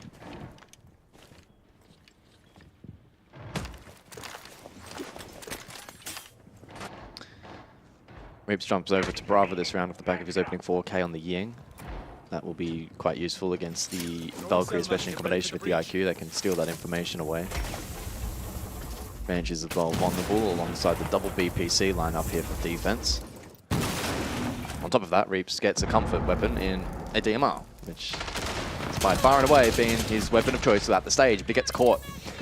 And I don't think that his Clutch drones had much of an opportunity to have impact in this round, so that is a very big pick for Soul's Heart. I wonder if they've said to Reaps during the break after the second map, coming into border, I mean, it's an open kind of map. We just want you to walk in, be aggressive. If you don't get a kill, that's fine. We'll play behind you and we'll take space. 4 kills in the opening round and then got super aggressive towards these stairs this round, lost his life. But alas, they were able to get a little bit of space from it. 3 versus 4.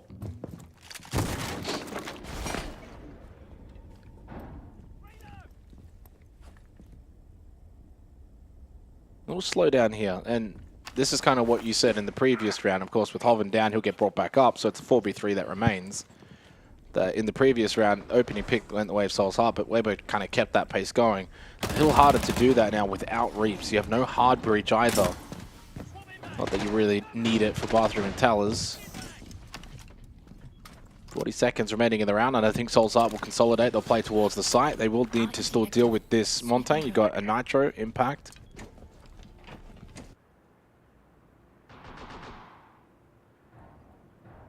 Obviously with the IQ, those vault camps have probably been dealt with. So in the bathroom for Speakeasy. Big pick from Holven and Turd. Okay. Well, that's a good way to flip the disadvantage into an advantage. Mark going for a flank up main. Air jab, question mark. I mean, even is there time. There is one that was in Fountain. Yellow pinged out. They know that flank is coming. Scatman having to defend by himself on site right now, but Mark ended up winning that fight. There's not a lot of time left and pretty much forced to stick to plant now with Speakeasy. And they will allow him to stick this. They'll play together and never really fully allowed it anyway. Shotgun towards the knees and Soul's Heart will take the second round. Yeah, things got a little bit dicey there at the end. We saw good pressure being established and information relayed from Speakeasy, and then the Vert players up above were able to have impact as the defense scattered, but big flank lane of the piece was enough to dislodge that as we look back at the round.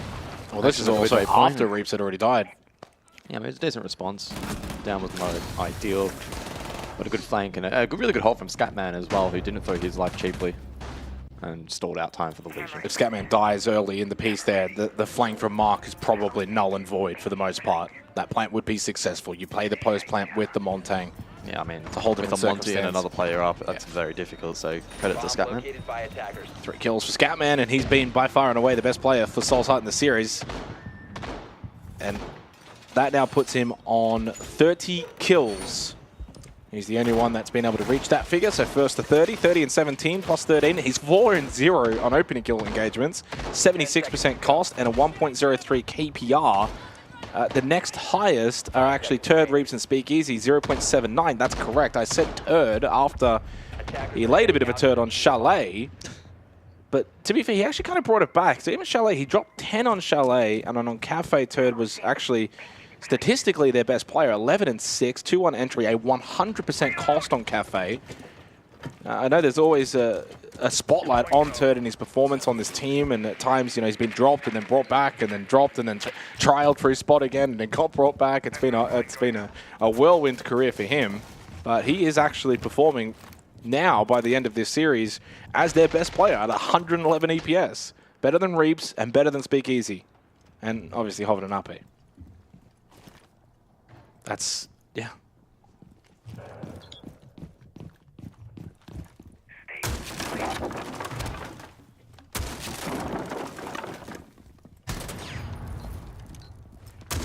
Loading new mag. Speakeasy in the last round did a really good job late round providing pressure and information to help his team in the round, and he'll bring the Monty again here as we go over to Workshop, one of the more challenging sites to defend naturally. Oh, well, that's unfortunate for Hover. Never even gets to use those logic bombs, caught by Mr. Punch.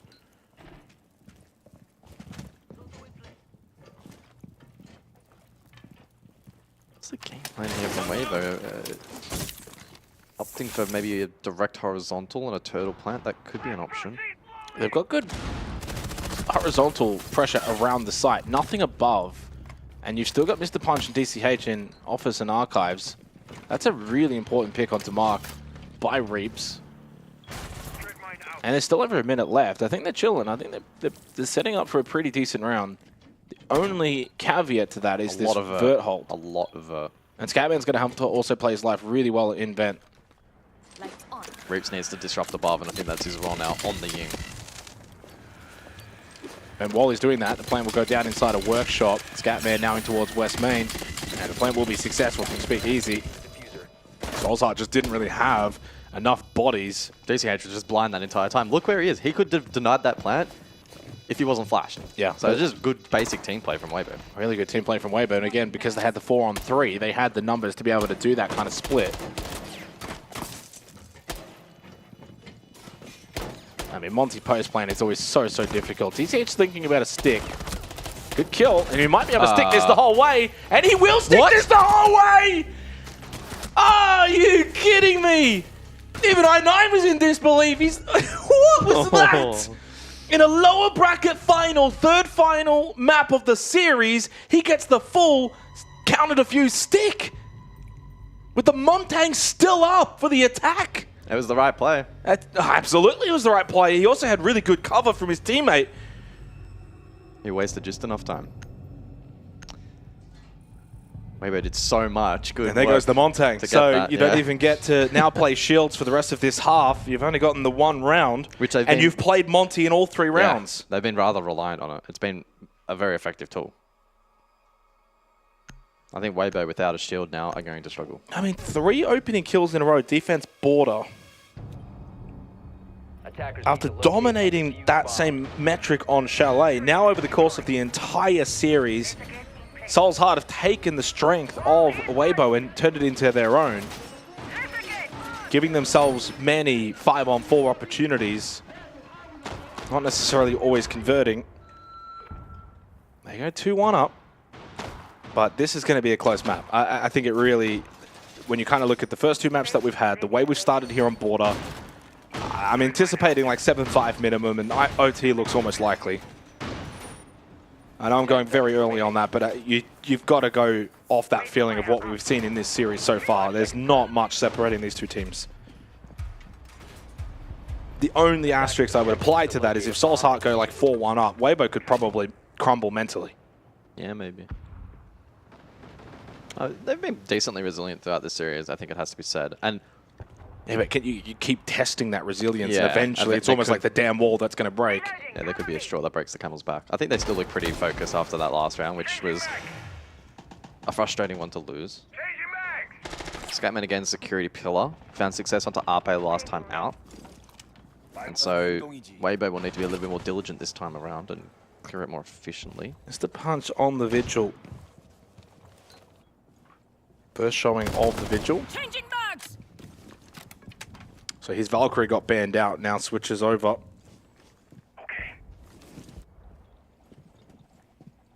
Oh, down below, Turd. And Mr. Punch could be in a duel in a moment's time. Turd wins that battle. Well, he's having a really good border to start, now 5-2. First opening kill found for Waybo on the map. That will unlock East Stairs as well, but it is being contested by the Fenrir. Long range angle won by Mark. Spotted the player coming up. Eastairs couldn't get out of that position. Turd able to capitalize. And they get the res onto Ape. It's a 5-on-3. Must be converting these sort of rounds.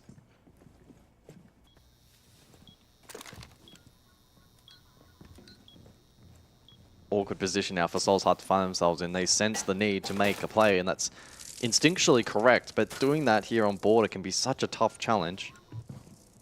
Unlocked sight. Scatman needs to be the one to perform here. Still inside of security. DMR in hand. Has to find a multi. DCH is in assistance over towards 90, so he does have some support. There we go. Oh, the swing though, the timing from DCH when there was one close and he was expecting to have to battle in towards break.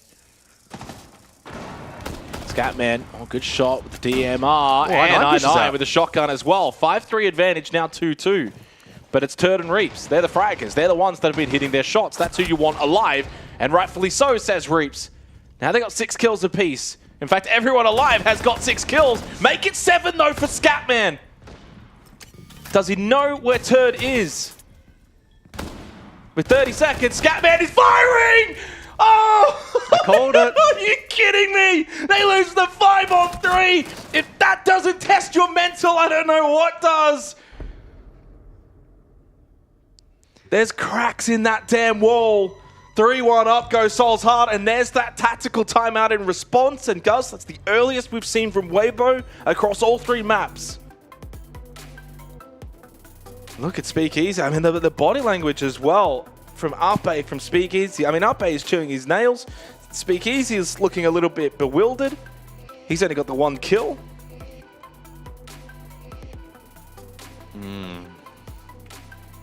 Remember, 50 SI points is all you get for third. Yeah, you get a pat on the back. And Turd did a lot in this round. He got the opening kill, and then the follow-up kill as he pushed up East Stairs as well to get Mark. And then he found another kill.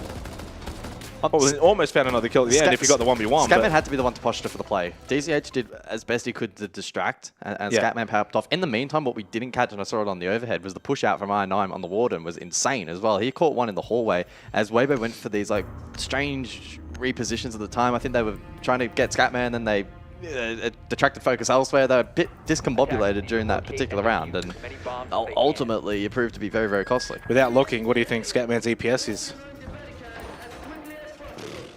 180. 221. Okay. He's got a 221 EPS, 8-2, 1-0, 100% cost, and a 2 KPR. Perfect start. He's posting Reaps numbers. He is.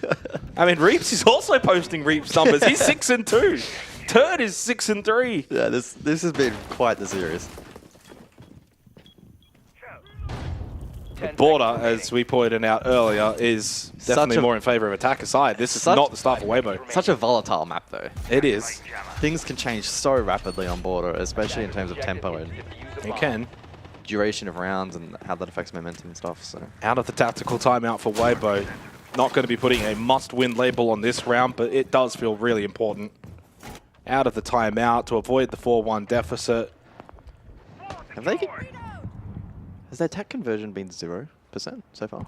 Did they lose the following rounds on both opening maps? I really wish it was tracked in our API.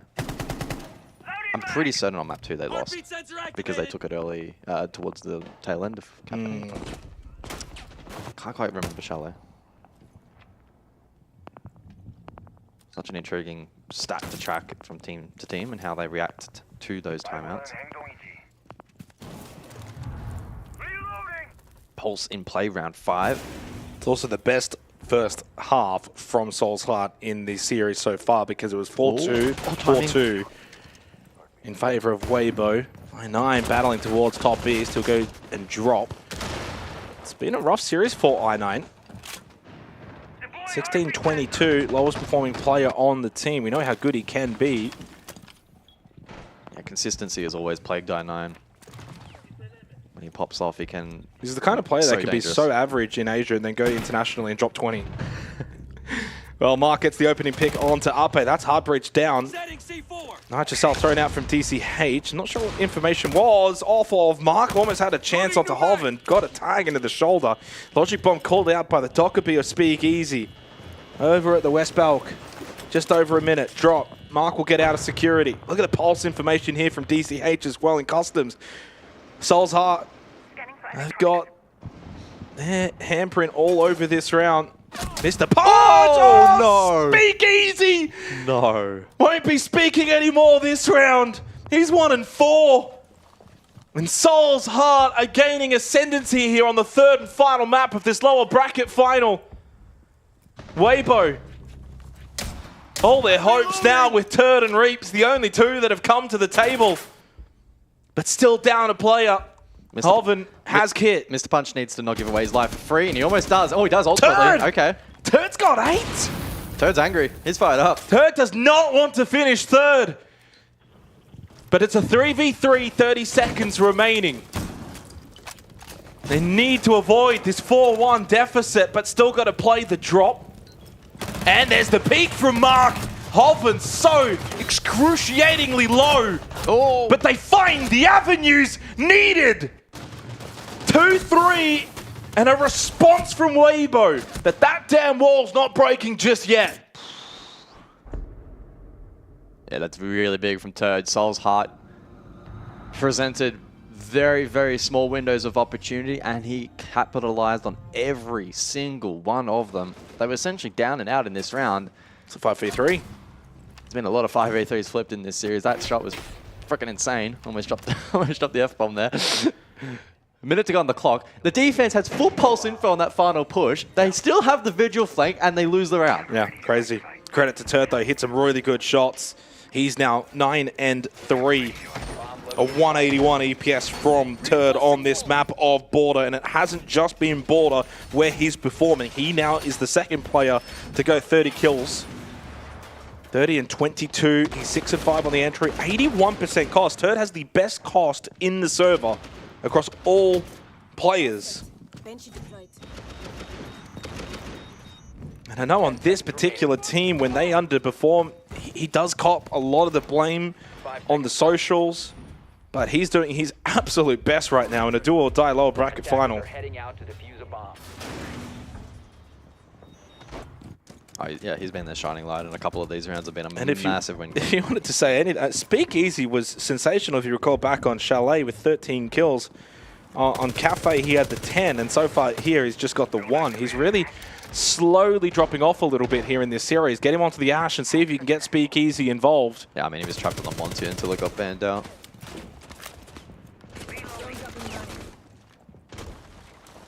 One thing that Waybo have done, I think, a decent job of is this east stairs control. Yeah, they either keep getting it direct or they go through passport. Either way, it's been pretty successful. 3 nitros in the round available for Soul's Heart. The one thing for Soul's Heart this time is they're not going to be looking to contest these stairs. Pence Workshop again.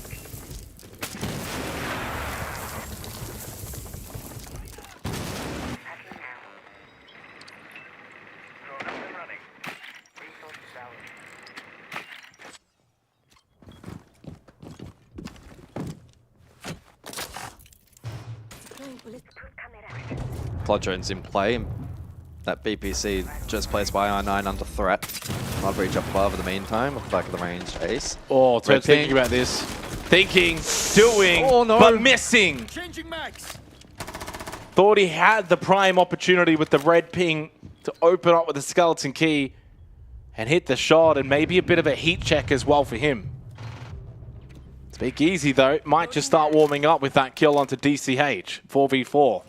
Final round of the half.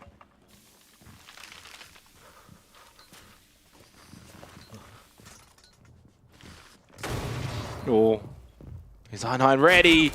Well, a slight slow reaction, yet gets the kill anyway. Reap's losing that battle despite firing first shot.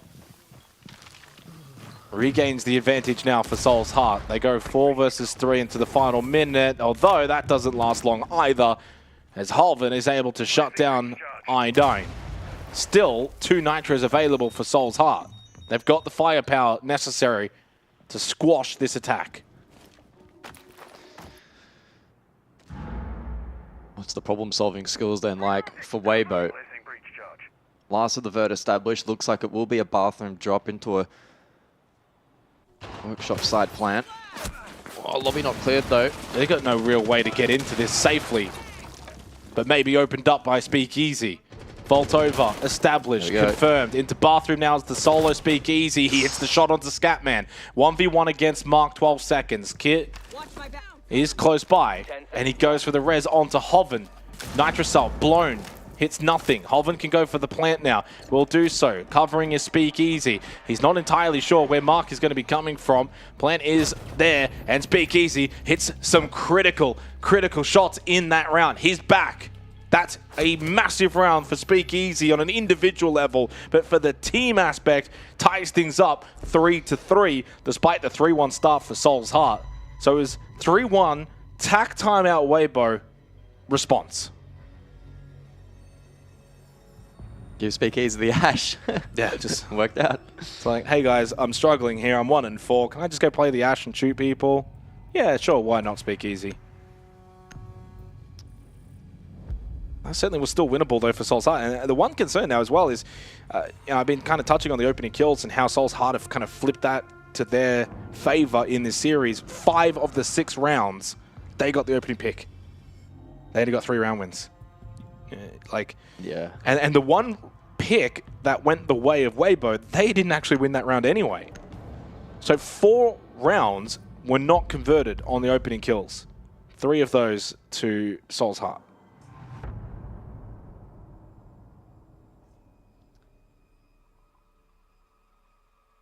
Armory and Archives will be the side of choice for the opening defense from Waybo. Bans are Blackbeard, Blitz, Mirror Castle.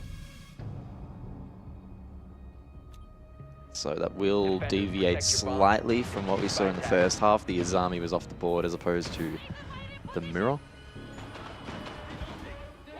Attacking lineup though, identical.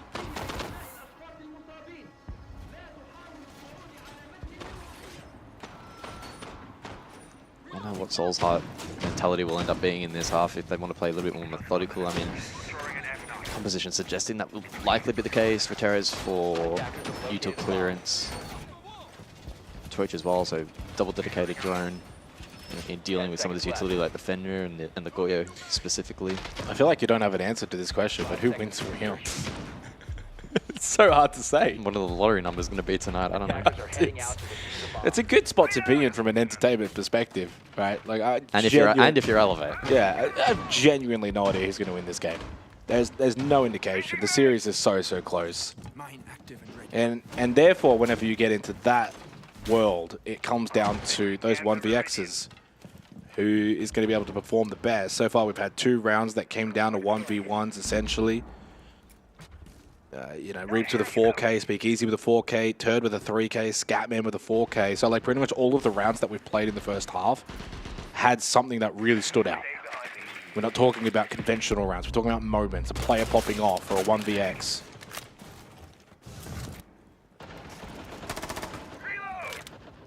Waybo were able to get the plant down twice in the opening half. What can Soul's Heart now do on the attack? They get the Monty first up. Turd goes double digits with that opening pick onto Mark. I tell you what, he's warmed up now. And this is going to be the thing. Whoever wins this, and if they can win it in a little bit of a canter towards the end, like if Waybo were able to close this out, how much of that can you take into the grand final if you get there? Turd to retain position and what eventually an angle gets from caught. I9. That's a tight angle.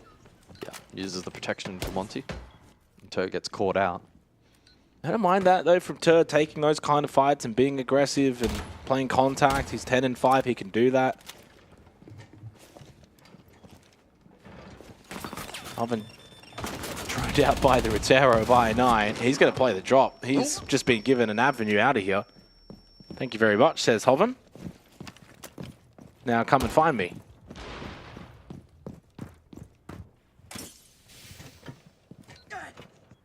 And it left. Ape clears top main so that Hoven can rotate back up if he so chooses. He'll hold for now. Hoven just holding on the stairs. Reaps is actually prone in security, and they don't look like they know he's here at all. Completely hidden.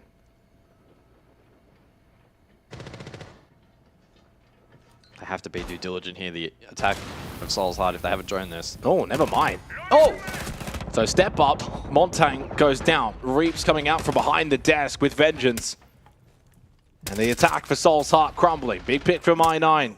Struggling a little bit in this series, but could still have a say. Now, Hoven and Ape are both very low, but there's not a lot of time. This is still a relatively even round, but the time factor probably beats out the low HP numbers of Hoven and Ape. Now Soul's Heart need to get moving. Nitro just thrown out in desperation from Speakeasy. No real information. DCH trying to hit the shots. There goes Hoven. That's one of the low players gone down. It's a 1v1, but there's no time. Oh! Oh! Wait, what? What? What the hell? I thought he killed him. Wait, what? He did. He did kill him, but I think the time ran out. I have never What? Hang on, seen we need a slow down replay 0.1%. Hang on. What? So he definitely killed him, and that's why you heard me react the way that I did, because I thought he clutched it.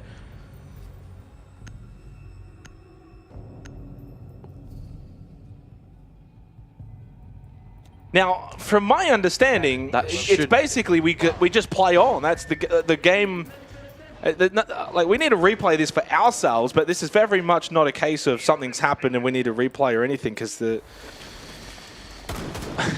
was there time? Like, I'm so confused. Time definitely ran out. That clock hit 0. He's killed him right on .00. So the clock ran out, yeah. But that should then... But then he shouldn't be able to kill him. He should be immune. Yeah, exactly. It's almost like on the same tick he's killed him as the round ending or something. So he's a tick. That is bizarre. I've never seen that before. Never, ever That's seen why I was confused, because I saw him get the kill and I thought he clutched it with, 0.01 and then we see seconds. defenders in the round. Yeah, exactly. What the well, I mean, Waybo will take that. Waybo will take that. That is insane. And we can confidently say, if there was 0.1 seconds left in that round, Soul's Heart would have won that. It's fine margins here in the lower bracket final. How fitting. One of the crazier ends to a round that we've ever seen. And Waybo now go 3 rounds straight in response to the 3 rounds straight won by Soul's Heart. They went 3-1 up. Now they're 3-4 down. Swapping mags.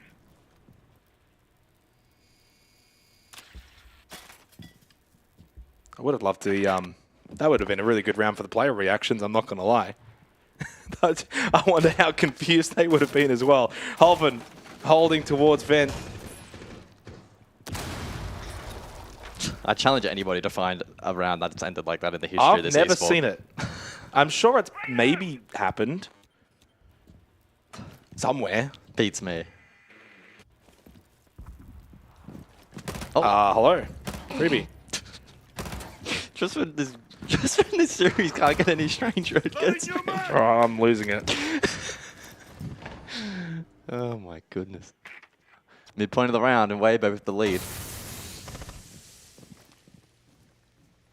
Well, this is where the mental aspect needs to be tested now for Soul's Heart at 3-1. I was saying it the other way around for Waybo. Waybo have responded beautifully in terms of that department. And they've set themselves up very nicely in this round.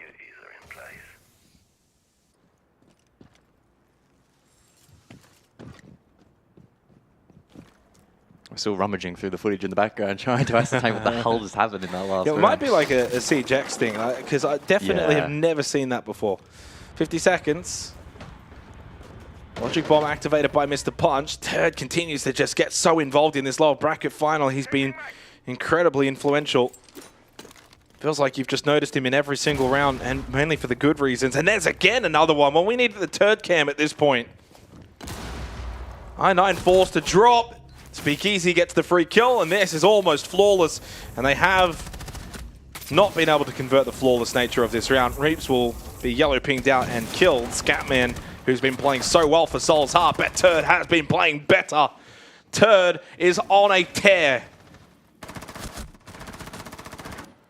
This might be the best series we've seen from Turdstar for quite some time. And timeout for Soul's Heart as they've given up 4 rounds straight. For the first time in this series, and we've had a 7-8, 7-5, now 5-3, a team has won 4 rounds in a row. This is concerning for Soul's Heart. Turn that music up, baby. Come on. Up. It's a lower bracket final.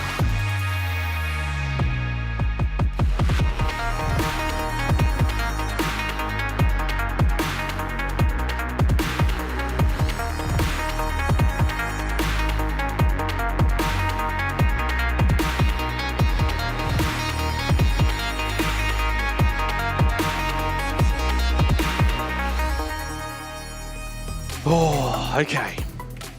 5-3 in favor of Waybo Gaming. Soul's Heart coming out of their tactical timeout must respond here and now.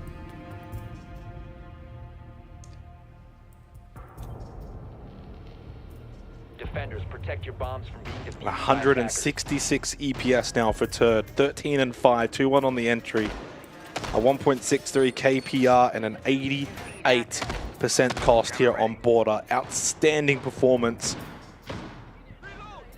And he's not far off now, challenging Scatman as the MVP of the overall series here in this final.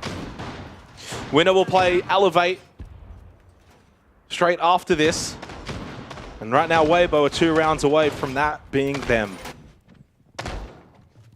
10 seconds left before insertion. Attackers have located the bomb. 5 seconds left. Okay, so round 9 then, and the Solace to be employed, which has seen little to no playtime at all throughout this series, if I recall correctly. No, it has not. It's the first time we're going to see the Solace in the entire series. I confidently say that. Combo that with the Valk, good info gathering tools available, and no IQ for counterplay here. Hovered in a position over towards this waiting room rafters to look for active intelligence on those rounds. And can also look to contest the entry through break. 3 stack on the Valk here from Soul's Heart, likely to now compete for control top east stairs. Not directly held here by Waybo, but they still have the ability to pressure this. Turd over towards office wall. You have Reaps 90, Hoven break. So that's going to be a difficult cross to dislodge. They're slowly working away at that. Well, I was going to say difficult to dislodge, and I was Turd correct. again. Turd's playing this position really well. He did overcommit last time out, though, and got caught on the trade. That's so his we'll see what third happens opening this kill time. of the map. 14 and 5. And he got out on this occasion. And he gets out. That is a circuit breaker in this round for Soul's Heart. I mean, out of the tactical timeout, you need to find an immediate response. Mark has gone missing on board, and now 4 and 8 trying to get involved on the Ash. It's all down to really Scatman to keep performing at a super high level, but they've put him on the Monty. Your top frag has been put on Shield. I mean, Speakeasy was 1 and 4, gets off the Monty, and he's now 7 and 5. Hello? Let I9 play the bloody Montang.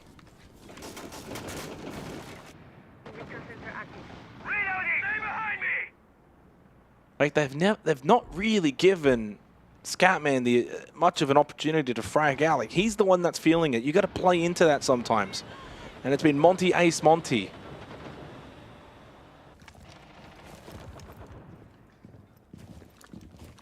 If I'm Waybo, I probably would think about, do we even ban the Monty? Because if you ban the Monty, Scatman's going to be with gun in hand. They're going to be 6-3 up. Reaps with a double in the round, and it feels like this lower bracket final is very much shaping up to be over. Waybo will go 6-3 up. They'll make it 5 rounds consecutively. After a 3-1 statement start from Soul's Heart, it's all come crumbling down on this final map. Mr. Punch in the 1v4 with 30 seconds. No kit. Surely no way. And it has the yellow ping as a bit of information. Proxy goes off, and Turd, they end up trading. But he gets the kill. That matters the most. And Waybo have 3 series points.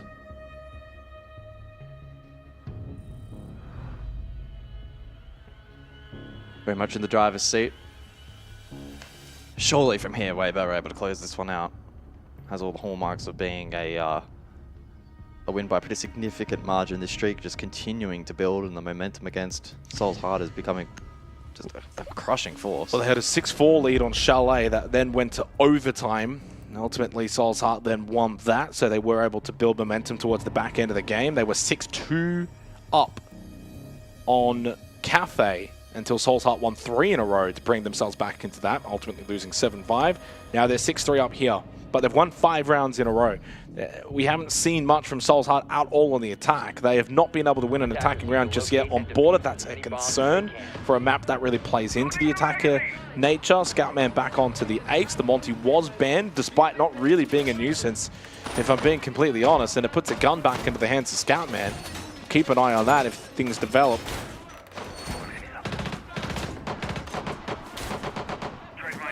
But you can now say Turd, Scatman, both with a 125 EPS in the series. No one else even comes close, by the way. 36 and 25 for Turd, 36 and 23 for Scatman.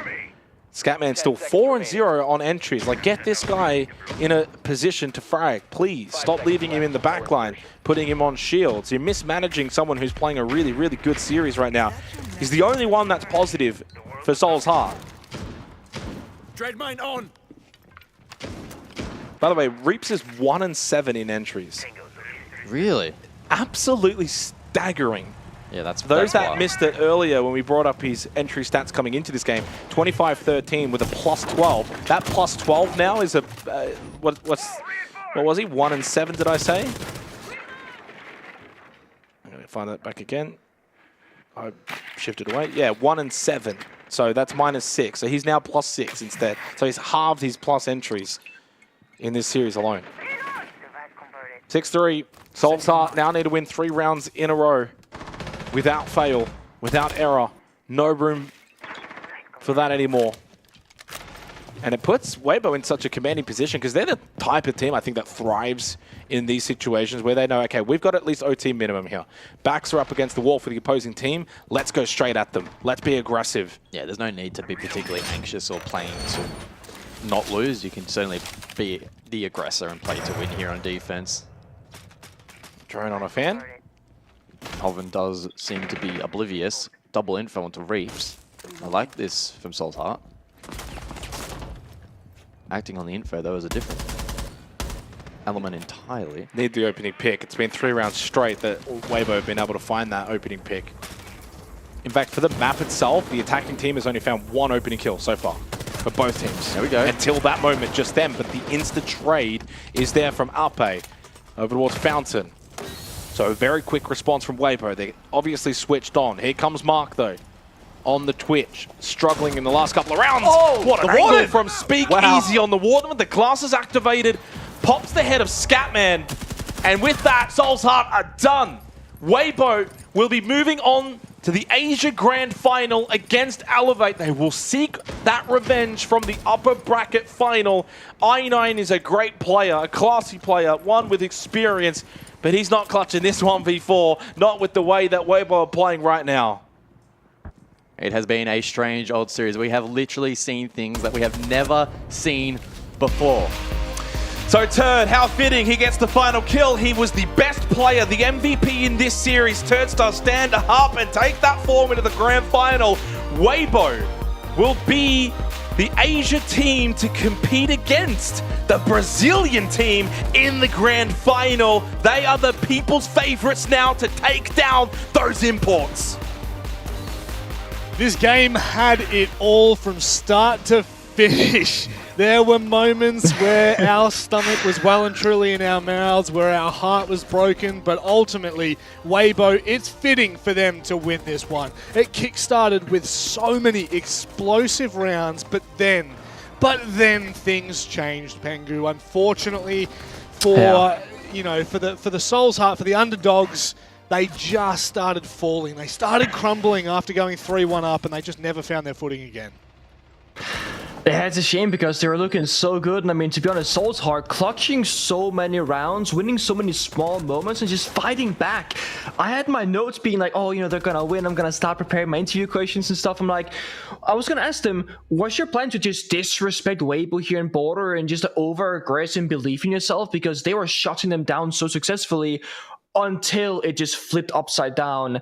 And I gotta say, the moment where it's the 2v1 for defenders, right? Both are dead, 0 seconds left on the clock. Somehow Waybo gets the round victory. It felt like from that moment forward, there was just no recovery from Soul's Heart, unfortunately. Yeah, it's weird. Like, I'm looking at, we've got this like match tracking spreadsheet thing that we use, right? And it shows you how many people were left alive on the winning team at the end of the round. Almost never do you see that hit 0. That's weird. I mean, the only way you would see that is if, like, Diffuser. Yeah, diffuser is down, right? You kill everyone, don't have time to defuse.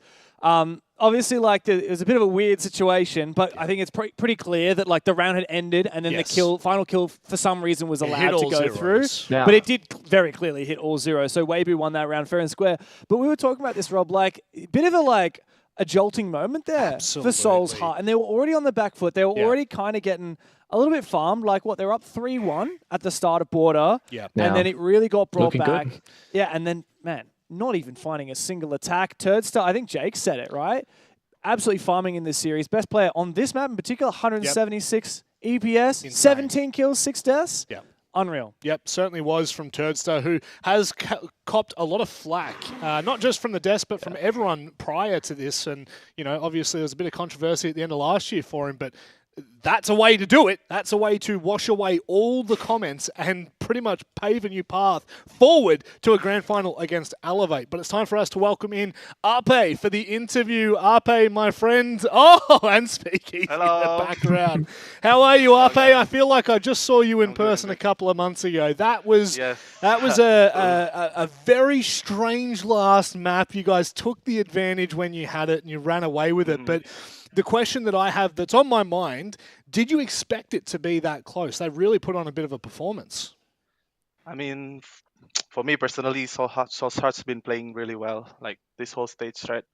We can agree on that. Like, they've been, like, let's say the underdogs, Yep. They've been showing that they are capable of, shoot back and fight back. So, yeah, I mean, we just do our best to win the maps, to win the series. Yeah. I got to say, Ape, you're looking very chill for someone who's just qualified for a grand final and has a game coming up pretty soon. But I wanted to ask you a little bit about how the team is going since becoming Waybo. Obviously, you formerly played with Elevate, with Speakeasy. We saw you guys mixing up together with the old Team Joel Bleed roster. You guys have had a bit of time now to practice together, and my God, your map pool is looking insane. Against Soul's Heart alone this stage, you played Consulate, you've played Clubhouse, Night Haven, Lair, and then today you've played Chalet, Cafe, and Border against them. How do you guys have such a good map pool? I mean, we have to. That's our job, no? We have to play. We have to play. Yeah, I mean, if we cannot play as many maps as we can, then we fail as a player. So yeah, it's just our job to play as much maps as we could, Yeah. Nick? First of all, that's a great response because everyone in Pro League has the same job, but most of them can't play half the damn map pool. So great job for you guys. You guys haven't had the perfect playoff, of course. That's why you guys in the lower bracket. Has the goal been to get back to that grand finals now from lower bracket, to change the play style and try new things? Or has it been about perfecting what you guys are already doing? Because on a map like Chalet, we saw Reaps playing Thermite a couple of rounds, or Aura, which is kind of new compared to the past. What's been the game plan? I mean, the game plan is just to perfect what we already practice every time, every day.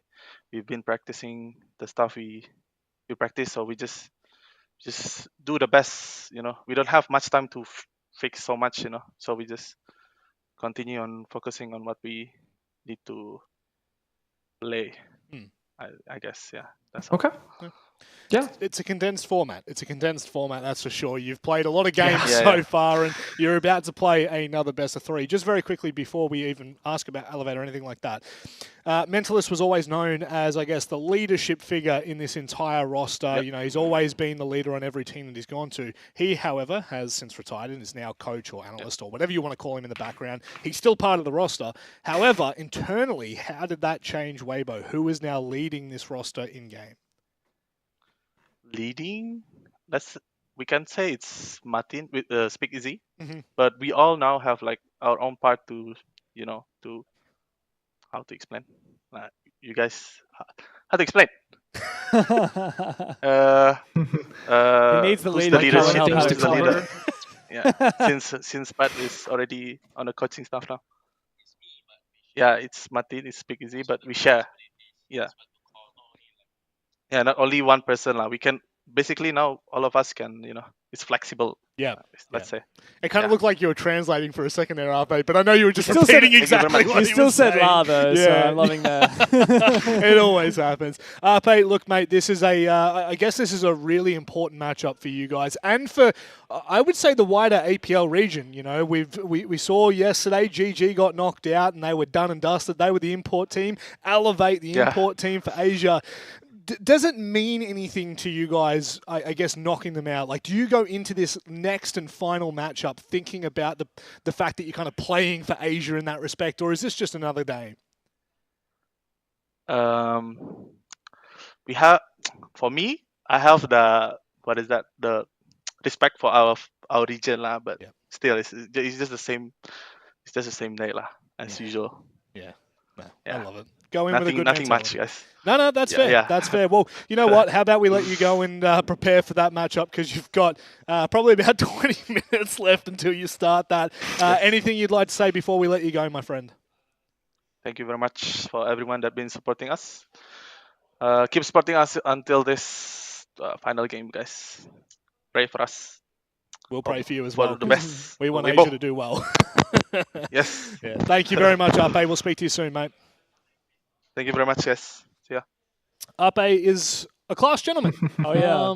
Yeah. I love the way he says, it's just the same day, la. Yeah, it's just a la at the end of it. It's just, it's such a stereotypical thing. Yeah. It is. But it's a lot of love. Nick, takeaways from Ape and I guess just the wider Waybo team.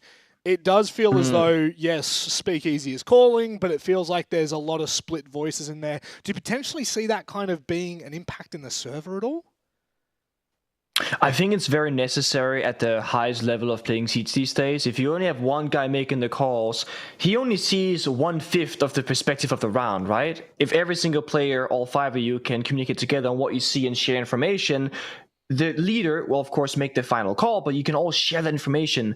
So the more people that are vocal, the more people that knows what's important to look out for, the better the decisions will be for the entire team overall. I'm sure that Turk will say, guys, we're going to do the attack. I'm going to rush. I'm going to get this kill.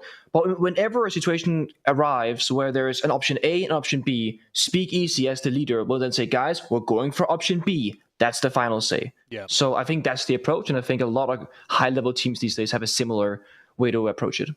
Dev, you're about to prepare for this final matchup. Any final thoughts before you get on the desk? Well, unfortunately, we do have to bid farewell to Soul's Heart, of course. I've just been eyeing off their little token here. We don't need to do any serious heroics or anything. It's just bang. This bin is getting a little bit full, but unfortunately, they do make their way in there. Next up, it's Waybo, obviously, from Southeast Asia versus... Elevate's at the very bottom. Where the hell are Elevate, right? I mean, where are they? Who are they? Who are they?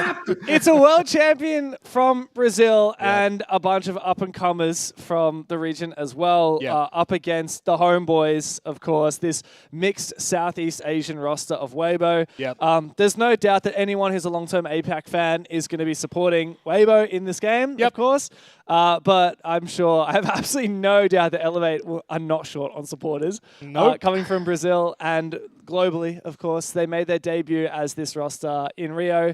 They're hungry for a championship. They've flown all the way to Asia. It's a lot of pressure on them to get the job done. Certainly is. Last time these two teams met, it was a barn burner. It went all 3 maps, and I pretty much can tell you that every map required the distance. But it is time for us to go to a break. You will not want to go anywhere. On the other side, it is the conclusion of the Asia League.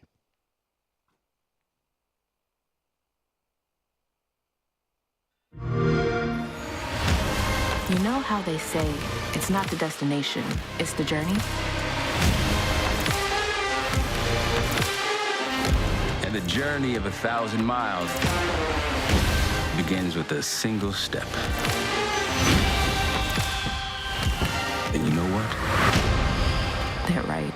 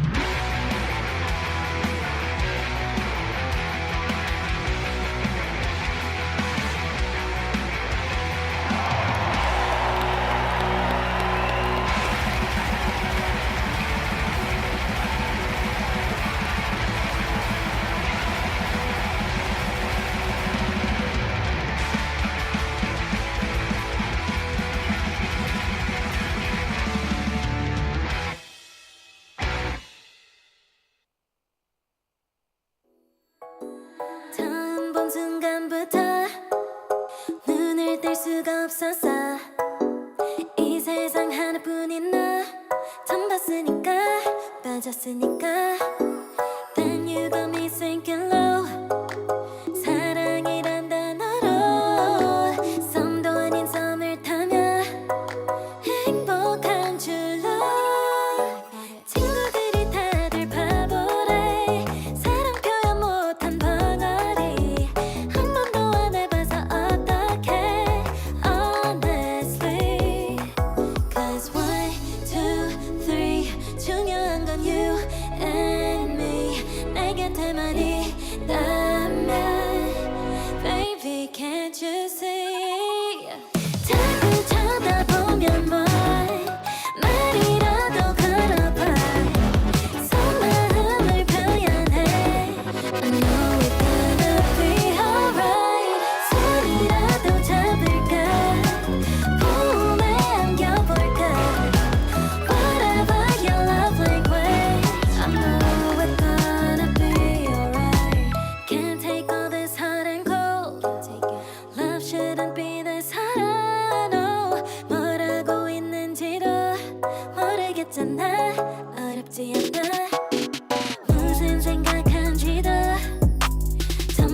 진심인지도 Guess like I've never guessed before 나 좋아하는 건 맞아 친구들이 다들 바보래 사랑 표현 못한 벙어리 한 번도 안 해봐서 어떡해 Honestly Cause 1, 2, 3 중요한 건 you and me 내 곁에만 있다면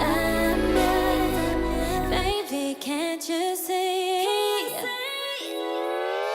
자꾸 쳐다보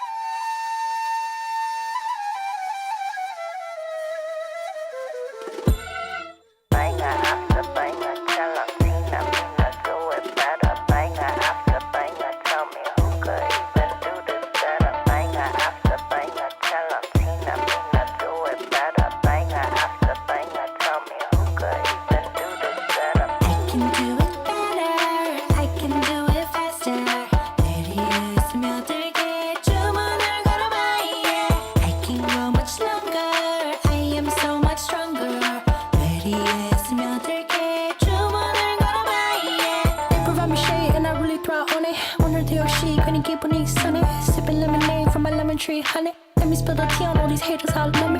Broke up all the killing it, winning attitude. 당당하게 올라가, see my altitude.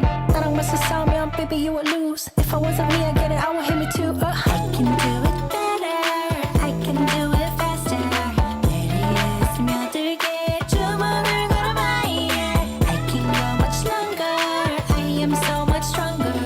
내리에 스며들게 주문을 걸어봐, yeah. 자신과의 싸움에서 지면 야구르지. 매일매일 일어나서부터 보는 거지. Look in the mirror, say you're a winner. 주문을 걸어봐, yeah. In a bad mood, 바꿔버려 in a hurry. 꿀꿀한 기분 털어버려, I don't worry. Get through the weather, feeling get better. 주문을 걸어봐, yeah. I can do it better, I can do it faster.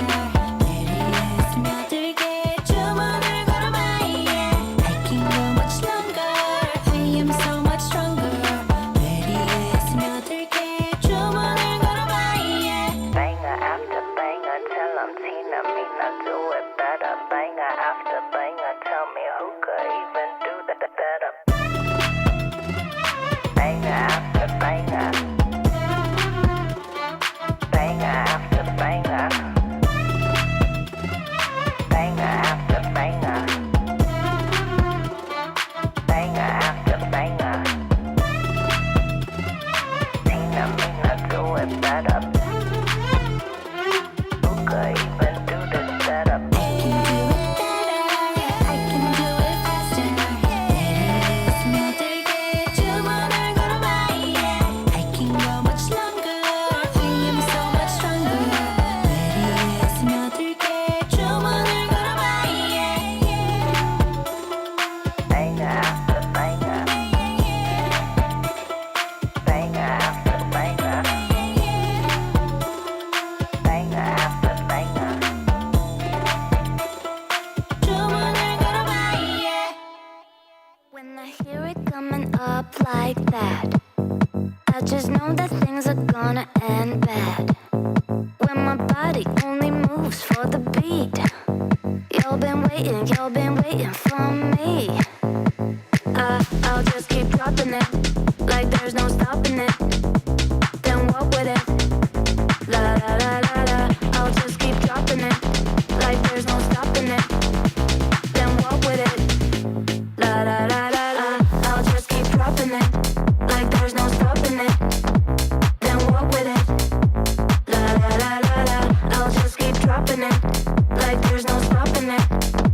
Then walk with it, la la la la la.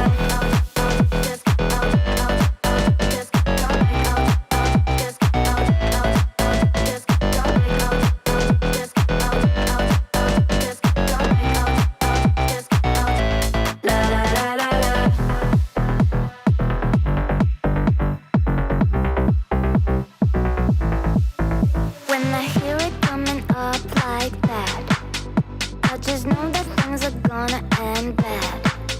When my body only moves for the beat, you've been waiting for me. I'll just keep dropping it, like there's no stopping it. Then walk with it, la la la la la. I'll just keep dropping it, like there's no stopping it. Then walk with it, la la la la la. I'll just drop like I'll just la la la la la. I'll just drop like I'll just la la la la la. I'll just keep dropping it, like there's no stopping it. Then walk with it, la la la la la. I'll just keep dropping it, like there's no stopping it. Then walk with it, la la la la la.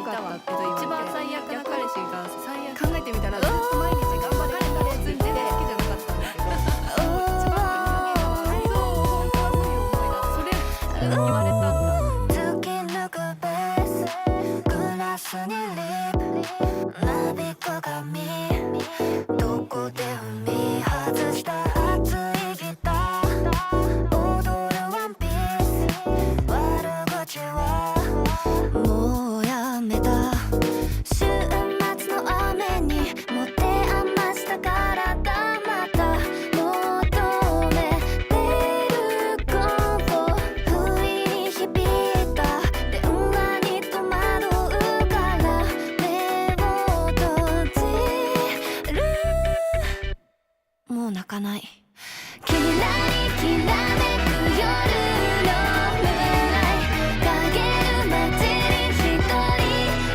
歌うああどこにだって安らぐ場所見つけられずまだゆらりゆらめく夜にムーンライトセピア色に映る私そう目が覚めたら孤独の中差し込んだ光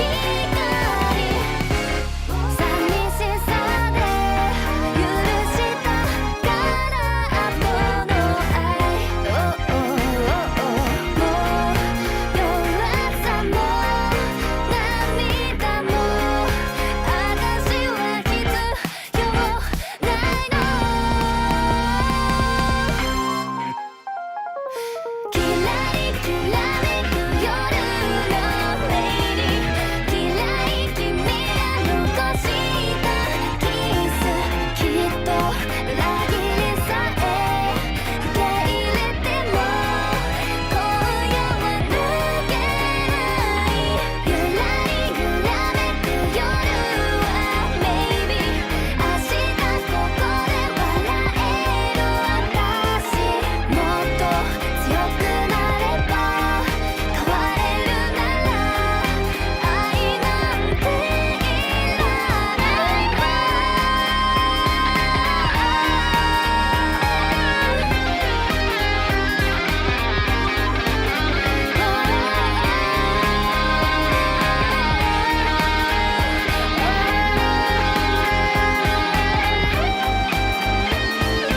Sugar sweet, you got what I need. Sipping on the potion, all that good emotion, just my kind of heat. Keep it on repeat, tested by the motion, loving this devotion. Live it up, live it up, live it up, sweet emotion. 'Cause every time, every night, you and I on a roll. Switch it up, switch it up, switch it up where I'm going. Stay on the fly just in time, know the right way to go. I'm on the road, it's my time, taking control of my life. I want to run the red lights, I've got to run this show. You always take me so high, you always make the highlights. I love the way we vibe, you're like a centerfold. Ooh, that sugar sweet, you got what I need. Sipping on the potion, all that good emotion, just my kind of heat. Keep it on repeat, tested by the motion, loving this devotion. Ooh, that sugar.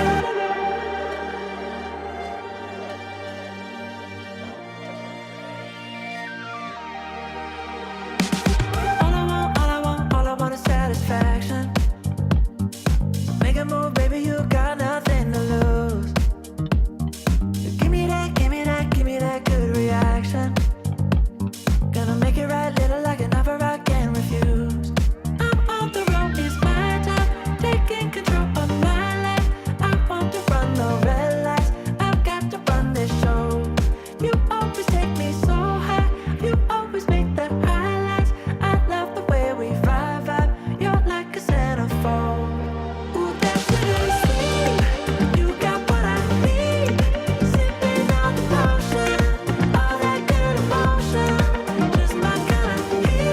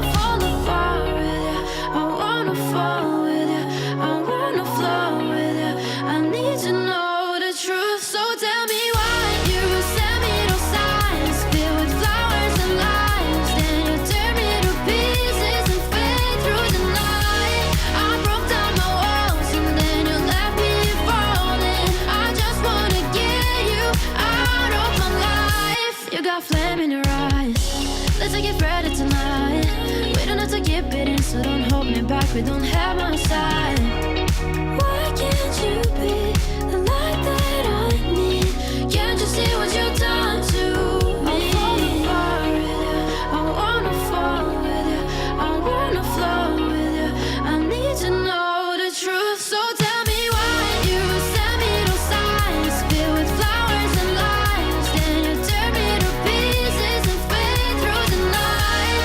I broke down my walls and then you left me falling. I just wanna get you out of my life. We're born to fall, and I give it all just to let you know that I will keep you close. We're born to fall, and I give it all just to let you know that I will keep. So tell me why you send me those signs filled with flowers and lies. Then you tear me to pieces and fade through the night. I broke down my walls and then you left me falling. I just wanna get you out. So tell me why you send me those signs filled with flowers and lies. Then you tear me to pieces and fade through the night. I broke down my walls and then you left me.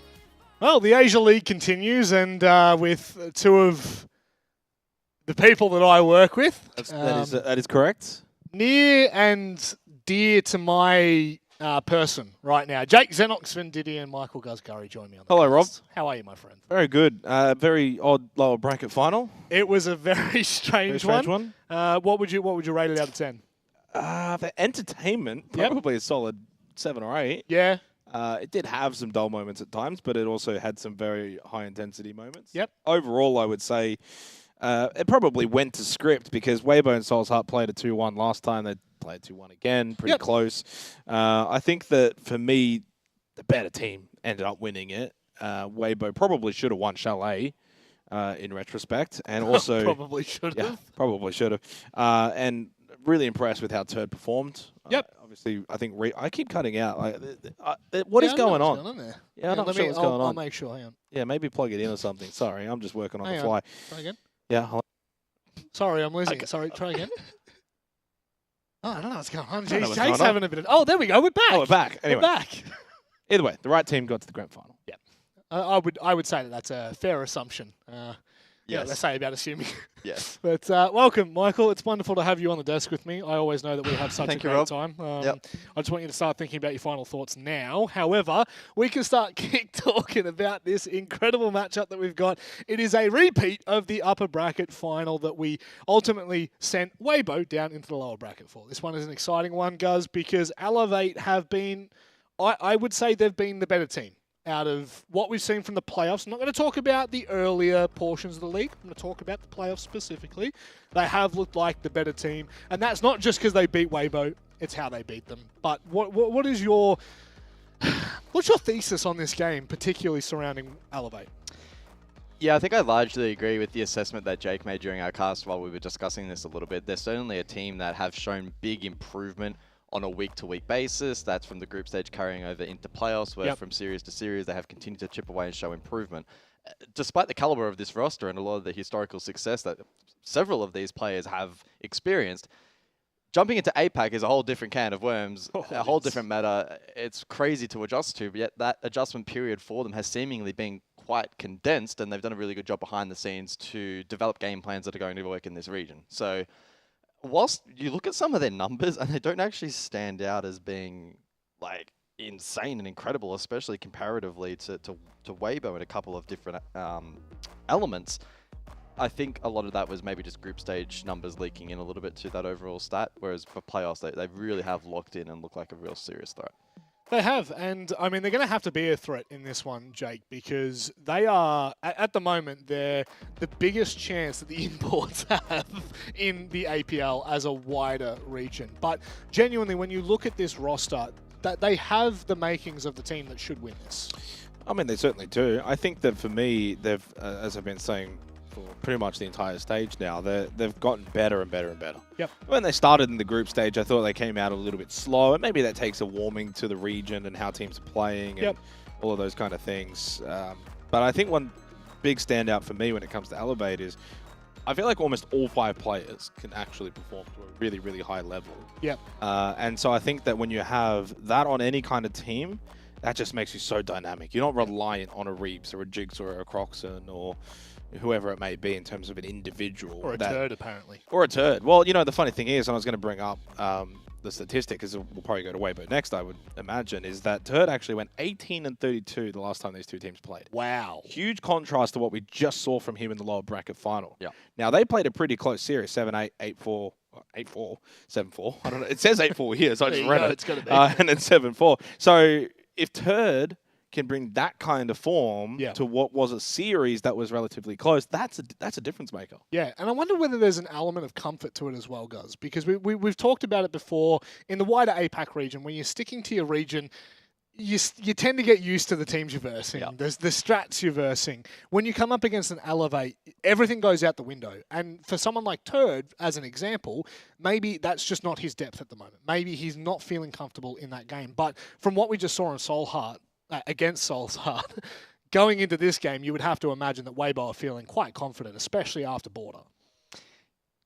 Yeah, I think that confidence will be a little bit mixed. I still think they would have really been gunning for a very confident 2-0 victory. Soul's Heart, sure, they're a team to be respected and have a lot of players that historically, again, have done quite well. Yes.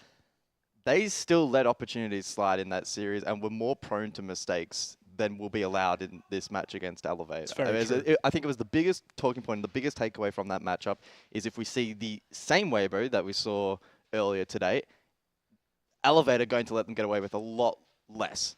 Yep. The margin for error will be so much smaller and they will be punished to a much higher degree. We also mentioned, though, that Waybo were probably playing at a maximum of like 80 to 85% of their potential. If they could find that extra 10%, if Turd can get inside of the server, unlike last series, little 1%ers like that. If Reeps can maybe have a big fire-up series, he was good today, but if he can be great, those are the big difference makers that can get them across the line. There are win conditions for Waybo in this series, but it needs to be a better Waybo than what we saw earlier today, which is a tall task considering they've already played for 4 hours today, right? That's the other concern that we always have when we get to these kind of play days. Double elimination brackets, they're fantastic, but they also really do hinder the conversation. You have to look at the bias of recency, and at the moment, they're coming off the back of a long series, and an arduous series at that. Yeah. Border, although they won confidently in the end, it was a close match, and there was a moment in there that I'm sure we'll all be talking about for quite some time that nearly pivoted the entire course and trajectory of that game. But it is time for us to have a look at the map Vetos and start to dissect for you at home what to expect. If you were unfamiliar with the pre-desk for what we spoke about Waybo in the very first matchup, Just against Soul's Heart alone, they played 7 out of 9 possible maps this stage against Soul's Heart alone. So now we kickstart with Ninehaven Labs from Elevate. Waybo, they look to repeat Chalet. Regardless of how that one ended, they'll feel a little bit more confident here, Jakey. Well, the border pick is the one that went 8-7, so that's a swing map right there. I love the fact that that's the decider that we've got for the grand final. Yep. The 8-7, of course, I'm referring to is the upper bracket final where Elevate won that by the single round. So then you go Chalet and Labs. Of course, neither of those two were actually played in that upper bracket final, and actually Chalet and Labs were played, though, both maps in the Elevate Fury game all the way back in the upper bracket quarterfinal where they've obviously started their run. Elevate winning both of those. So that's an intriguing pick for me when I look at Waybo choosing to go to Chalet, even though Elevate have actually shown strength on that particular map. When you kind of look at Waybo's history so far in the playoffs, they've played it once, Rob, which was what we saw earlier today. They lost it. 8-7 to Soul's Heart after a 4-1 start. Now, that might be a case, guys, where sometimes a team picks a map because they think they can play it better. That's a ballsy move to do in a grand final. Yeah, I mean, comparatively to a club or a skyscraper, which were their remaining options, both teams would have been comfortable with the border decider. Club is a map where very mixed in terms Elevate of their lost preference. on Club to Fury. Yeah, Skyscraper is a map that they were never really And Waybo beat them on the map. So that to me is an intriguing decision. It's a massive decision to go, to Chalet over the club. That is massive in the context of this series, for sure. Especially 2 maps that you've just played in a previous best of 3 that Where Elevate have been been actively watching. yeah. Correct. Correct. I It don't makes know. things a little more interesting. I think Elevate, for me, have won the map Veto. I didn't hear what you said then. Sorry, I just zoned out. Elevator won the map Veto, Rob. Are you okay? Fantastic. You know what? I'm doing perfectly well. I'm so glad that you're asking me, but I'm sure someone who's doing even better, it might be the birthday. Do you know who the birthday boy is? Well, it's not Pengu. It's definitely not Nut. It's Nut. Pengu. It's James Devmarter Stewart. Happy birthday, mate. I'm all shy. I don't know. What is this? All right, come on. What? No. Oh. Thank you. Happy birthday to Happy birthday. Happy birthday to you. Happy birthday. I'm going to do this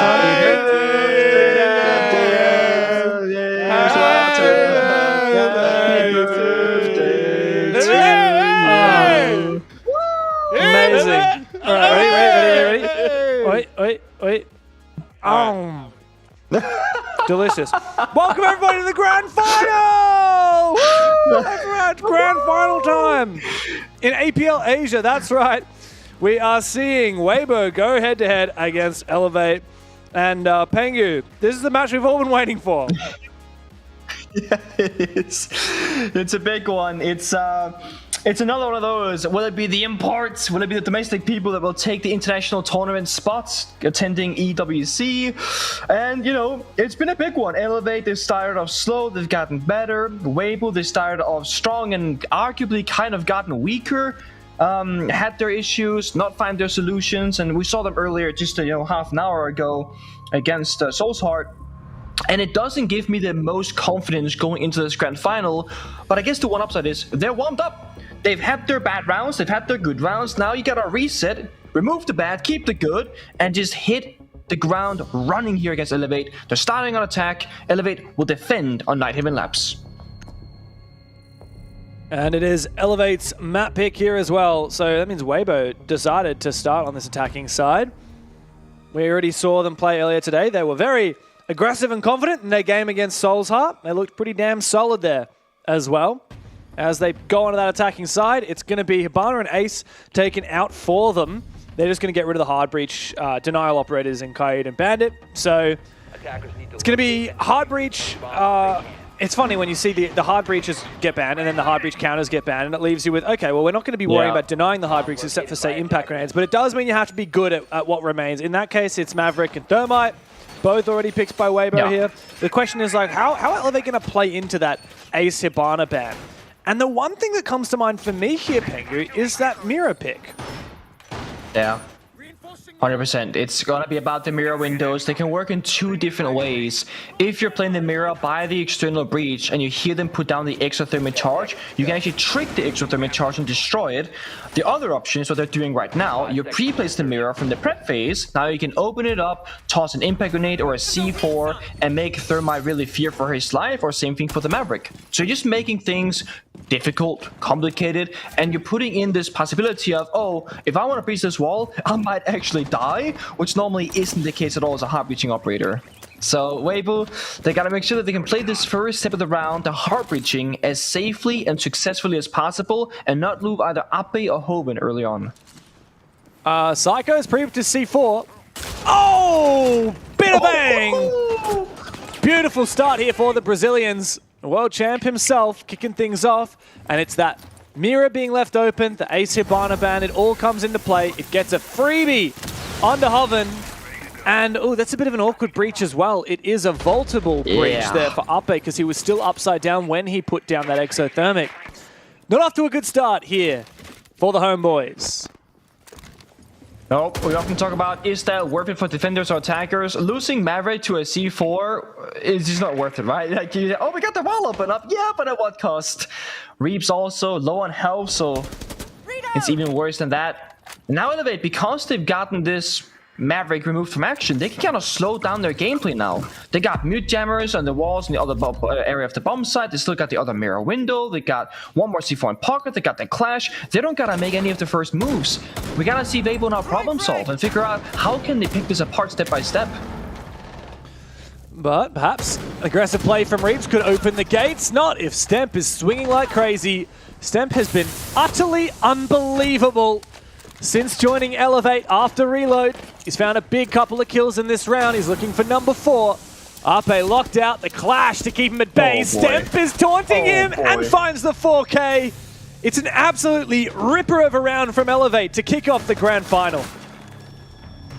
Looking so good. I mean, they play the right operators in the right spots, and when they get that early kill, they peel all the way back. They don't play catwalk. That's very important to note here.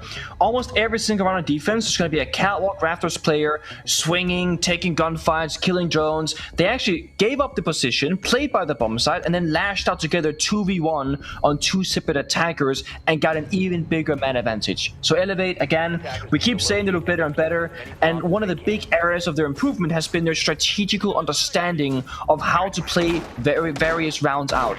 If you go back to the beginning of this stage, Elevate will just have one person fight one attacker and do it 5 times. And if they win the gunfight, they win the round. If they lose the gunfight, they lose the round.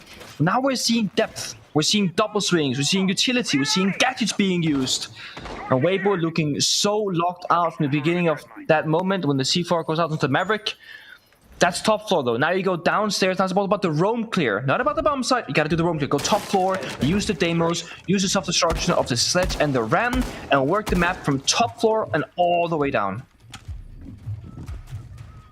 Yeah, but vertical game doesn't solve all of the problems here set up by Elevate. And the main one that comes to mind here is the clash, which we're seeing for the second round in a row. Waybo didn't even get up to the point of dealing with it in the first round. What util have you got to clear the clash, right? Okay, so you've got a couple of stun grenades where you can potentially try and rush clash. In theory, those frags could destroy the shield, but not if it really gets juggled. So, yeah, vertical game, all right. Roam clear, all right. Still a lot of elements to deal with in the late round here. I think it's such a good setup for Elevate. So again, it's about making Waybo work for everything. Speakeasy, good entry onto Ion. That's going to be Goyo removed from action. Not the highest impact operator, but a kill is a kill regardless. Look at this. The Demo's Tracker holding the window. Stemp runs away and he has to keep running because, no, gets shut down through the wall by a turret that had that Demo's Tracker. And this is Waybo now. In a 5v3, they need to make sure that no one's going to throw their lives for free now by sprinting around and being careless. You got to keep using the gadget and those drones to get further information on these roamers. This is the way that the round gets lost. It doesn't matter if you got that clash, doesn't matter if you got those mirror windows. If Waybo have map control and a significant numbers advantage. So they slow down. Ooh. This is the right play here, Pengu. However, I think Romeo, I should say, probably would have heard that drone spotting him, and Psycho is able to lash out and find Reaps. He's actually hungry for a little bit more. And this is the confidence that we see from such an experienced player from such an aggressive region in Brazil. Out comes the track of the Deimos, and that's so unfortunate for Speakeasy that he missed the retreat of Psycho. Back to site. Time has been burnt. Still a player in deficit for defense, but Waybo, in theory, have the advantage. They just need to get on their bikes and actually make some progress. Wasting a lot of time, though, when Psycho ran back upstairs and forcing the rotation from Speakeasy. Hoban still top floor, hasn't used more than one boogie drone, so there's 60 seconds, but because there's been no soft destruction yet, Waybo are actually quite low on time, forced to walk down the staircase to drop down that single hatch in garage. So limited options. Here comes the boogies though. C4 going out blindly, it's not gonna find anybody right now, and they should wait. It could get the right moment. Yeah, it's possible. Oh, hang on a second. They're planting. What is going on there? Ape desperately going for a plant without adequate cover. Speakeasy's able to trade, and you know, if anything, Waybo here can't be too upset. Yes, they wasted a player going for the plant, but it did bait out a trade, which is what matters when they have a numbers advantage. Now, Naka, he's got the shield on his back, which does actually protect him from a shot there, and he goes for a swing. All he needs to do is deny this plant, and he might have a shot here. However, he sees both players. He might be able to spray down Turd, but not without a trade coming on through. And that's the round on the board for Waybo.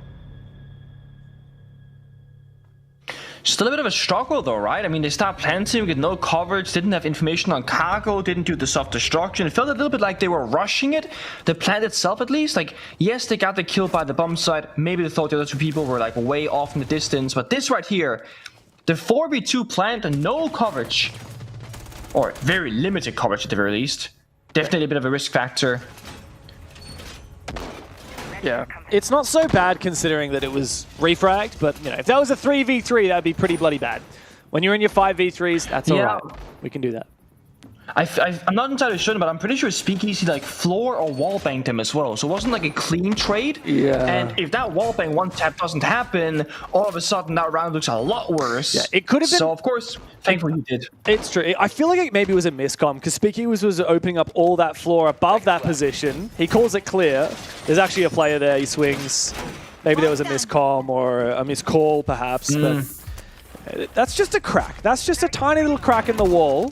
It's not a problem as of yet, unless it starts to become a leaky pipe. A leaky pipe that then Elevate can put enough pressure on to burst.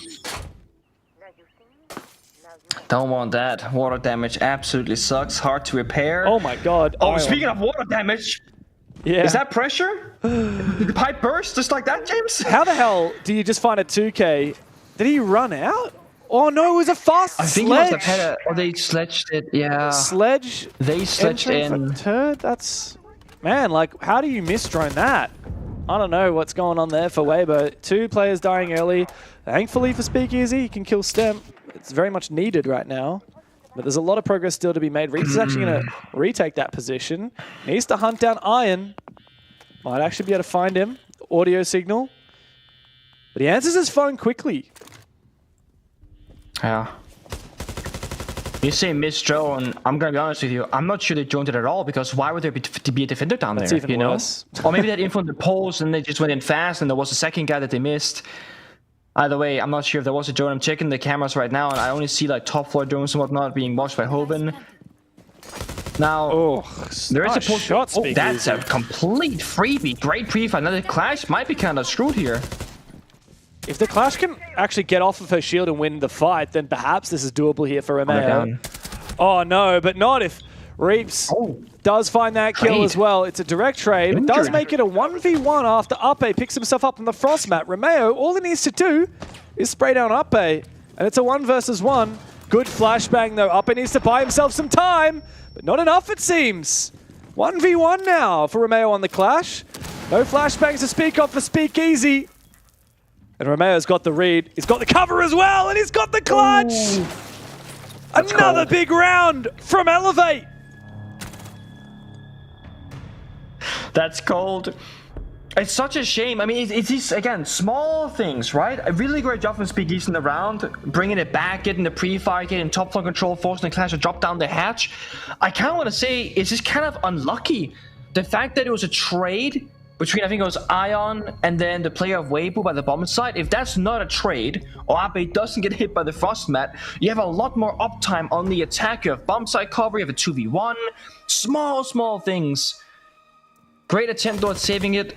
This right here, I mean, he baited it, he pre-fired it. Yeah, the Ion trade with Reaps. That right there, oh, that's unlucky. Yeah, but that final kill was not luck, that was skill. Well played though. Good read from Romeo. I mean, we're talking about how he was kind of screwed upstairs, but he managed to drop the hatch and get back to site to kill the guy that should have been planting.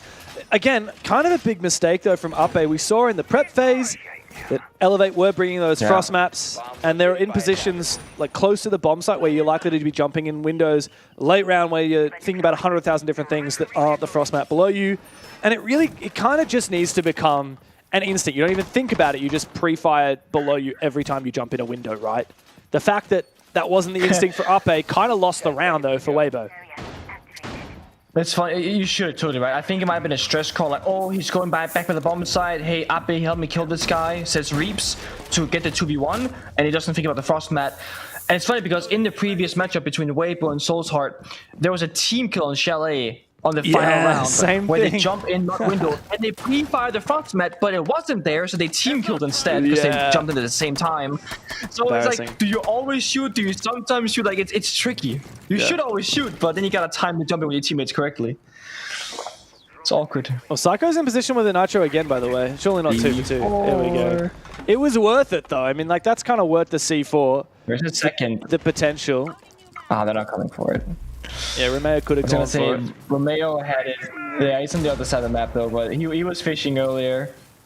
I think you just take the one and then you say not more. That's it. It's also a big investment by losing both of your C4s, trying to deny the exterior wall. It's like, it's important to deny it, sure, but they can still win even if they don't breach it. They just gotta take catwalk control from the door and the staircase instead, which is totally doable here. They have Glass, they have Blackbeard, they have Grim. Great operators here for Waybo. Oh, speaking of Nitro cells, there's a second one. Oh. Romeo's lands on Hoven. I don't know where that was. I believe he has breached the wall completely at least, but still a pretty devastating blow for Waybo. Meanwhile, the Glass of Turdster starts to make his way on forward. Got to worry about the Fenrir's Dreadmine, as eventually it will subside. He's got Blackbeard to support him as well. Now the Dreadmine activates. Oh, Waybo have made all right progress. So annoying. Oh my god, yeah, these Dreadmines are so bloody fickle. Oh, nice shot though from Turd. That's a good entry. That was without the smoke as well. He just raw dogged the angle against the entry. Where the hell is that? I mean, where is this? I think it's on the ceiling of the box on the inner area. If that makes any sense, that call out. Yeah, maybe gets shot or thrown up there from below, perhaps, from like because there's some holes in the floor. He's going to try and drone out the position of it. It's in the shelf. It's either or. Oh, there it is. So yeah. Oh, it's right there. I feel like you're going to have to go prone to find this. You might have to expose himself. Yeah. There you go. Eventually gets it. Still gets affected. 50 seconds. I'd say Waybo probably in the advantage here. Yeah, I would say so too. The only issue is there's no backup set of smokes, so no, Speakeasy. They're one and done. Oh, yeah, he also exposed himself. Wow, devastating trades back and forth. Waybo technically win it, but no one's in position to go and help out Ape. That said, Turdster, he's been a mean machine today. Top fragger in the game earlier against Soul's Heart, and has a big round here on the Glaz against Elevate. A good close there for Waybo. Just fragging it out. I really enjoy what Turd has been doing with the Glass this entire stage so far. It's kind of like, often we see Glass being an operator that you pick as a team and everyone has to play around with like 6 smoke grenades, you know, go by the main breach, brute force the bomb side. But Waybo and Turd, they're not afraid to just pick the Glass without any sort of backup. And it works so well because those 2 smoke grenades can get a ton of value. In that previous round, they get garage control, and you can swing the bomb set after or save a smoke for the execute, and it just works kind of like a one-off thing. And we don't see Elevate playing Warden all that often, and the mirror windows obviously can see through the smoke. So it's just one of those new pocket operators that not many teams are using, but Turd might start to popularize if he keeps being so successful with it. Because think about it, how many operators could just walk in the door with a very high chance of just winning that gunfight, besides having crazy aim? It's like Glass, maybe a Blackbeard because you get the intel. It's genius. Yeah, and back in the day, people used to really shy away from Glaz. You know, his gun wasn't great. You know, when you're not using him for an execute, why on earth would you ever play him? But we're in a DMR meta right now. You see that in so many operators are bringing DMRs over automatic rifles. For example, Reap's here. He's bringing the 417 DMR on Twitch instead of that F2, which the F2 is actually not the worst gun in the world. I've seen a few nerfs, but it's all right now. The 417, though, is just better. We're in the DMR meta. People are bringing it all the time. See people sometimes bringing DMR Buck. We see people bringing DMR on Sense. And the POW9 or whatever it's called is probably a pretty W gun. Yeah, Brava is a big one. People running the DMR on that instead of the Para 308. So suddenly, Glaz becomes a little bit more palatable. Plus, you've got the Bearing 9, which as a close-range gun, holy crap, that gun is good. Not to mention you've got the gadget and the smokes. So, you know, as once upon a time, Glaz was kind of useless when you didn't have smokes. He's not quite so useless without the smokes anymore. I will take this segment to say hashtag bring back Sledge SMG11, please. Oh, Speaking God. of the sniper and then Barry 9. Yeah, it's time, man. Come on. I miss that thing, Give dude. some love. It just felt so good. You can play L85 ACOG and take like long engagements and do verticality and then SMG11 through the floor on close engagements. Oh, it was beautiful. It was so good. Yeah. Also, Buck grenades return. Take them from Black. Take the nades from Blackbeard, slap them on Buck. We're so back. Yeah, I would love to see that. It's time. I think it might be. Well, Sledge has now become a 2-speed once again, thank goodness, after spending a little bit too long where no one wanted to play him. Speed is a funny thing. Technically, it's pretty strong to be at 1 speed when you're doing verticality because you can survive like C4s and impact grenades and pre-fires a lot easier. It just sucks being so damn slow and so loud. That's the other thing. Yeah. That's bit of a loud one there. Open up the rotate. Bailiff coming out. A push from... It hit him. Yeah. And it bounced away. He gets the perfect flank because of it. Oh, no, and he whiffs his shots. What? Unfortunate for Romeo. Gets absolutely 180 and bodied. It's now a flank opportunity from Iron as that plant's gone down. He gets the down, but not the kill. Wow, this is a very curious round. In a 5v5, Waybo forced the plant while Elevate go for some crazy flanks, none of which work. And it's flawless for Waybo. The story has seemingly flipped after Elevate looked in control at the start. They were absolutely vacant from the bomb site in that round. 3 out of 5 attacks so far for Waybo. 1 more round left in the half. It looks so good for Elevate. They had 2 people flanking. One got the face push. Learned that. Oh no. The flash grenade hitting the flanker, so it bounces like really far away. And then the second flashbang going out to like mask the sound. It looked like a perfect flank timing. Dies. Goyu flanking towards Stock as well. Perfect timing on Sledge. Dies. Plant goes down. Waybo, I mean, they had a good read there, understanding that, hey, the plant here should be absolutely free, and they were technically watching the flanks as well. Frostmat's coming out once more, be careful, Ape. Elevate, I feel like they're very happily surrendering a lot of map space on that basement bomb side, and Waybo are just playing really well into it. They're saying, okay, we'll do the vert, we'll do the execute, the 5v5, we'll take it. Elevate might need to fight back in the early stages of the round, try and get it to like a 5v4 or a 4v4, just to take some of those positions away from Waybo. Because when they get the full setup by the bomb site, they're looking really, really good. The round that we saw Elevate win convincingly was when Stemp got that 4K before Elevate even got close to executing onto the top floor.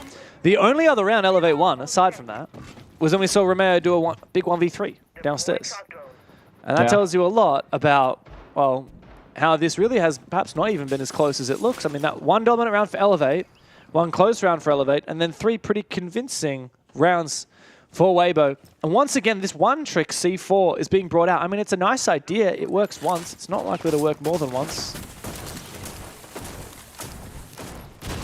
I have to agree with you. I mean, I spoke about depth early on, right? Elevate having only some strats, not all the strats.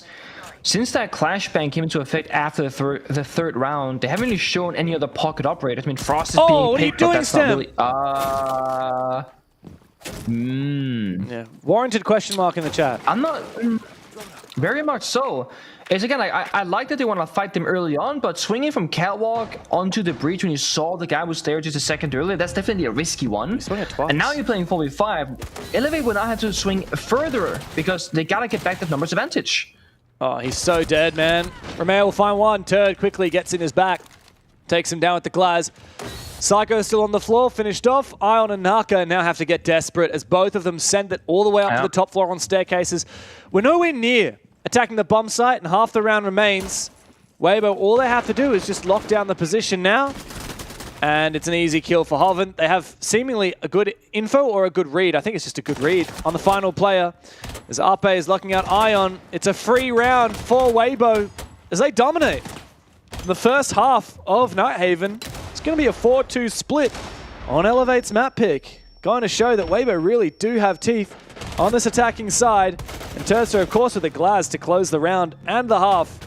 As we reset, Elevate need to look a lot better on their attacks. They might not have realized the mirror that was opened up. I saw it as well. He was just standing there looking through the mirror and got shot straight through it, probably thinking he was safe, but he wasn't. That was how the second person got injured early on by the server bomb site upstairs. I don't know about this from Elevate though. Right now I'm seeing like, where's the Warden? Where's the Valkyrie? Where is the, hey, we're trying to make Waybo struggle on the attacker rounds by making them work for it. Yes, they banned the hard-pitching operators to play in the mirror, but Waybo, besides the very first opening round, they haven't struggled opening up any of the reinforced walls whatsoever. When you saw Waybo earlier play Cafe against Soul's Heart, they were worried about the Valkyrie. They didn't want to play the IQ. They banned the castle. They don't want to deal with all that utility. It feels like Elevate are not bringing enough of those problematic operators that make Waybo have to pick specific counter picks. For example, Valkyrie IQ, right? You bring out the Warden. Now the Glass isn't that good any longer. Ying isn't that good anymore. Blitz isn't that good anymore. They're just playing good guns. And they're running around taking those gunfights, and Waybo are happily holding angles and just getting free picks. Yeah, it's a bit of a weird situation for Elevate there, especially because we were really hyping them up. I don't know what you were thinking, Nick. We were kind of all saying this amongst the talent. You know, after that last game, Waybo, Soul's Heart, we were kind of thinking, look, this game has been close, but whoever wins is going to get pretty much walloped by Elevate. After how Elevate looked in that upper bracket final, yes, it was a close 3-mapper between them and Waybo, but Elevate were decisively the winner of that. Like, yes, it was close on the scoreboard, but we really felt like Elevate were the more prepared and stronger looking team, especially in that fragging department. Waybo lacked confidence. Very much a different Waybo here on Nighthaven to what we saw earlier today and what we saw last week. Oh, wow. Very ambitious run out there from Hoven with the magazine, but it's a lot of damage done nonetheless. Also, the mind games, right? This is gonna stay with Elevate for the next couple of rounds. Alright, guys, they're spawn peeking. Watch the doors. Watch the windows. Watch the jump out. Ambitious spawn peek too. It buys time. That might be a little bit too far off the ground. Good patience there, not shooting your teammate of step. I'm curious if this works, because the bottom is set up... Yeah, I think they gotta touch the bottom, personally, but we'll see. Yeah. Yeah, it doesn't work. I think it's the bottom part that's a bit scuffed here, and that's not gonna solve the issue either. Because it's about getting rid of the anchors, right? The middle portion... That's my understanding of it, yeah. Yeah, the middle portion of the reinforcement at the top and the bottom, you can see it kind of comes in a bit... Yeah. Dude, this is going to be terrible. Oh, this is cooked! Bro! It's going to leave this awkward gap. I don't think it's going to leave a gap. Yeah, it's going to leave a gap. Oh my god! What are you doing? He's fixing it! No, that's not going to fix it! That doesn't fix the problem! That doesn't fix the bloody problem! Oh my god! Wait, I can see why they've banned Ace and Thermite, because Elevate look like absolute noobs with the Hibana. Don't say in the old chat. All right.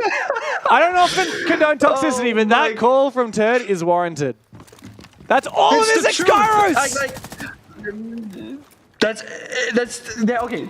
They have a can opener on Nake. Munchie could actually walk over and fix this and make it an entry path, but it's my time for plan B. Jump in the middle of Blackbeard, take catwalk control, and hope that your guns are better than your use of Kairos.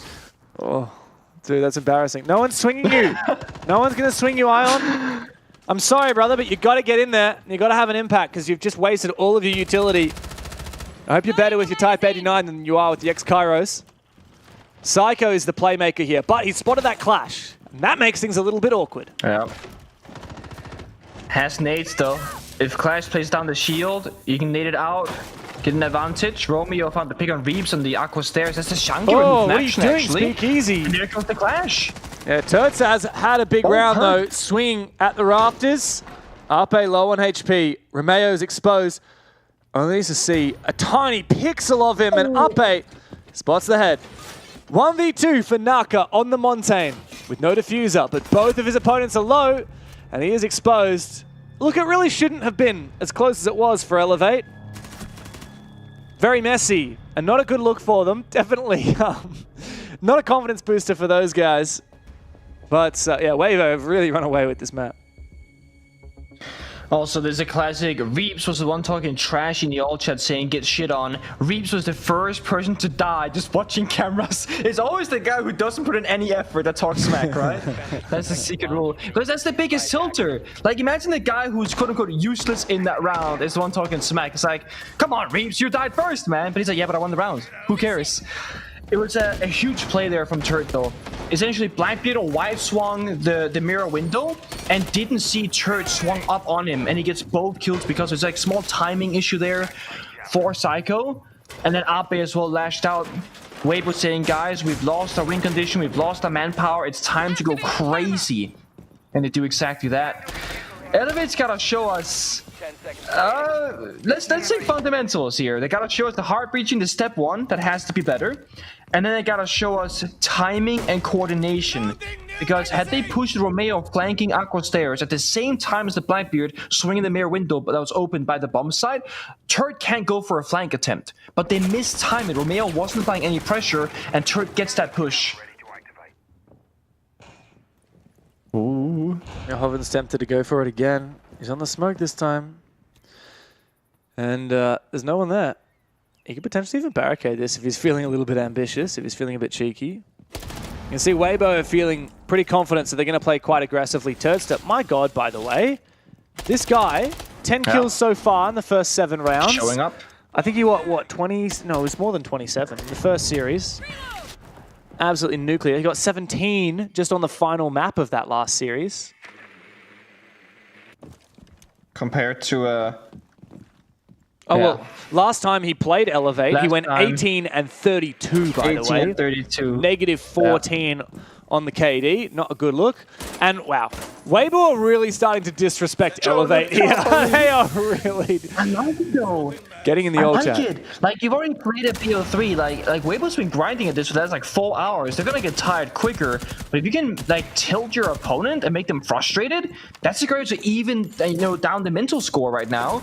And they're vibing. I mean, they're laughing about this. They're like, oh my god, Elevator is so bad, ha ha ha. And it helps you in a long best of 3, which will still be despite this 5-2 scoreline right now. And Elevator are struggling. They're barely in the building. They don't have a lot of heart destruction. Oh, it should be. They've only just now droned. They've missed the timing. He doesn't know. The iron walks in. No, it's a bit of a bait. Away. Yeah. Funny situation there. It seems like there's a bit of indecision. Oh no, is Stemp lagging out? I think Stemp's lagged out. All right, this might be a 5v3 here. Oh no. Oh. 3 of them just lagged out. Oh, then the same location. Yeah. Surprised they're still left here with 2 of them. Well. Bonk. Well, that round wasn't looking great for Elevate, but unfortunately 3 players disconnecting certainly isn't going to help you. Yeah, he absolutely flick-shotted him. Wow. He tossed the Toxic Babe, picked it up and one-pumped the guy. Well, it's a 6-2 lead here on Nighthaven for Waybo, and while that round was a little bit of a question mark with several players from Elevate lagging out, I'm not exactly sure where they're located. I believe they're all playing in the same team house. So if it was the power that went out, then it would be all 5 of them. They're in Indonesia, apparently. I'm not sure which part of Indonesia. Yes. Jakarta, apparently, have got the call. So in the country's capital. Yeah. Perhaps they're all... You're trolling, James. What? How am I trolling? You asked Psycho in the interview where they are located last week or the week before. Dude. You did. I'm like a goldfish. I remember like 3 seconds of history. That's it. Like, who are you again? I mean, I'll be honest. I remembered Indonesia, but not the city, so I have the same issue as well. Like, I don't remember. Come on, bro. It's Jakarta. You gotta know these things. Jakarta. I see. I don't know. Oh my god, I can't even. I give up. Whatever. Well, I'll guys, try we to call it wanted to geology. give you That's some not. replays. So, Pengy, do you want to analyze this one for us? No. So top X-Cairo hit the mark, bottom X-Cairo what was missed the the mark, plan? and then after What was the plan there with the 4 just in the middle, like literally the worst possible? What's the plan here? The 4 in the middle, I don't get. And then again here, in the instead middle! of fixing, there's only one X-Cairo that hit the wall. It doesn't. I don't know. I think it's one of those, like, you realize you messed up, so you try and fix it, but it just gets so much worse. All right. So what's the? Let's say you screwed up. You've done what he did the first step. You've done the 4 at the bottom, the 4 at the top, and it hasn't raided the wall soft. What's your next step? How do you salvage the round? Okay, there are 3 things you can do. The simplest one is you tell Monty, get your butt over here and use the last can opener on the left-hand side of the wall to make either a crouch or a vault hole in the building. That's going to be the simplest one. The second one is, instead of trying to do the middle, you will do the very bottom middle that he missed the first time and see if you can salvage the situation.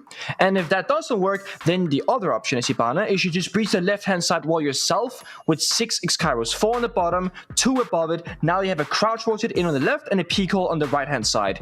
Now you have a working pathway. And if all else fails, just use up all your X-Kairos, achieving absolutely nothing, and then get called shit by Turdster in the old chat. It's 6-2 in favor of Waybo over Elevate on Elevate's map pick here in the grand final of Asia. We're going to be back in just a moment once we get all of these players back in the lobby, so stick around for the rest of this grand final.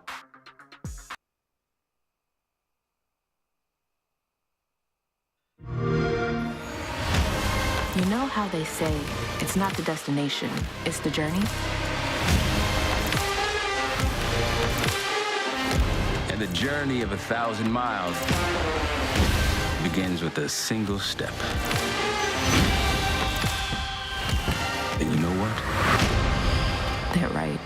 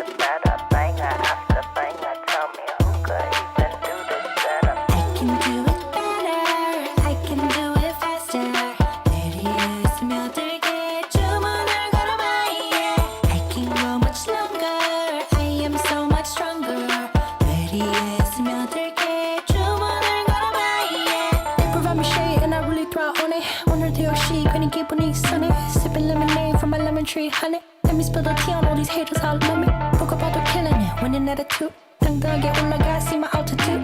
나랑 맞서 싸우면, baby, you would lose. If I wasn't me, I get it, I would hit me too. I can do it better, I can do it faster. 내리에 스며들게 주문을 걸어봐, yeah. I can go much longer, I am so much stronger. 내리에 스며들게 주문을 걸어봐, yeah. 자신과의 싸움에서 지면 야구르지. 매일매일 일어나서부터 보는 거지. Look in the mirror, say you're a winner. 주문을 걸어봐, yeah. In a bad mood, 바꿔버려 in a hurry. 꿀꿀한 기분 털어버려, I don't worry. Get through the weather, feeling get better. 주문을 걸어봐, yeah. I can do it better, I can do it faster. 내리에 스며들게 주문을 걸어봐, yeah. I can go much longer, I am so much stronger. 내리에 스며들게 주문을 걸어봐, yeah. Banger after banger, tell them Tina, me not do it better. Banger after banger, tell me who could even do that better. Banger after banger.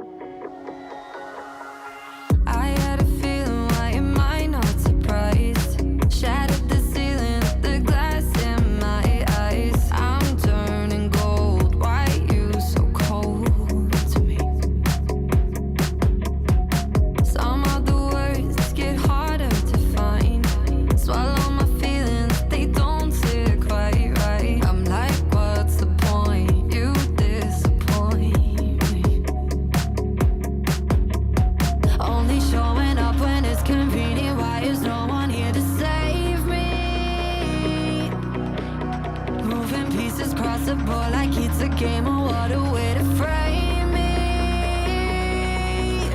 I know I shouldn't care, but I'm over being you. And maybe it's all in my head, 'cause it's time for something new. I'm not even famous, but all you blaming on some lame excuse. And maybe it's all in my head, 'cause it's time for something new. I needed new friends when you didn't show. Poured out my heart while you say home. And I tell you something, it broke my confidence. When these thoughts are toxic, it's darkness. Only showing up when it's convenient. Why is no one here to save me? Moving pieces cross the board like it's a game. Oh, what a way to frame me. I know I shouldn't care, but I'm over being you. And maybe it's all in my head, 'cause it's time for something new. I'm not even famous, but all you blaming on some lame excuse. And maybe it's all in my head, 'cause it's time for something.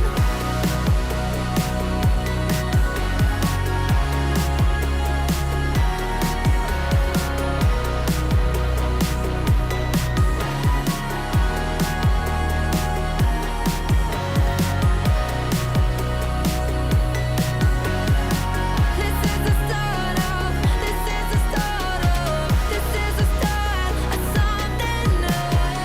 This is the start, this is the start, this is the start of something new.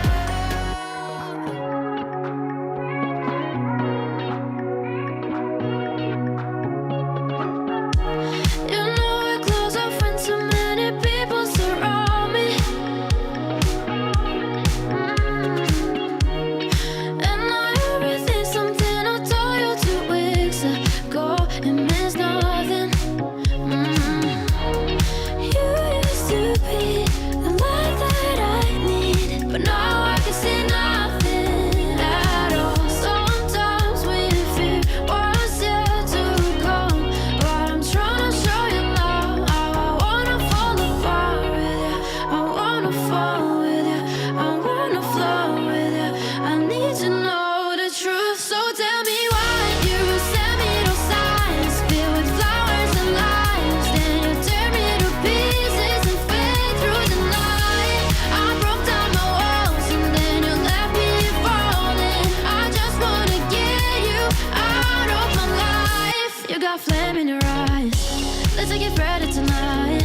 We don't have to get bitten, so don't hold me back. We don't have my side. Why can't you be the light that I need? Can't you see what you've done to me? I wanna fall with you. I wanna flow with you.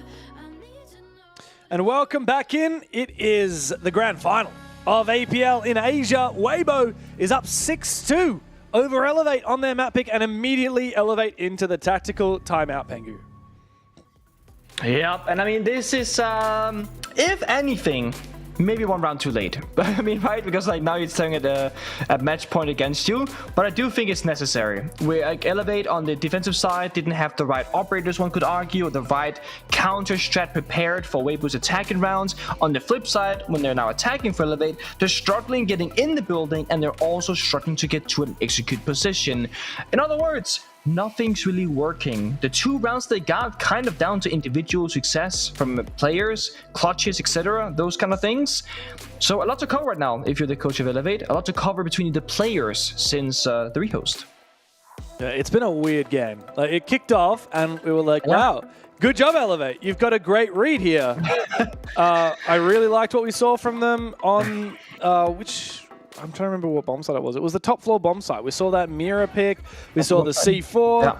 And then it just looked kind of pitiful, sadly. Like, I don't really want to throw it at them like that, but there's no 2 ways to say it. Elevate have completely fallen apart the last couple of rounds, and now we're looking at Waybo as the far superior team. It's a fun switch up because we have been saying how it doesn't really matter all that much who the lower bracket grand finalists will be, because Elevate will beat whoever it is. Doesn't matter if it's Soul's Heart or Waybo, because they have looked that much better. And that just has not been the story at all on Nighthaven Labs, which is, mind you, Elevate's map pick. So I'm sitting here going, have we just completely misread the situation on Elevate or Waybo? Or has this actually been a case of underestimating Soul's Heart and how good they have been this stage, actually being up at the same level as both of these two teams in the grand final? Yeah, very true. And Soul's Heart, you know, they had their chance to play Elevate and they beat them. Only in a BO1 though, not in a BO3. And we know how much it's a different story. Of course, Elevate, they got here in the grand final fair and square through that upper bracket by taking down Waybo.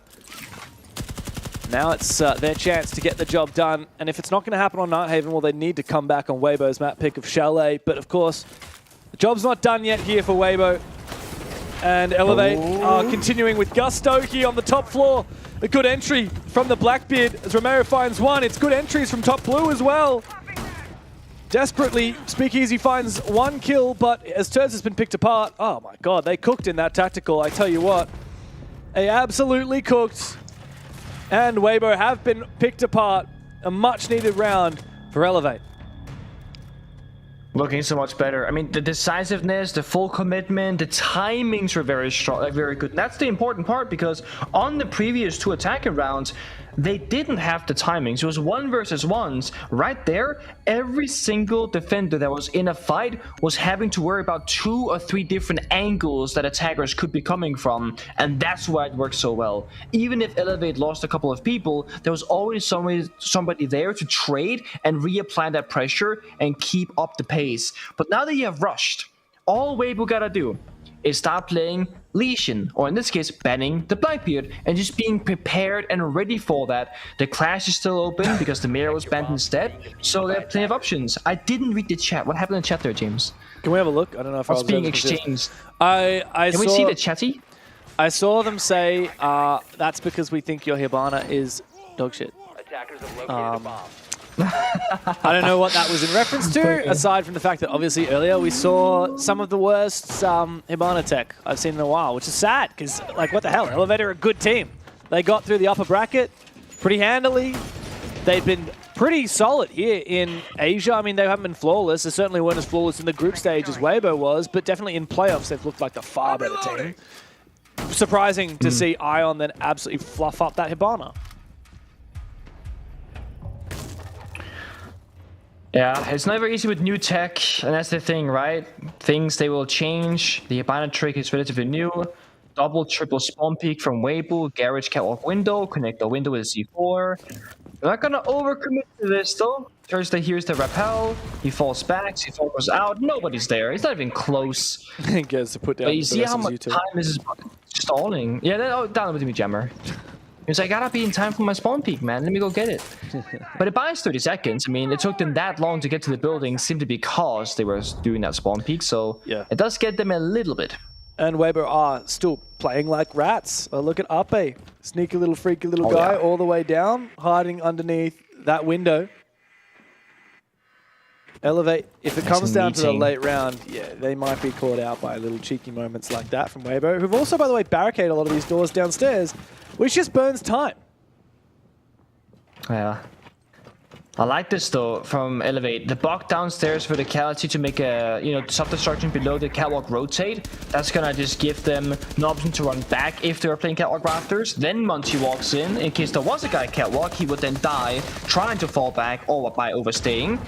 And because you have the block downstairs, you're limiting where Clash and Tashanka can play from. So this looks really good.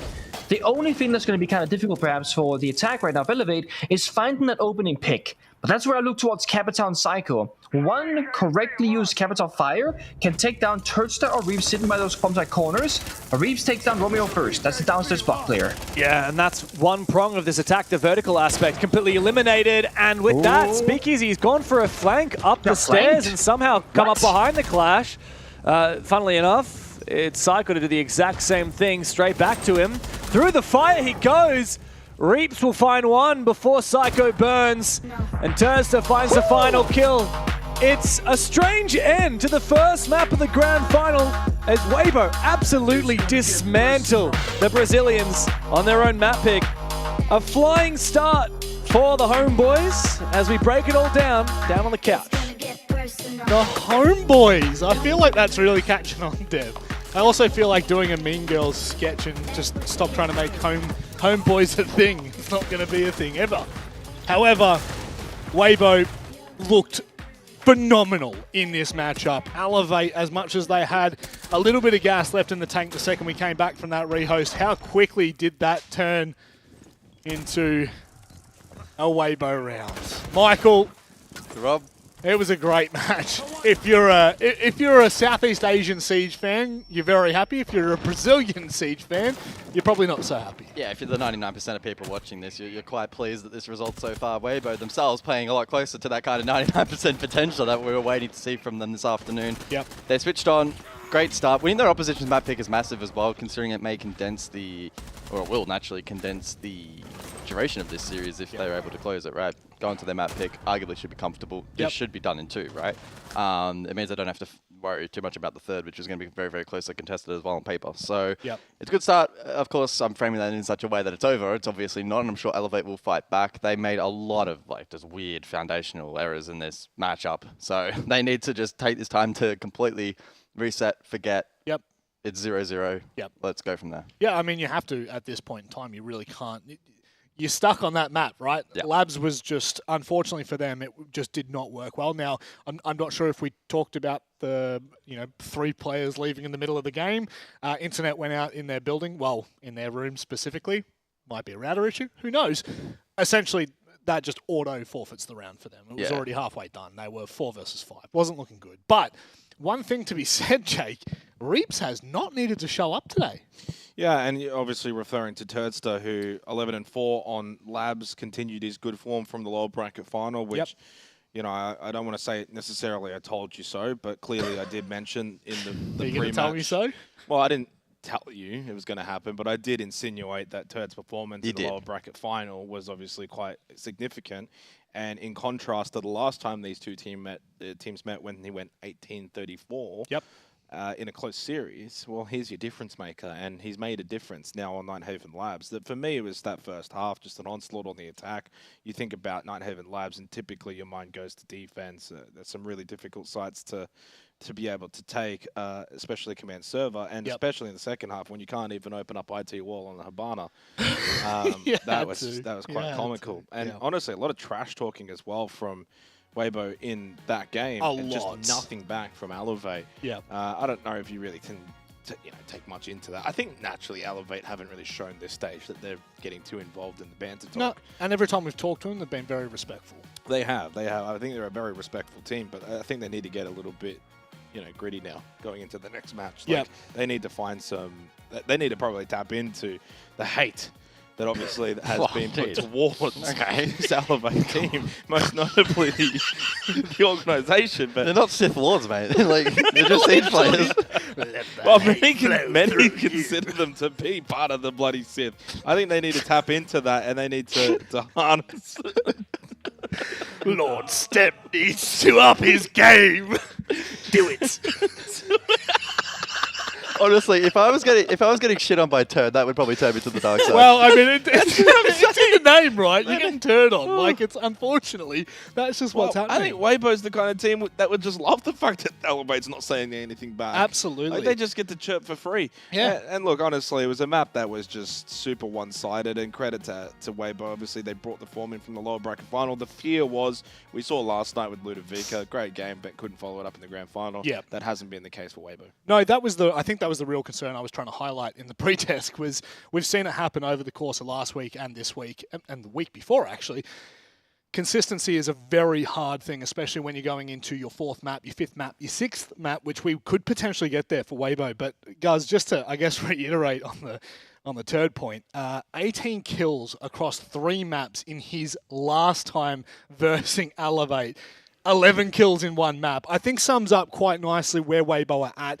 It seems like there's been a complete reset, and you were talking about Elevate needing to reset. We head to Chalet next. I mean, this matchup, this could just completely flip on its head. It's Waybo's map pick. Yeah, I guess there is the fortunate element for Elevate in the sense that they did just get to watch that complete VOD for them. A lot of rounds and a lot of different setups that they got to analyze and prepare for. It's going to then put into question the depth of Waybo. Are they going to employ very similar strategies, or do they have something else that they can throw into the mix? Yep. Elevate are the kind of team who, with the support staff and the kind of discipline that we continue to see from the Brazilian region specifically, should have their preparation completely down pat and be ready. It's going to probably more so come down to the execution itself. Now, that's where they ultimately actually fell short on labs. Execution-wise, consistently, they were just weirdly off today. Yeah. Now, you can have an off map. Nothing wrong with that in a best of 3. That's the beauty of the format, and they have an opportunity now to completely just show a different side of them in the second map. Now, Jake, we can actually take a little bit of time here. You know what? You don't have to take time. I just got told you don't have to worry about it because we're actually ready to go. Jeez, yeah, right. Yeah. Elevate won a speed run, the quickest grand final in Siege history. Right now, they are 1-0 down. The imports, well, they're going to have to export some quality in this one. There's no doubt about it. We head to potentially the final map in the Asia playoffs. Let's get underway with this. Let's boogie! Oh, a lot of hype in the studio, hey, Pengu. It's time to get into it. In there. Yeah, it's chilly, oh my days. but everyone's bringing the heat. And Elevate, my God, they have looked cold. They better warm up right now because Waybo are looking like they're coming for him. It's been a lower bracket run for this roster, and they're not looking to slow down. Chalet is where we go to, of course, after what was a pretty devastating map number 1 over on Nighthaven Labs. What do we expect here on Chalet? It's going to be chilly here as well. Elevate, are they going to come in cool, or are they looking a little bit hotter than map 1? Before we start with the second map, James, I'd like for you to tell the viewers at home what you just told me, in case they watch the ending of Nighthaven Labs. What happened in the final round? So, yeah, as soon as I walked out of the casting booth, one of our observers, Nuttery, came up to me and he said, dude, that clash that flanked the Monty last round, he actually ran outside of top aqua, top blue, and then jumped in the rafters window to go for that flank. I could not believe it. You thought he went downstairs. Yeah, so Reeps got a kill onto Romeo, who was blocked below. So I thought, Reeps killed the bot downstairs to the vert, and then Clash have walked down the aqua stairs and flanked through catwalk, because that made sense to me. But when you jump out, run out the building, jump in there to get a double kill, and no one realizes, that's ridiculous. Yeah. Absolutely chaos in the server. Shenanigans. My God. And Waybo, Shenanigans. They love that kind of energy. They were having a lot of fun in the old chat. Reeps was being a little bit toxic. And now he's on the glass with his teammates on Monty, Blitz, and Sens. That tells you enough about what we come to expect out of this map. They're also sneaking on through. Double shield set up here on the mezzanine. Yeah. Gonna fly in, piano windows, office door, and take control. Mind you, they banned the Twitch and Brava, so they've pretty much allowed Waybo to go even more aggressive by banning those passive operators. Here they go, smokes out and then push through. All right, in you go, Speakeasy. What do you got for us, Naka? He's running away on the Echo, and he's going to find the first one. The pistol comes through, though, for Speakeasy, so one shield is down, but the numbers have been retained here for Waybo.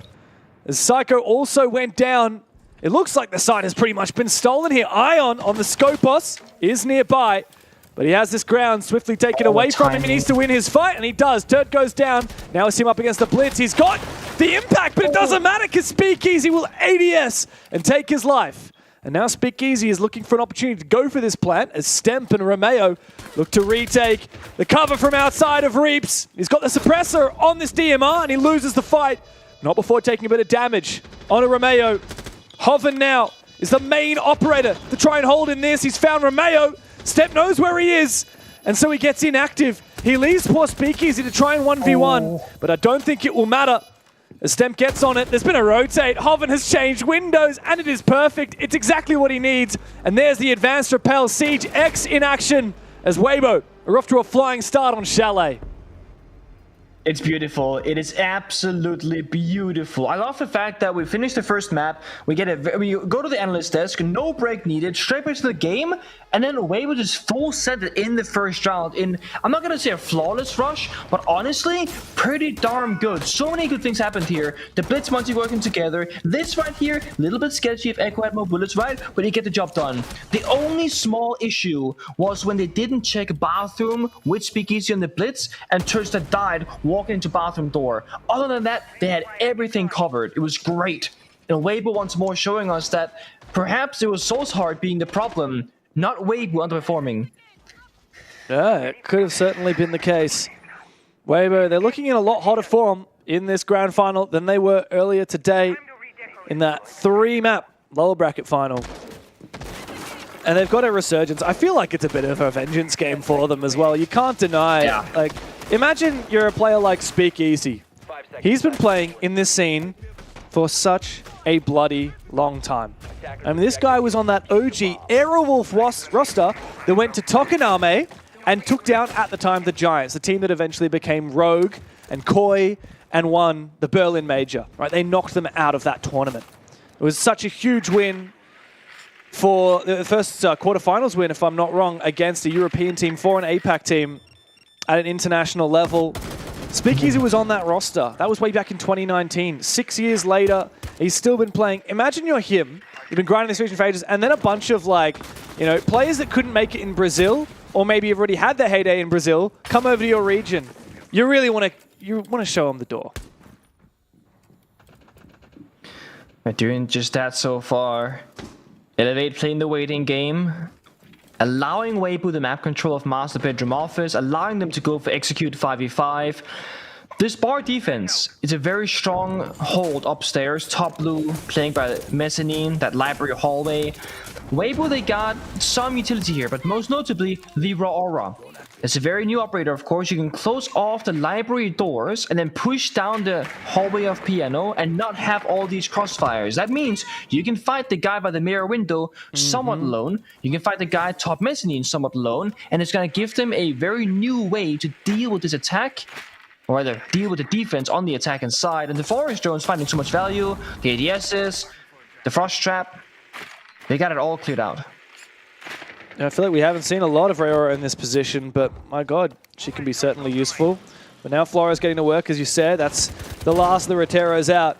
It's time for Rayora to come into action. There it comes. Isolating the players in library to focus up on the player at the top of the blue stairs. The impacts have come on through and taken out those Rayora gates. And Stemps also found a couple of frags from his position behind that mirror window, as it is closed once again, at least one of these doors. However, the second one eventually will be closed as well. How do they isolate this kill? It can take control of the blue stairs, but now it's a complete lockup. Oh, hello. A player hiding just prone next to that mirror window, opened up the gate, found a kill, or found a bit of damage at least, is traded by Speakeasy. They should know Psycho is here, and as he fell back because he got a kill early in the round. Good drone, gets shot now. They know somewhere, either library door or top fireplace, he will be. Close back the door. Oh, they're gonna go for flank instead. This is genius, unless he hears it. The timing not quite there. Psycho wins his double kill. And that's exactly what Elevate needed. He's been the hero for this round, him and Stemp together. As Speakeasy now in his 1v3, and there's nowhere for him to go except jump straight into a laser gate. I think he's just going to sit out the round and gift Elevate their first round. It feels like what feels like a very long time. Operators, you are out of time. I do think that defense of bar, when you just like bunker upstairs, will be the most difficult round for Waybo to problem solve, because there are so many moving parts. The flank is also open the entire time. So you gotta worry about the flank, worry about fireplace stairs, top mezzanine, top blue, library, and you're mostly playing from outside the building or in one very small place of like office piano room. So for Waybo's future, it's gonna get a little bit easier, a little bit more fast paced, I imagine. That is gonna be the round that's gonna suck the most. Also, kudos to Elevate. That was the exact kind of defensive rounds I kind of wanted to see on Nighthaven Labs, where you play utility, stuff like the Jaeger plus the Wamai, playing deployable shields, you know, starting to play some Morton maybe now and again. And that's what Elevate needs right now, to keep Waybo rotating them out those various operators, not having the freedom to always play the Glass or the Blitz or the Ying if they want to, for example, and kind of keep Waybo guessing, hey, what kind of defense will Elevate bring? They don't just have one tempo, fast, fast, fast. They've just shown us they also have slow. You need that depth, right? You need a variety, vary out your playstyle. Otherwise, people read you. I'm trying to remember, it was one of our games yesterday, wasn't it? We saw a team have one playstyle, and then within a couple of rounds it got red. And then it was completely flipped. I genuinely can't remember. We did see that. We've And I costed so can't much remember bloody much more than the fact that it happened. Yeah. Was it GG It's been, playing this aggressive and then they got red? Or was It the other actually way might around? have been GG. Yeah, it was the GG match at least. But which Yeah. way is a good question. Yeah. Well, Elevate have demonstrated they do have a little bit of variety, which is good. Now, Waybo, what are you going to cook with? You know, we've seen your Blitz Monty Glaz strats. Now this is a Monty Glaz, I don't know, and then a little bit of normal, more or less, operator strats. Oh, no, don't tell me No Turds hard breach does. though. He's playing Ace, my dude. Ace is a hard breacher, as I don't last know. I checked. Okay, I looked at the entire lineup 4 times, James, and I was like, how do they not have a heart breach? I'm like, am I seeing this right? Like, yeah, they don't What have a heart rank are breach. you They this do. season, mate? You're stuck in gold this Honestly, time. I've not hit champ yet. I'm stuck in diamond, man. The C word is gatekeeping me from playing the game. Oh, don't say that. Wow. I mean, how world champions fall? You can't get champion and Psycho's playing in the Asia League. Hey, if I had to take a guess, I don't think Psycho is champion either this season, buddy, okay? Oh, certainly not in Asia, man. I will check right now. I'll tell you what, the Southeast Asia servers are insane. Like, you'll just play against people that are like God's gift, and they cannot speak a word of English to you. Nice. Hold up. I'm cooking right now. Finding Psycho.elevate. Psycho's diamond, he's diamond 5. Yep. Diamond 5. Still hasn't hit champ. Nope. He's working for it though. Just like they gotta work for these rounds. I mean, it was good for a double kill. Oh, he's dead. If he's dead. Champion Psycho would have won that, I tell you what. You might have. With too many angles there for Waybo. Outside, inside, speakeasy, of course. Praise to him as a Monty. Moving Psycho in the wrong direction. Shoving him in towards the hammer. When it meets that anvil. That's how you get the kill. But that's going to cost you almost the entire round in terms of time. 50 seconds left. Got to sprint towards the bomb set now, make up for lost time. And you're up against, thankfully, no real plant deny. No Goyo, no smoke, no echo. But the flank is open. Double flank. For 2 players. It means the side is weak. Now they know. Upper goes down and Romeo got detected. This should be a kill on a Romeo. He's in a very exposed position. Never mind. What? He actually finds 2 No one more knows? before Hoven eventually shuts him down. 1v4 comes down to a 1v2 with 25 seconds. Hey, I tell you what, this is not impossible. However, that bulletproof camera is going to be very difficult to contend with. No nades to speak of. No more tracks. Ooh, gets spotted for a brief moment. Oh, he eventually will take down that BPC, but gets spotted by Naka on that eventual repeak. And Elevate fire up. 2 rounds in a row now as they start to pull together their team on Chalet.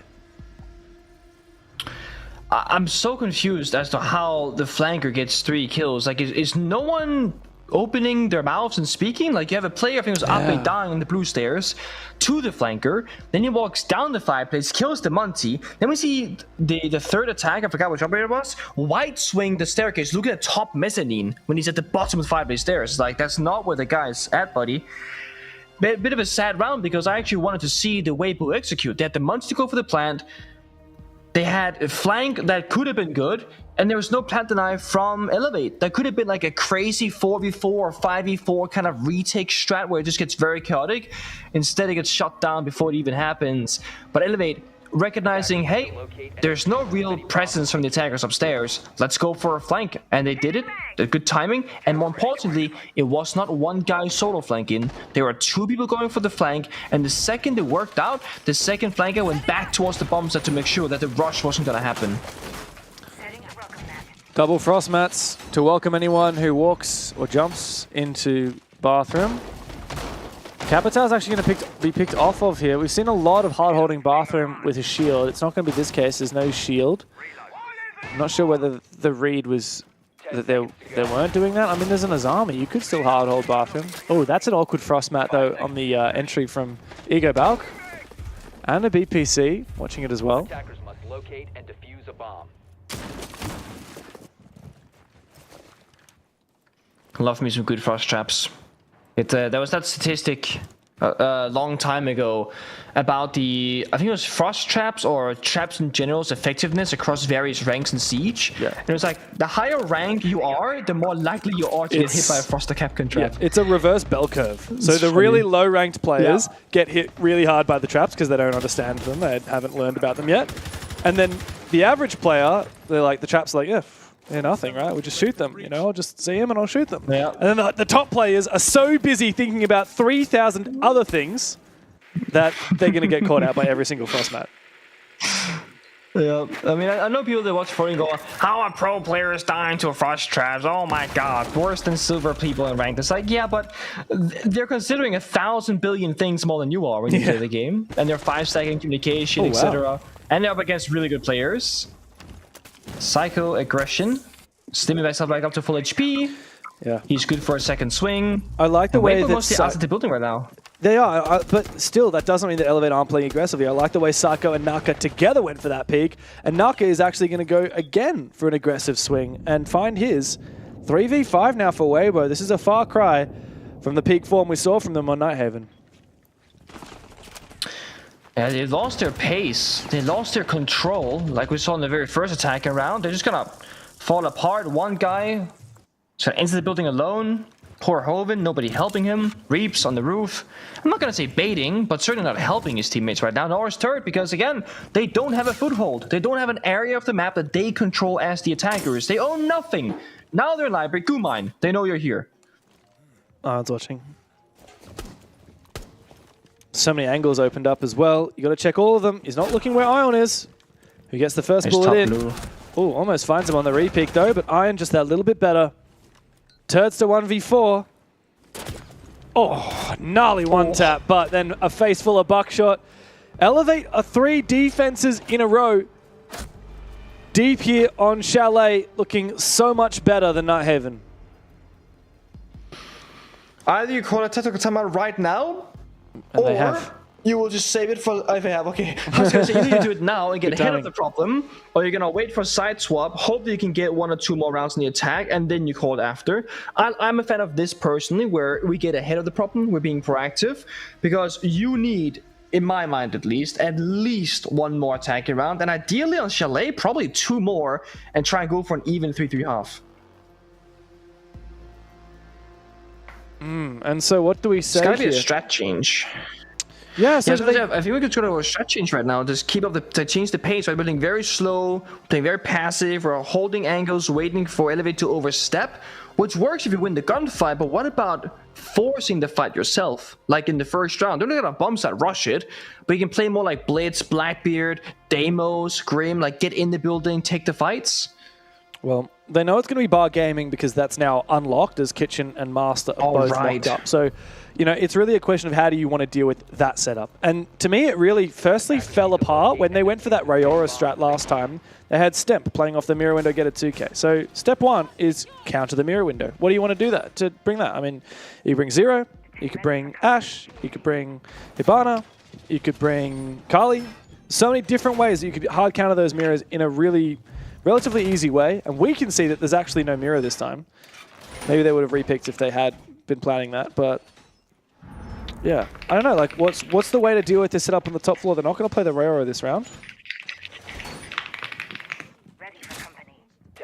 I'm not sure what needs to happen. So, okay, fun story, or fun fact rather. I think this is the hardest bomb site in the entire game to attack as an IGL myself. And that's not like it's the hardest for every single person, every single team, but when I personally have to call a strat like this in Pro League, I never figured out in my 5 years of playing how to attack bar and Chalet. I never figured it out, even today.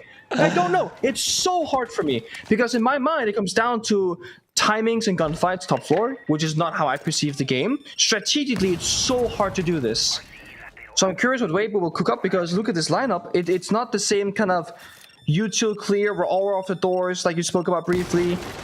Yes, they got util clear, but these forest drones are going in fireplace lobby for the Banshees of the Melusi. So I'm not sure what the approach will be. Seems like it's a much looser defense, though, from Elevate anyway. They're not playing that mirror, like I said. They're not playing someone hard on the stairs. They actually have no catch available. They're not bringing Jaeger or Wamai. So instead, they're playing this loose roam.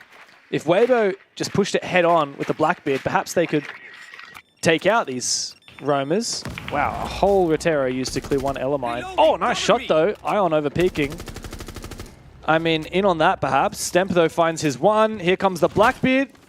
Tursa needs to come and support. He's just trying to buy time with good that nade. nade. He needs Turtster to get on that window. Turtster is busy watching the retreat, actually, from down below. He does find one. Stemp still gets out. Okay, so it seems like Waybo, they're going to play the aggression to control the pace. Elevate has actually matched him and extensively roaming around the map. The bomb side and the Roman library not mattering almost at all compared to previously. And it comes down to who comes out on top, who has more guns in the right positions. That was Waybo. Master Bedroom Repel, Trophy Window, Solar Repel all being pressured, and Blackbeard getting in, pushing those roamers again around the building, and his teammates getting the kills.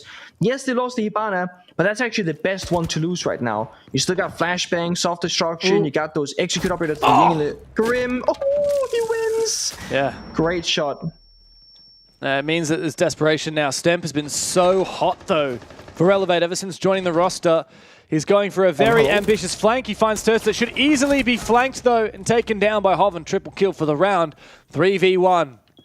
40 seconds. The only way Naka wins this is if he is an absolute hero and Waybo absolutely capitulate. He's a slow operator. They don't need to give him ones. He doesn't have a lot of info. Down goes a Candela. Oh, he's going to be so damn flash. Reaps will peek him with the pistol. The James Bond maneuver, and he finds that kill. And this spree that Elevate had started on defense finally comes to a close. Much better look when Waybo are playing together and actually getting inside the building. A little bit curious about the Monty ban coming out from Elevate, because the Monty has been, I would say, mostly ineffective in the rounds that he's been brought out. It's actually the rounds that they most have been winning, besides the very first bombs at Rush, of course, where Monty also died as the first operator, so again, ineffective. I'm more worried about the fast ones, like the Blackbeard, the Blitz. Speaky has been so good, so valuable, and leading from the front. This shot right here. Oh, Hoven's nasty, how you win man. that, I don't know.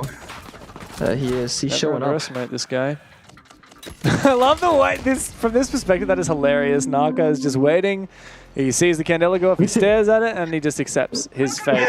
We're going to see the Ying pick straight away. Okay, we're done with this Ying. We're done with these Glaz plays from Turtster. We're done with these executes. Waybo, though, as we enter the final round of the half, it's their turn to step forward and take control of this map once again.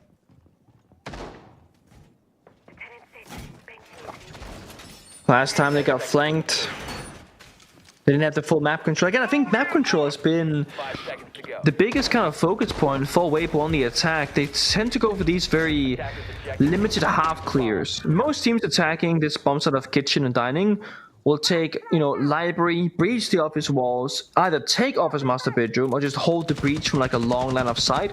Then they go downstairs. Waybo didn't breach the office walls, had a guy playing top blue stairs watching the flank, and then they just tried to hit the bomb site. And those are the rounds where they lose. When they take the building in control, when they push the entire map, that's when they're doing really well. So again, I love this. Deimos, Dokkaebi, Blackbeard, these are operators that want to get map space, want to challenge the roamers. Iron inside of bar, Romeo inside of office. Look for those people, try and get an early kill, and then work off the man advantage with that, with strong gadgets.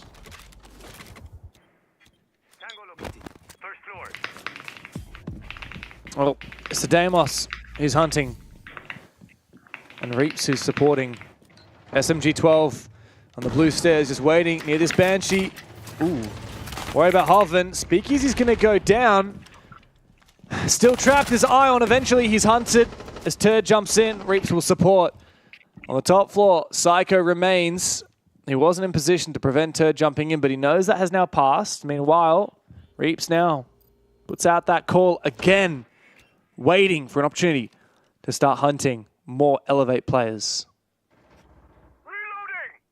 I like this though. I think Turd has a good idea. I mean, surely he hears him. He's has hunting an the wrong player. inkling, a tracker. Yeah, he's just seeing, his step is not there. Now that the timing on ADS is the second he gets swung. The Ape and Waybo again working together. I'm very sure they heard a player in library. He tracked the Lesion and he was like, okay, it's not the Lesion because he's somewhere else. It's gotta be some like Frost, for example. And then they're gonna go for the swing. Yeah, well played. You can use the audio and complement your utility. And as Dokkaebi had hacked the cameras, it's now forcing the defenders on site to shoot them, to get rid of their own bulletproof cameras. As Legion is once again targeted now by the Deimos. Stem needs to make a play. He needs to bait for Romeo, who's aggressive here on the Warden. C4 still in pocket. Worried about a potential flashbang or a smoke. He peeks on out. A C4, this is deadly. This is dangerous for him. Is exposed. He takes a little bit of damage on his retreat as well, as he has been droned out. He needs to keep on retreating or needs to take a fight. Doesn't have much choice. I like this angle. Here's the shot, and now they know they're gonna push on in. His teammate falls first. He's alone. Oh, two teams. Another great kill from Hoven. Naka on the site, exposed and hunted down. Speakeasy firing up. Waybo right back into it again. And the half is tied. 3 rounds apiece as Waybo get themselves back into the game. So much better. Like, look how much better Waybo they are when they're working with map control and they own whatever is behind them. They don't have to worry about a flank or a problem or a backstab. They just push, push, push, and they do it so well together. 3 people attacking Psycho inside library. 3 people attacking the Warden upstairs instead of office. And it's just clean. Siege, it's good.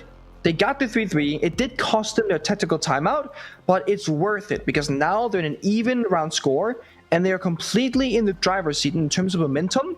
And we know Waybo when they play defense, they like to have their setups with some static elements like mirror windows or Valkyrie cameras that they can play around, but then still have a lot of dynamic play in the server. A deep roamer, a flanker, a backstabber, turret going crazy somewhere, going for a spawn peak. So Elevate, they have to problem solve now on 2 separate areas. Yes, they gotta take map control and they gotta problem solve what's in front of them, but they always have to be aware of what's beneath them like a C4 or behind them like a flanker. Because Waybo do play a lot more dynamically, I would say, than Elevate, so they might not be as used to this playstyle. It's still crazy to me to think of the Waybo and Elevate that we saw last week and how they ended up matching up in that upper bracket final. The Waybo that we saw earlier today and the Waybo that we're seeing now. I know they were so hyped at the end of this round. They're finally back in form because they've had some rough rounds, and yet this was clinical. Nice.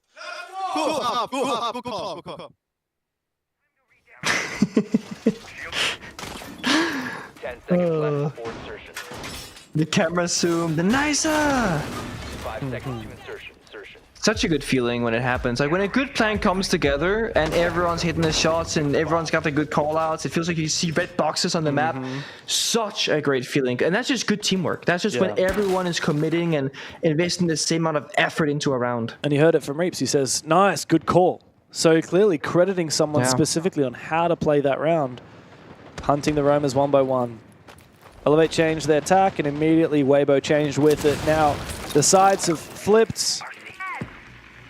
How are Elevate going to deal with these defenses from Waybo? It's bar games. You said it. It's very hard to attack this bomb site. Oh, look at that! Ape almost stuffs it up, but thankfully he does get the kill. And Stamp goes down, the Lion taken out. That's a set of nades gone as well.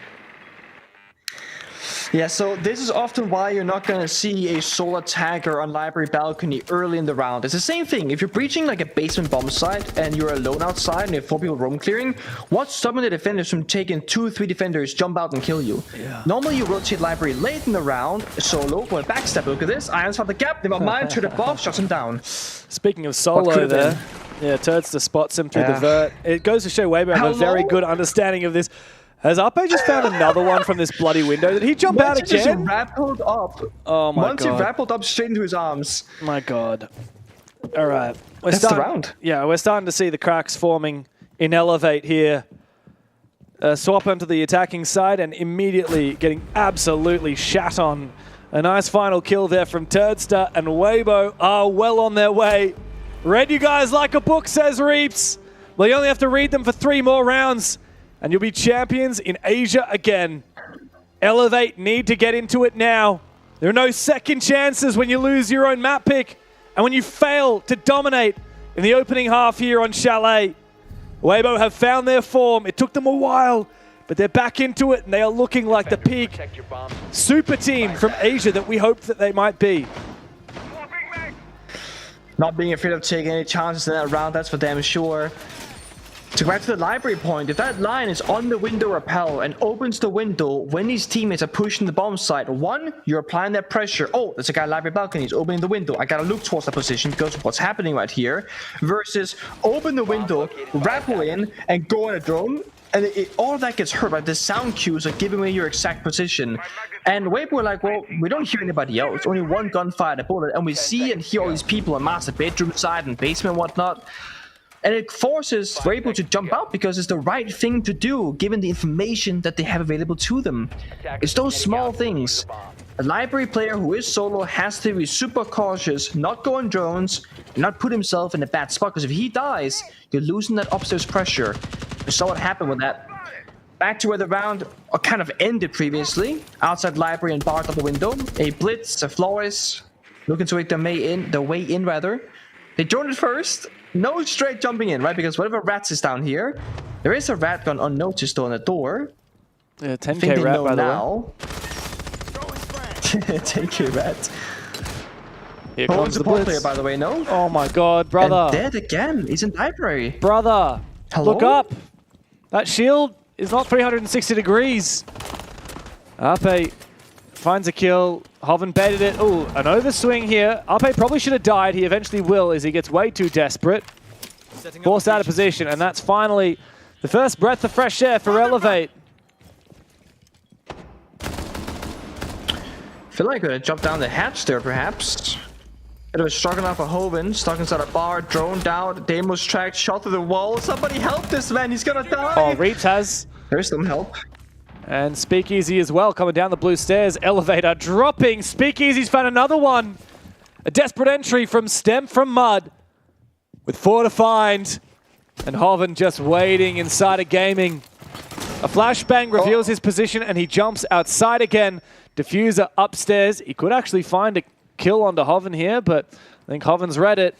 And still that diffuser is upstairs. Hoven's heard it. Speakeasy's come over to support. Everyone from Waybo. Tempting fate, getting aggressive on this last remaining Brazilian. It's going to be another round on the board for Waybo here. As soon as it switched onto their defensive side, they have run away with it. It's a second round of defense, the 4th in a row now for Waybo overall.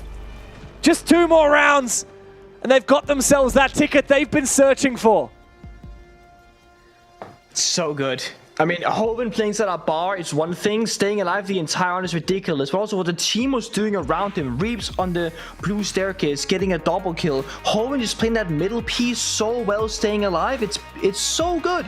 You can see Elevate. They're worried about above them, next to them, behind them.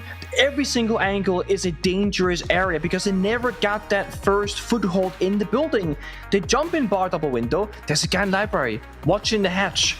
I guess they didn't join it. They forgot about it, or maybe missed timing. I'm not sure. But the second Blitz jumps in and dies like that, they don't have a second kind of player that can retake the position. They don't got the Munty. They don't got the Blackbeard follow up. They don't. So instead, Elevate, they have 2 options. Either they go all the way across the other side of the building and find a free way inside the building, or they just gotta try and brute force it. They tried brute forcing it, and it looked good for a second, and then it didn't. Waybo are good in their opening duels. They're good at shutting down Elevate so far. That's what's gotta change. Elevate, slow down the early step. The stage 1, get in the building, do the hard or soft destruction, whatever. Slow that down, make sure everyone survives. And then in the second step, which is like the proper roam clear, that mid-round when you're attacking like the areas around the bomb site, you can speed up there. Because there's no worse way to lose these kinds of rounds than being stuck outside the building. At least get inside safely but slowly, and then see what happens from there on out by speeding up. And for Elevate, they haven't even won a map in this best of 3 in the grand final. After the investment of this organization, who, by the way, has bounced around. They had a North American team in 2017. They had a Brazilian team for a short time. A team in OCE. A team in Asia. And an academy team in Brazil. Now a team playing in Asia, made up of Brazilian players. And my God, it would cost an arm and a leg to import the caliber of Psycho. And of course, fly all these players over from Brazil, house them in Indonesia for such a time. Turdster is ready to make that investment look like chump change compared to what he's going to walk away with for being a champion of Asia again. Imagine. There's no way. Oh, the turret might still survive this if he jumps the drone. Oh, he's gonna run away, play it safe. I like that. Get the drone for free, run away. Of course, turret high value operator Vigil. The longer you are line 4, the more annoying that gadget will become. Where's the Vigil? Where's the Vigil? Cycle the glass and Solarium Repel. Sees that it's actually pretty clear. There is a world where Elevate can just kind of work Solarium with the smoke grenades from the glass and try and get in the building. It's risky though. In the building is Stem, straight on inside on the back of those smokes and taking down one of those Banshees. It's an opening. The attack, taking down the clash and straight onto the site for Stemp. He's got a teammate ahead of him, but Romeo does fall as Waybo will recompose. Turdster a little bit lippy in the chat about Romeo's choice of lion skin. Meanwhile, Elevate just trying to focus up and make good on the ground. They have started with a kill with the lifeline, no less. It ends Speakeasy's life. And we are repositioned into a 3 versus 3 for Elevate, still on the verge of entering that bomb site. Mind you, Waybo have top floor control completely right now with only Cyclone and Big Window Repel. So Hoven, if you can just go through that closet, rotate. No impact in pocket with a shotgun he has. Could shut down a Planet Tim. The Waybo can sit tight. Demo's track. You'll see he's going to be downstairs. Oh, wallbang! It's going to be Excel and pre-fire. Not another! Hoven is farming Elevate right now! Naka against the world, against 3 players and Hoven. Oh, he's feeling good about this one. Out comes the shotgun. Naka will find one. Reaps the nail in the coffin. One more round for Waybo to raise the championship. Elevate are absolutely lost. What a glow up. What an absolute glow up from what happened just a few hours ago against Soul's Heart, struggling individually in the rounds, letting Soul's Heart clutch against them, throwing man advantages, to just building an early lead for Waybo, holding on, never throwing it, and they keep making the right decisions. Like, the way they're rotating around the building is so good. They recognize we have top floor control. What that means, the 2 defenders downstairs by the bomb site, they let go of the mouse and keyboard. They're just waiting for Hoven to make the play or to get cleared first. Because if Deimos is running upstairs and Cycles and Big Window Repel, that means there's only 1 guy downstairs. They just played perfectly.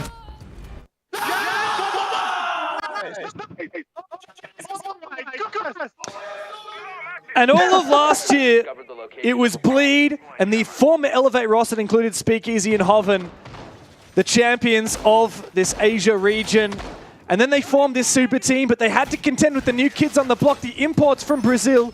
Now they're on the verge of sending them home. And Reeps has already said in the all chat, enjoy your 30-hour flight home back to Brazil. Waybo are riding a high right now. And all they need is 1 more round. And what are the stakes of it? Yeah, a championship. Yeah, doubling your prize money. 15,000 euros on the line. 300 SI points, doubling your chances of making it to the World Championship in Paris next year. And of course, an invite to the EWC coming up next month. Everything on the line for Waybo right now. And 1 round and 5 Brazilians standing before them. Okay, Elevate step up to the challenge here.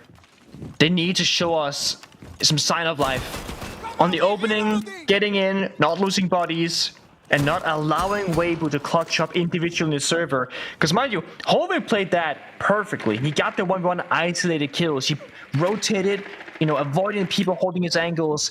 But what about Elevate pushing 2v1 and getting the better timing? That's what I'm missing right now. It's 1v1, v1, v1 against better players from Waybo. Demo Striker going out onto Reaps. It's gotten cancelled. He was too far away. It didn't matter any longer. But look at Hoven, this flow state. Proning and Fireblades, holding angles. When you're going 13-4 right now, you're going to have no care and no fear whatsoever. You're just going to keep just applying this pressure and being so annoying to deal with for Elevate. 161 EPS for Hoven right now. 3 rounds in a row. Waybo found the opening pick. They can just wait. They can be aggressive if they want. They can be patient if it feels right. The onus is on Elevate to get their boots in the building, and so they have. Romeo and Stemp taking control of the master side of the map, looking to put their pressure over towards Library, but it's not easy to clear out these key positions when you're on a bar attack. There's mirror windows, there's My Magnus, there's a Doc with the MP5. A Psycho wants to sneak on inside, but guess who's waiting for him? 14 kills for Hoven, and hungry for more. Reaps and Hoven team up together. Turn with the early GG called. Naka and Romeo, the only ones left standing for the Brazilian roster. The imports, as they find their first kill of the round, with 4 more still begging. Troll territory could be upon us here, Waybo. They gotta reset now, hold their angles again, let Elevate problem solvers. They have no smokes, they have no grenades on the demos, but they have 2 demo strikers. Blitz flashbang close quarters also lethal. Oh, they're together inside of stock, 2 people. He needs this. He doesn't land the first headshot. He needs to walk into the crossfire. The flash comes out. The mirror to come support. Hoven from behind. It's a long flight back to Brazil, but a short trip here. Back to the top for Waybo. They are once again champions in Asia. There are questions, there are moments of doubt, and honestly, when I woke up this morning, I didn't know if Waybo had what it took to go all the way to the grand finals, let alone win it. Well, they have proven today, in their first series, there are cracks in the surface, sure, but they fixed it for the second, for the grand final. The match that mattered the most is when they showed up their hardest. Absolutely flawless, undefeated in the round robin, but sent to the lower bracket by the Brazilians here in the playoffs. And then Waybo, they get their just rewards, they find their revenge, and they are champions here in Asia. I mean, that revenge would be sweeter than any nectar on God's green earth. I'll tell you that much right now. Waybo, 7-3, 7-3 when it matters the most. Individuals stepping up across the board. Before we even get underway, I've got to commend Turd. From the last series into this series, he has been phenomenal in this matchup when he probably had the most questions asked about him, period, in the entire APL. He stood up, and Waybo have now found themselves an EWC ticket of all things, but more importantly, as Dev said, the revenge. It's just beautiful. Well, I think Turd got pipped at the end, though, for the MVP. We were sitting here he did get pipped on the final round, and we were sort of saying, oh, well, who gets the MVP? And it was Turd, and then Hoving put on a bit of a masterclass himself, especially on the map of Chalet. Hoven went absolutely nuts. 16-4. Yeah, nuts. That is a ridiculous number over the course of the series. 22-10. Turd 19-10. And as we know as well in the previous series, Turd was the MVP of that one. So, and that was really the difference today, is that it wasn't Speakeasy and Reaps having to carry the load, having to do it all, get the frags, get the entries, get control, end of rounds, etc. And the fact that they had a large step up from Hoven and a massive step up from Turd was the difference maker. And on the flip side for Elevate, they just did not show up today. No. They absolutely got trounced in this grand final. Look at the numbers over the course of both maps. 8-16 for Naka, 8-14 for Ion, 9-15 for Psycho, 12-17 for Stemp. Romeo, who was the best performing, still 16-18. Like, there was no contest. This was as dominant 7-3, 7-3, which we didn't really see coming, because when we were doing the lower bracket final, that first map, you're like, damn, these teams are not on right now. Nope. But it was, I think, Reaps who said it all the way back on map 1. We're just warming up. You guys are our warm-up. He and did in the end, that was the case. But I'm going to be honest, whoever won that lower bracket final was winning today based on Elevate's form. Yeah, Elevate. Crazy Soul's Heart will be guys. thinking they could have won this. Well, I think they could have. Granted, from what we've just seen, we have been talking about Elevate the entire playoff series. We've been commending them on the fact that they've gone kind of from strength to strength. Getting better and better. Each step that they've had has been a stride forward, guys. But this was just a complete 180. Yeah, I mean, when you look at the numbers for this game, there's pretty much zero metrics that are pointing towards any kind of positivity for Elevate in this matchup. We were championing them on the desk for their run through the bracket so far, and I think we can stand by that. Yeah. And I also stand by our assessment of Waybo earlier today. That I'm sure they'll probably maybe even say in the interview themselves they played a lot better in this second series. Yeah. I don't know how much of that comes down to the matchup, how much of that is down to Elevate's just on the day performance, right? Obviously, they had a bit of a slow start in some of these particular maps, but yeah, they really turned it up, and Elevate just couldn't match the heat. No, they certainly couldn't. Speaking of heat, we usually get one player from a team. Oh, we got all of them. How about we just welcome in the entire Waybo roster? Boys. Wow, my goodness, look at you all. You're out there. Here. Oh my god. Yo, what's up? Yeah, mentalist. Look, I've got to. You know what? I'm going to let Guz, you go first. I have the honours for the biggest question we all want the answer to. How the fuck does it feel to knock Brazil back home?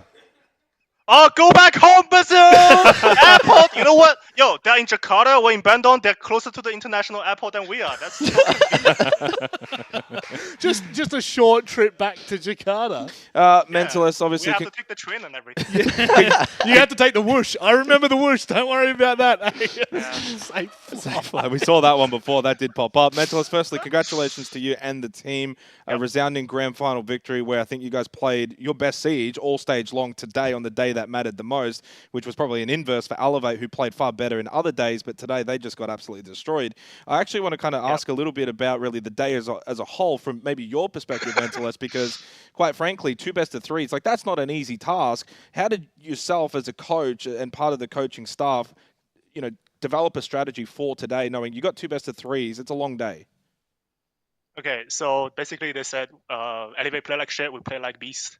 And how do we handle 2 BO3 back-to-backs? To answer that question, I think the whole team did a lot of work after last week's loss to be able to perform today. We figured out how we want to play. We figured out like what's the most actionable thing we could do in the short amount of time.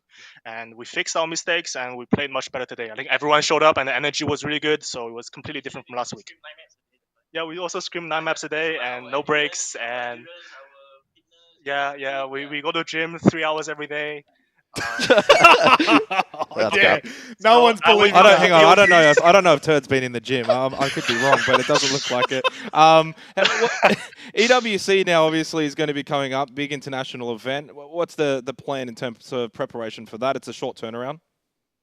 Right. We had the luxury of having Soul's Heart and Elevate, to be honest, playing quite similarly this week. So we had a lot of focus going into it. We know what to change or whatever. But against better opponents internationally, there's a lot of more fundamental things. I believe we need to catch up and day by day like improve. So that's what we're going to be focusing on.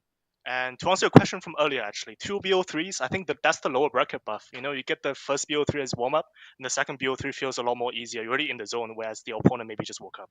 It didn't work for Gaming Gladiators yesterday. No, they it did lost not their work. first one. Yeah, that's because... No! That's Because what? That's because what, Mentalist? You'll have to find out on the next episode of the APL. We'll wait to see They've been cut off by the imports. They cut the feed. The whole of Bandung's internet just went down and we can't figure out why. Look, we will go back to them, obviously. Hopefully, we'll go back and talk to them a little bit more because I'd like to hear from Reeps and Hoven. I know Reeps doesn't speak the best of English, but I want to hear... He did in all chat. He was fine in all chat. That's what I'm saying. I want to hear his perspective on this game because I've seen a lot of people talk shit in the past. We're from OS, right? Jay Kenner, Cairo, Oda, Wettable, Logic. Karma's... Oh, talk about Karma's Chef eyes. Jeff. Chef Jeff. We have Digital. some of the most... Throwback. We have some of the most, I guess, prolific shit talkers in the region. But today, they were all topped by absolutely. 2 people in the server there. And they backed it up. That's what's terrifying. We do have them back on the line, thank God. Which one of you pressed the... Mentalist, who pressed the button? Who got out of it? I don't know. I think it was the internet, you know, the Indonesia internet. Yeah. Well, you benefited us the first match. Thankfully, you only went out right now. Shout out that Jakarta internet. Mentalist, I wanted to hear your perspective on this one because we've known you for a very long time and we've seen you on many different rosters and you've obviously led a number of rosters. This roster by far talks the most amount of smack in the chat. Yep. That's definitely by design. Like I think talking smack in chat like helps us with our energy and like our mood because that's just how we work. You know, the more smack we talk, the better we play, and it damages the mental of the opponent. So it's like win-win. Why not? At most we get warned, we get fined, whatever, bro. Like at the end of the day, winning is what matters. Mentalist, I just wanted to quickly ask about Turd because obviously he had an incredible day today across the first series and then also the second series. In terms of a specific thing that I've kind of caught an eye on is actually just the amount of operators that he actually played today, and especially in the last map alone, he only doubled up on one operator once, which was the Grim. Every round was a completely different operator. Is that by design? Is that a choice? Like what? Tell us a little bit about that. I think that's something that he worked on himself. Like before, we would make fun of him. We say like, "Oh, you can only play one operator or whatever, like Ash main, Deimos main, or whatever." But I think like it's not something that we specifically pushed to do. It's just that he has decided to work on his operator pool, and then now that in a new team environment, he has allowed himself to like go get on these operators and do things differently from before. Now, probably a final question here, unless one of you boys have a question after this. I'm sure Guz will have plenty. Mentalist, this is, you're technically half retired now. You got 1 foot out of the scene. You're sitting back enjoying life in the coach's seat. How does it feel for you to, I guess, move into a coaching role and still see so much success? Well, thankfully, right now, I'm not really missing playing yet. Yeah, that might change in the future. But thankfully, I have an incredible team and Mipi as well. Incredibly easy and like really good to work with. Yeah, and I think we have done a lot of work in the past season to be able to like bring us up to where we are right now. I did have one last question, which is more so pertaining to APL. Of course, Stage 1 Mentalist, we don't get to see the regions, actually versus each other, at least on the officials. But as you know, Enterprise, of course, won Oceania. FearX probably the favorites tomorrow. How do you view the entire APAC ecosystem right now in terms of the top teams? I think it has been, the APAC ecosystem has, right now is the most like competitive has it ever been. Like Australia, like there's like 4 teams that can win the playoffs. It's crazy. And Japan, Korea, after the merge, I feel like the top 5 teams can all have a good shot. So yeah, it's really good for the region. The scrim quality hasn't went up, but the official game like quality has definitely gone up. So yeah, I think it's really good for the region in the long run. Yeah. And speaking of Enterprise, I want to shout them out. Like they played incredible Siege yesterday. It was really good to watch. And if every single APAC team can play like that and like scream like that, bro, we might be the next Brazil. Like, yes. Well, I don't know because Brazil's going home, aren't they? I think they are. Well, I mean, these guys are retirees. They are not the prime people. Discount Brazil. Discount Brazil. Really. Brazil from Timo. Yeah, literally. Look, we'll leave it there. As per usual, always give you the floor. I think you'd have a lot that you could say, but what would you like to say to cap off this stage as you prepare for EWC, mate? Just trust the process. I think a lot of people discounted the team, especially after the unfortunate SI earlier this year. But we've shown that the core of this team is still very, very capable, and that it did. So yeah, we're here to slay.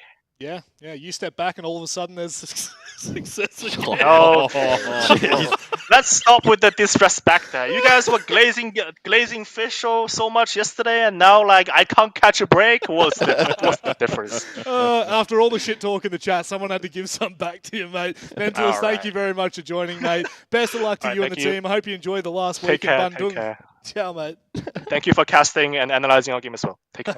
I wouldn't call it analyzing. I would not call this analyzing. We look at data and just say, yes, they did well. Yes, kills. Look, obviously, Mentalist is let's sidebar just for a second here and just talk about Mentalist. He has been a phenomenal leader in this entire region. Like for as long as I've been a part of it, 6-7 years now, this guy's been at the top of the game. He's now stepping back into a coaching role, and you can see the impact he's got on the team. He's still having that impact day to day, week to week, guys. And I think that he is right. I wrote off Waybo. I think after their loss against Elevate, I wrote them off. I think after their performance earlier today, I all but wrote them off, I think. But like they said, they had built that resilience with their kind of, their scrim schedule and just their dedication to the game and their ability to actually treat it like a genuine warm-up. And they came into that Elevate with shell-shocked, and they just were able to carry that momentum forward. And having Mentalist in the wings, I think, is still absolutely critical to this roster. I was still skeptical that him not being inside the physical server might be a problem. Yep. And perhaps at times it can be. But the team today showed some really good resilience. And I think that that's a storyline carrying forward to the rest of the year, is that for me was a big question mark hanging over this particular roster, and that has pretty much been put completely to the side after this bracket run. Yeah, especially after a 7-3 against and don't the forget, best team. On the second map of the low bracket final was 6-5. Yeah. And Soul's Heart were 1 round away from forcing OT and almost taking that. Yep. So crazy. It's crazy how so much can actually change. And for me, that was the circuit breaker. Once Waybo closed it out 7-5, that to me was just like, that is really big for their mental, because Soul's Heart were coming. They won 3 straight on the attack of Cafe. Yep. Forced out, tactical timeout, then still won it anyway. They were doing really well on the entries, and as we're obviously kind of closing up shop now, for Soul's Heart to finish 3rd, and putting on the better of the two finals today, and they'll be kind of looking at that and think, geez, we don't get much from this. At least Elevate walk away with 150 SI points, still a decent amount of cash. Yep. And for Elevate, as much as today was awful, laid an egg, they were improving, and it's sometimes you don't want to jump at shadows a little bit and go all doom and gloom just off one performance. It's a big performance because it's a grand final, but you were showing a lot of improvement, and I think that they've got to just now move their mindset to stage 2. There's very much a path forward for them to move. Exactly. Do not get it twisted. Exactly. This was just, I think, a one-off day. Yeah, I think when you look at their performance as well, we unfortunately didn't get to highlight it on the desk. Their attacking percentage is awful, and they won one attacking round out of the 2 maps that they played today. So there is so much room for that team to improve and continue to, I guess, adapt. But Guz, I won't ask you for the final thoughts. Instead, I'll ask you for the final action. Would you please do me the favor of picking up that Elevate, whatever you want to call it, piece, and can you just yeet it at production for me? Would That's that about be how far Brazil would be from the table. Yep. I think that might have hit someone. Yeah. Can you grab the No, James has already done dealt with that one. No, the winners to the front row. Oh, Going against us. yes. Oh, very true. Yeah. Lock them in place. And on that note, how about we close up shop? I do actually have a final thought. Oh, for the first time in Rainbow Six Siege history. 2 import teams down. 1 to go. 1 to go, baby. 1 to go tomorrow. Don't miss it. 1 to go. FearX could potentially take it all. APAC is reigning supreme in APAC. Wow, what a shock. Who would have thought? Gents, thank you very much for joining me on the desk. It is time for us to wrap up the show here for the Asia League. Of course, Waybo, they've locked themselves into that final spot for EWC, and it is time for us to go to sleep because tomorrow we are back with APAC North, and there is one import team that remains between us and APAC supremacy. We'll be back tomorrow. Same place, same time. Take care.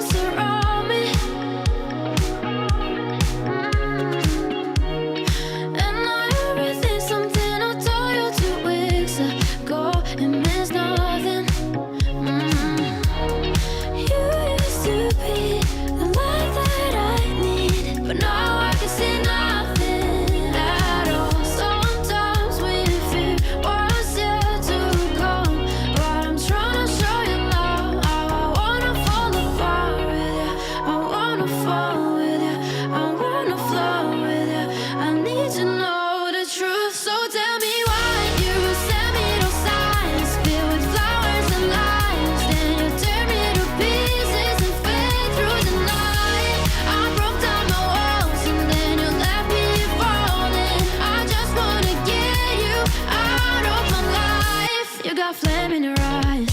Let's take it further tonight. We don't have to keep it in, so don't hold me back. We don't have my side. Why can't you be the light that I need? Can't you see what you've done to me? I'm falling apart with you. I wanna fall with you. I wanna flow with you.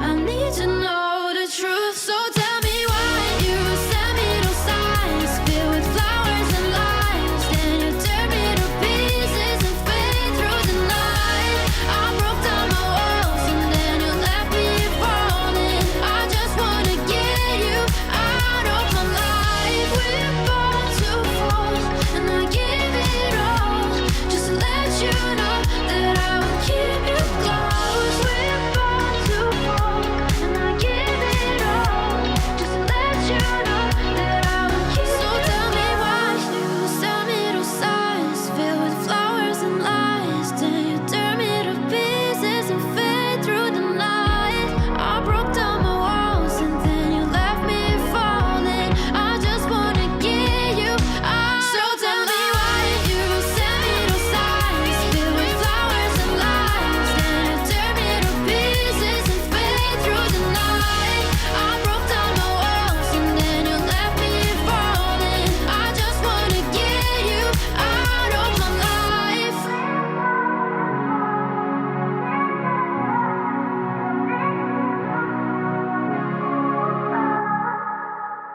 When I hear it coming up like that, I just know that things are gonna end bad. When my body only moves for the beat, you've been waiting for me.